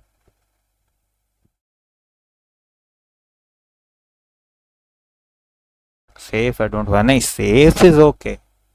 मुझे ये बताओ, मुझे लॉगिन करना होगा या साइन इन करना होगा? जो भी कह लो, लॉगिन ही करना होगा मतलब।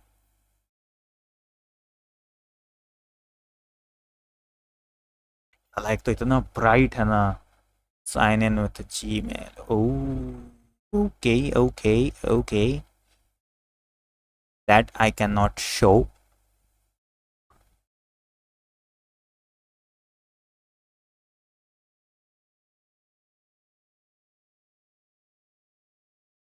Are you kidding me? Are you fucking kidding me?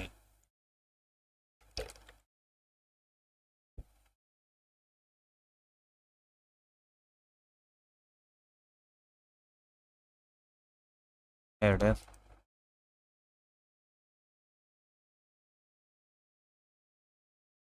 इससे फर्क नहीं पड़ता ना कि मैं इससे मतलब यही मतलब इससे तो फर्क नहीं पड़ता ना कि मैं मतलब कौन सा वो यूज़ करता हूँ, मतलब जीमेल आईडी। इससे तो शायद फ़र्क नहीं पड़ना चाहिए।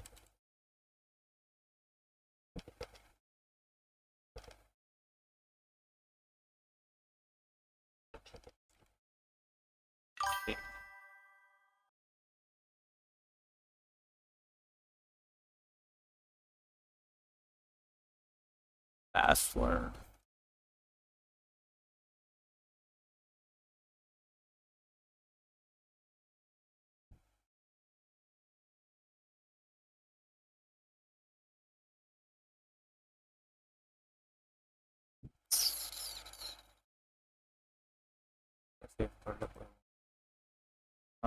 मेरे में मेल आया होगा, मुझे मेल देखना पड़ेगा।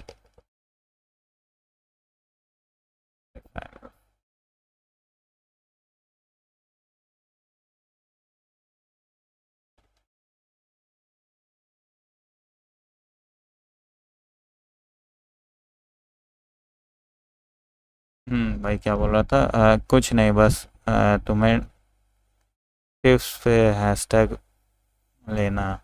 अच्छा, मंथली सब्सक्रिप्शन। भाई ये तो सर साइन अप मांग रहा है भाई। Like if I don't have it,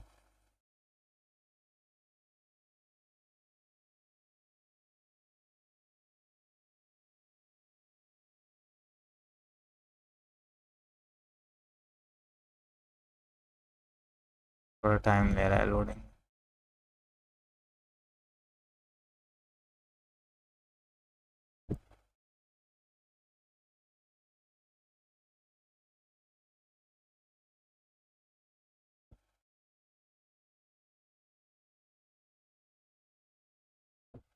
I don't get it.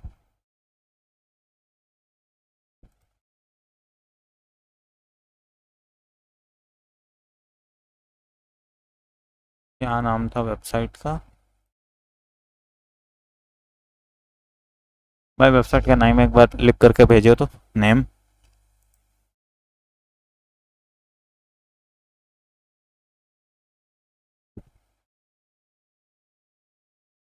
हो गया वो मेरे से गलती से।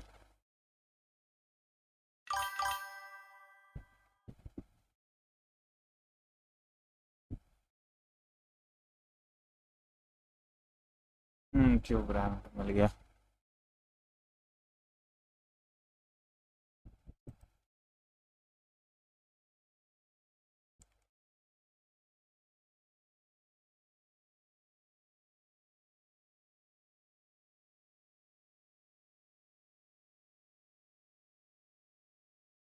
हाँ, अब मुझे बताओ क्या करना है। Let me just move switch to YouTube. या नाउ व्हाट?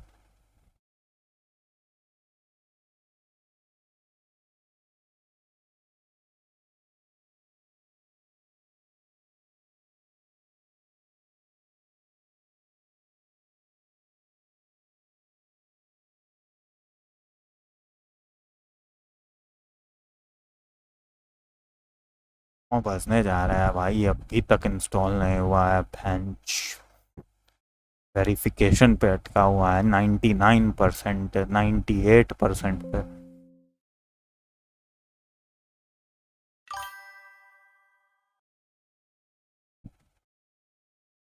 टैग जनरेट पे क्लिक करो। Tag generate, tag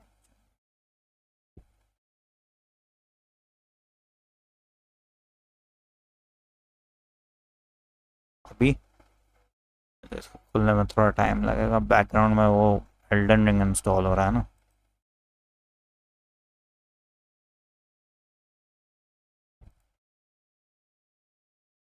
I fucking agree. Okay, close the fuck up. Shut up.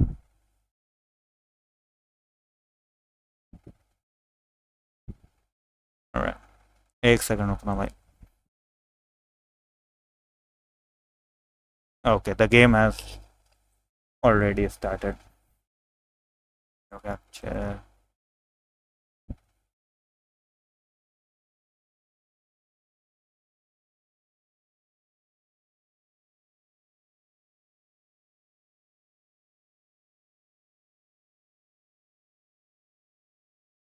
What the fuck is even that? एक second हो जाओ. Window capture.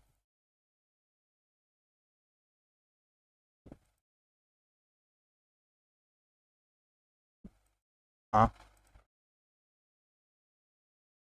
तो यही capture कर रहा है.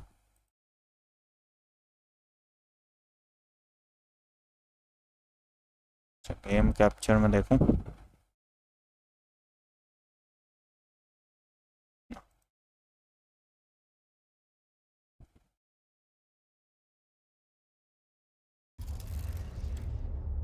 Okay, the game has started.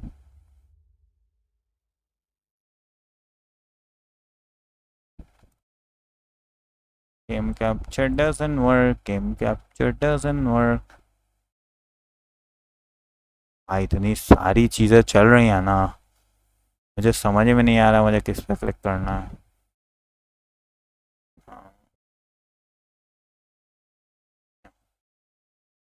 Game capture is my fucked up now.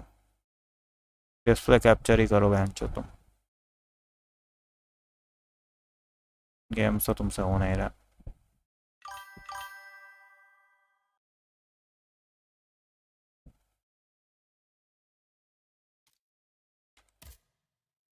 Yeah, you need to confirm. 55 is fine. New game and all. Load? What do you mean load?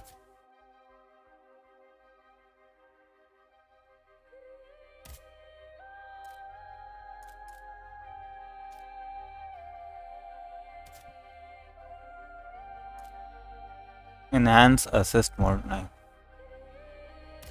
मुझे एक second बस इसे start करके देखना दो.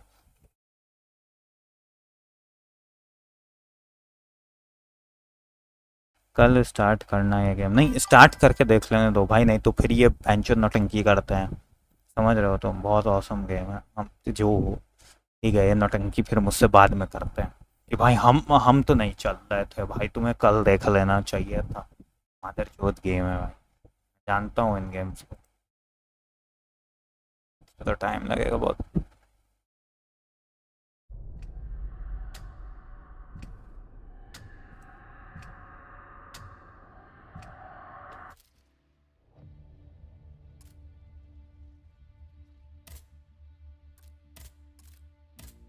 अच्छा, मैं robot हूँ.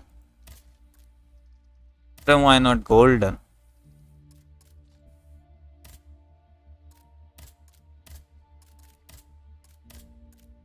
बहुत चूतिया लग रही है. यही ठीक है, छोटी वाली.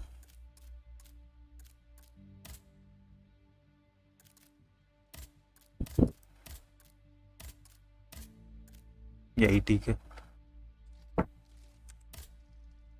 ओके.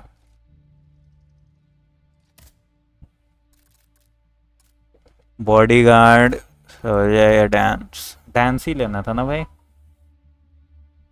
बनाओ सुंदर सा.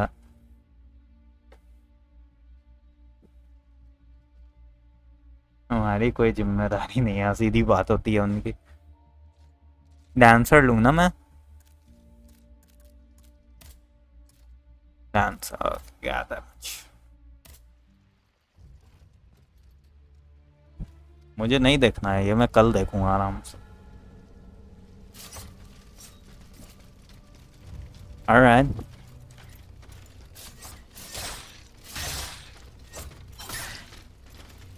Oh, she can jump. She can fucking jump.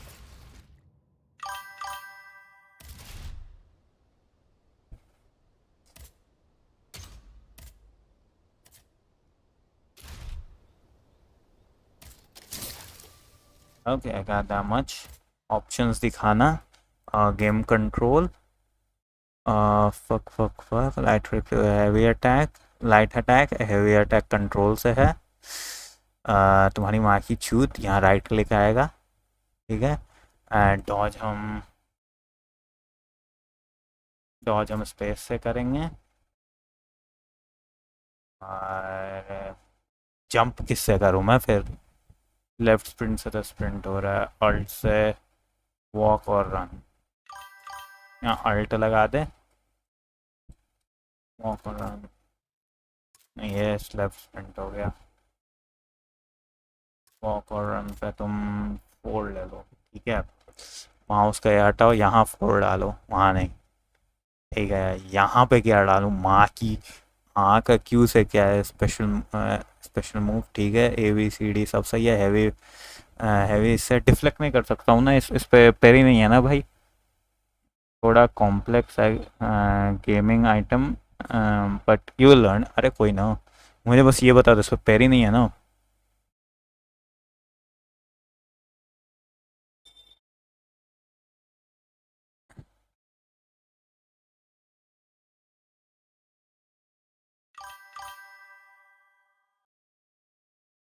Lock and Dodge है, कहाँ है भाई? मेरे को दिख नहीं रहा। डॉज है ना ये? ब्लॉक तो नहीं दिख रहा मुझे।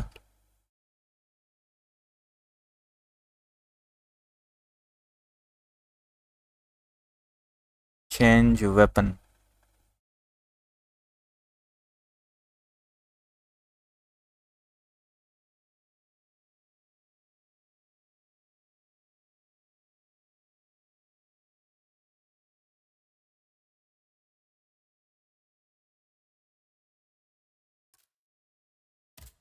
मैं इस बटन का ज़्यादा यूज़ नहीं किया है कभी, तो मेरे हिसाब से सही होना चाहिए।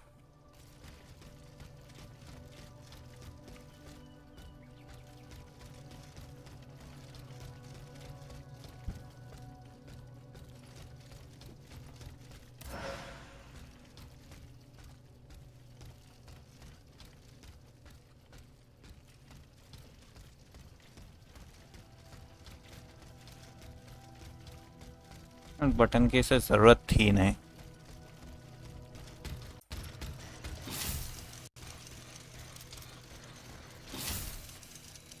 जंप किससे था? fucking hell. जंप किससे था? I fucking forgot. जंप किससे था? स्पेस से था, लेफ्ट में अल्ट से जंप था। Okay, I got that much.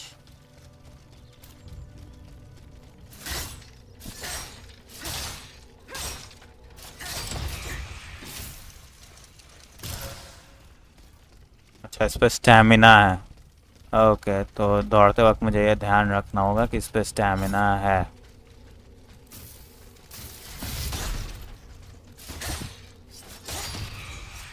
Okay, मुझे सीखना पड़ेगा ये।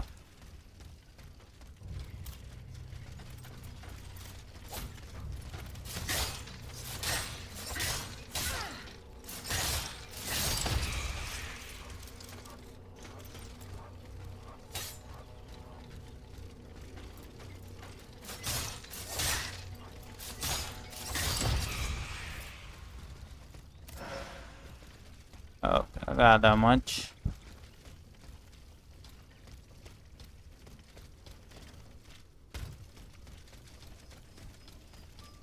ग्राफिक्स कम करना होगा क्या? एफपीएस कम है? एफपीएस कम तो नहीं है, मुझे तो ठीक ही लग रहा है। मुझे तो गेम प्ले बहुत स्मूथ लग रहा है। तुम लोग को दिक्कत हो रही है क्या देखने में?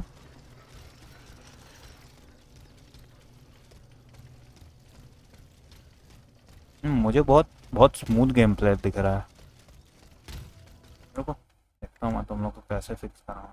अरे विंडोज कैप्चर है ना साला, ये ऐसे ही करता है हमेशा।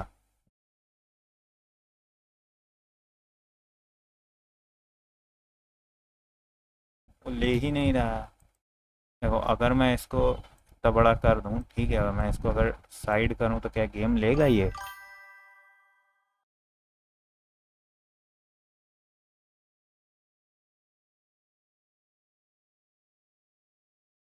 सिर्फ माउस ले रहा है, गेम नहीं ले रहा। हाँ ये दिक्कत हो जाती है।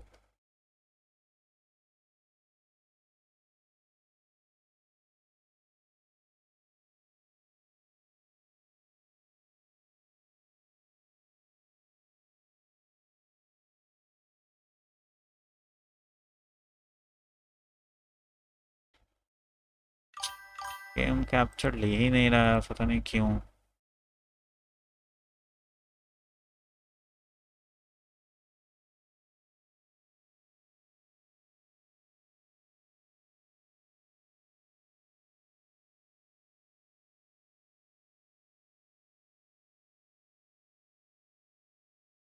नहीं लेता है यार, ये बहुत गुस्सा चढ़ता है मेरे को, पता है, बहुत ज़्यादा। गेम तो बढ़िया है, story wise end game play वैसे दोनों अच्छा है। नहीं मुझे गेम प्ले ठीक लग रहा है देखने से।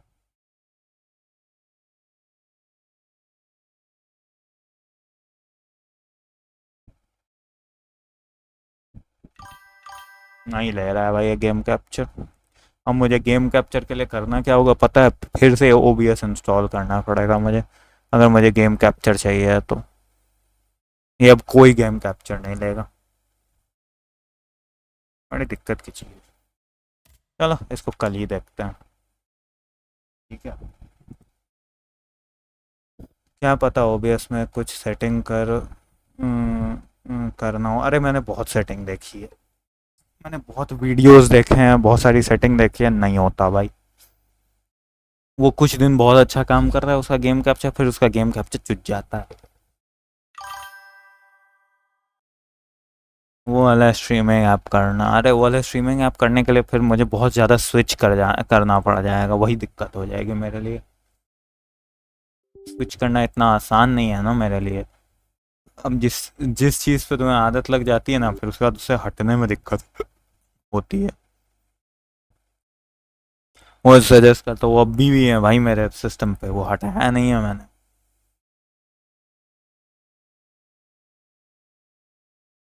वो अभी भी है भाई मेरे सिस्टम पे, वो हटा नहीं है कभी। हाँ वो भी है, वही दिक्कत हो जा रही है मुझे, उस पर स्विच करने में मुझे बहुत दिक्कत होगी।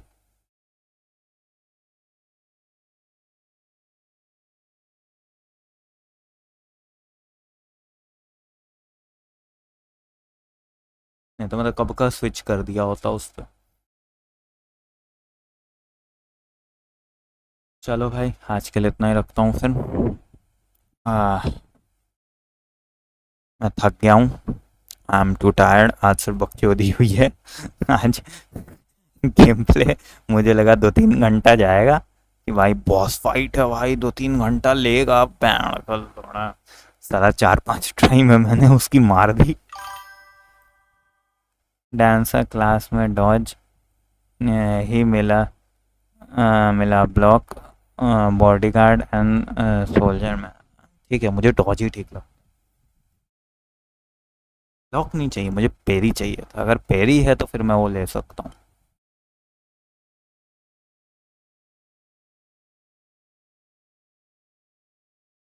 ऐसे डॉज भी ठीक है, पूरा वूचैंग वाली वाइब आती है, समझ रहा हूँ ना, वूचैंग वूचैंग वूचैंग। अच्छा नहीं, तू एक काम करना ना मॉडर्नाइजर भाई, मेरे को ना वो जो तूने स्ट्रीमिंग प्लेटफॉर्म बताया उसका ना मेरे को ट्यूटोरियल जो है ना, प्रेस ट्यूटोरियल मेरे को भेज देना, ठीक है? मैं आराम से उसको यूज़ करूँगा। भाई ने बीस्ट मोड अनलेश कर दिया था फाइनल बॉस के सामने। अरे वो भाई, अरे वो भोसड़ी का मेरी चीज मेरे पे यूज कर रहा है, माने जो दिमाग खराब कर रखा उसने। और माने जो बस इतनी सारी चीज आई कैसे, हम पे तो ना थी। मूड मूड सड़का दिया था भोसड़ी वाले ने। मैं गाड़ा माया जो घुसाओ घुसाओ घण घुसाओ, माया जो डायरेक्ट घुस जाओ इसकी छाती में। मरेगा कैसे नहीं है भोसड़ी वाला, मरेगा माने जो आज ही मरेगा ये। दिया कहीं का। तो वही बात हुई भाई, दिमाग फिराओगे तब फिर मैं मारता हूँ पकड़ के।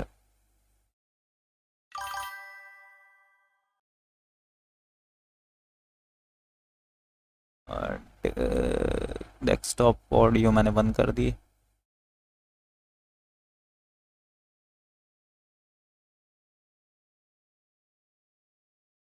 वो ट्विन ब्लेड्स भी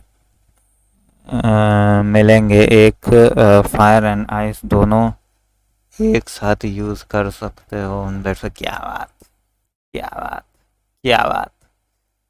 मैं तो भाई इस गेम को पूरा वूचेंग की तरह खेलूंगा, जैसे मैंने वूचेंग खेला है। वूचेंग वूचेंग, अपन वैसे ही खेलेंगे इसको।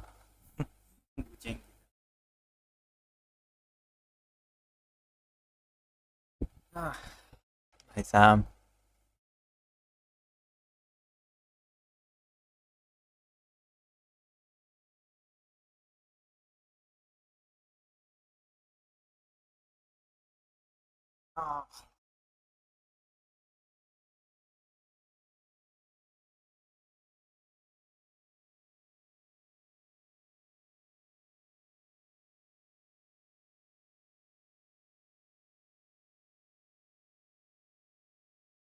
But mostly it's like lies of P.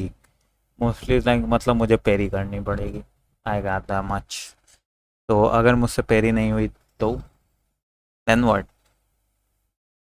मुझे ऐसा लगता है ना भाई, मुझे मुझे ना हर गेम की अलग स्ट्रीम रखनी चाहिए, ठीक है। एक डाउनलोडिंग स्ट्रीम रखनी चाहिए जो मैं स्टीम से डाउनलोड करूँ, ठीक है। उसमें मैं दिखाना चाहूँगा तो भाई देखो मैं डाउनलोड कर रहा हूँ, मैं बैठ के बकचोदी कर रहा हूँ यार। आओ तुम लोग भी करो। That's the thing bro. Thanks for the tag, but पेरी नहीं है हाँ, तो अब क्या फ़ायदा। तो there is no fucking thing for me, then it's a waste for me, you know what I mean। अच्छा हम दो ही लोग देख रहे हैं, मुझे लगा चार लोग देख रहे हैं। कैरेक्टर डिज़ाइन की बात कर रहा हूँ। अच्छा कैरेक्टर डिज़ाइन, वो तो खैर चलो कोई। एंड अपोनेंट्स की ओके, मुझे देखना पड़ेगा दोनों में कितना फ़र्क है। मतलब लाइट ऑफ की तो थोड़ा पुराना गेम है, ठीक है, थोड़ा ही पुराना है, ज़्यादा नहीं, लेकिन मुझे इसका देखना पड़ेगा ये कितना पुराना है। यार मैं अभी भी विश करता हूँ, पता है, काश मेरे पास वो होता RTX यू नो 3060 Ti, बस इतना होता मेरे पे। और कुछ नहीं भाई, मैं मस्त अभी खेल पाता जो सब गेम्स। RTX 3060 Ti बस इतना ही होता। मतलब 15,000 और लग रहे थे, बस वो मिल जाता। 2020 में आया था, 2022 में। वही दिक्कत है भाई, मिल जाना तो मज़े आ जाते, बट हैंड्स ऑफ मुझे नहीं मिला। 3080 Ti लेना था। हाँ यही मतलब 3060 या 3080 जो बोलो, 2-3 हज़ार का अंतर होता, बट ले ही नहीं पाया यार। बड़ी दिक्कत हो गई यार। कोई भाई कोई कहीं जुगाड़ से भाई 20,000 और मिल जाते हैं ना, छोड़ भाई 3080 होता अपने पास अब Ti में, वो भी क्योंकि 5-10 हज़ार तो मैं ऐसे अलग से भी लगाया जा सकता था। इट्स नॉट अ थिंग, मतलब लोन पे लेकर के, बट फकिंग हेल नहीं हुआ भाई उतना। यही मिला है जब मिला है। अब तो भाई अगला लैपटॉप या सिस्टम जो भी होगा वो मुझे अपने पैसे से लेना होगा। It is what it is, bro. It is what it is.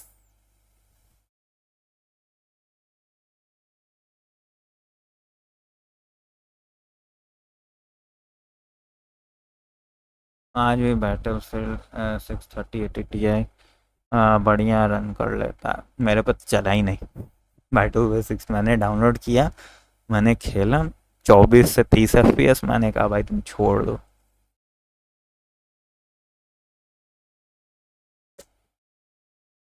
Battlefield 6 field 6 है, ये सब तो चला नहीं। मैंने कहा चलो कोई ना, it is what it is, हटाओ।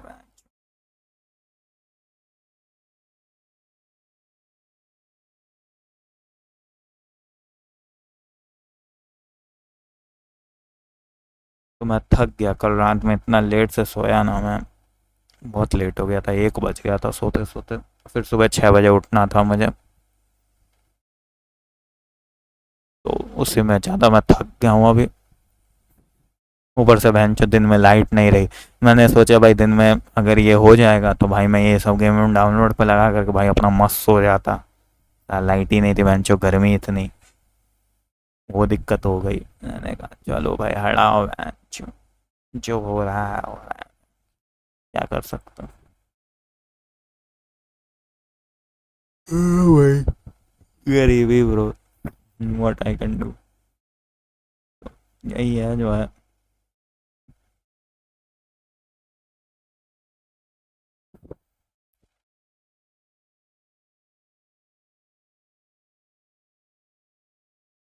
Bye bro, have a good night. ये आपको भी भाई मॉडर्नाइजर भाई, हैव अ गुड नाइट। साला ये इसके ऊपर चढ़ जाता है, मतलब अगर मैं ये कर दूं तो साला वो चैट बॉक्स ही गायब हो जाता है, ये तो गलत बात है। ऊपर होना चाहिए ना, हरामी। चलो भाई मिलता है भाई कल।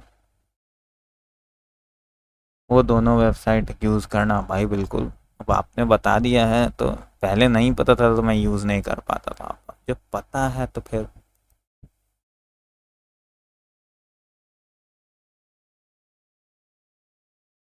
जब पता है तो फिर क्यों नहीं यूज़ करें। सेंड कर दूंगा बिल्कुल भाई, भेज देना, मैं उसी को देख लूँगा, नहीं हुआ तो मैं उसी को सही कर लूँगा, वही सही चीज़ है। ये बहुत छुट्टियाँ है भाई, obvious था।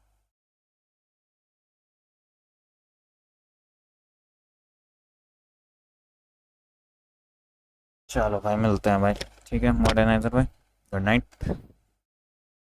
या अगेन एवरीवन, एवरीवन व्हाट, आप ही आते ही हो, तो मिलते हैं भाई कल।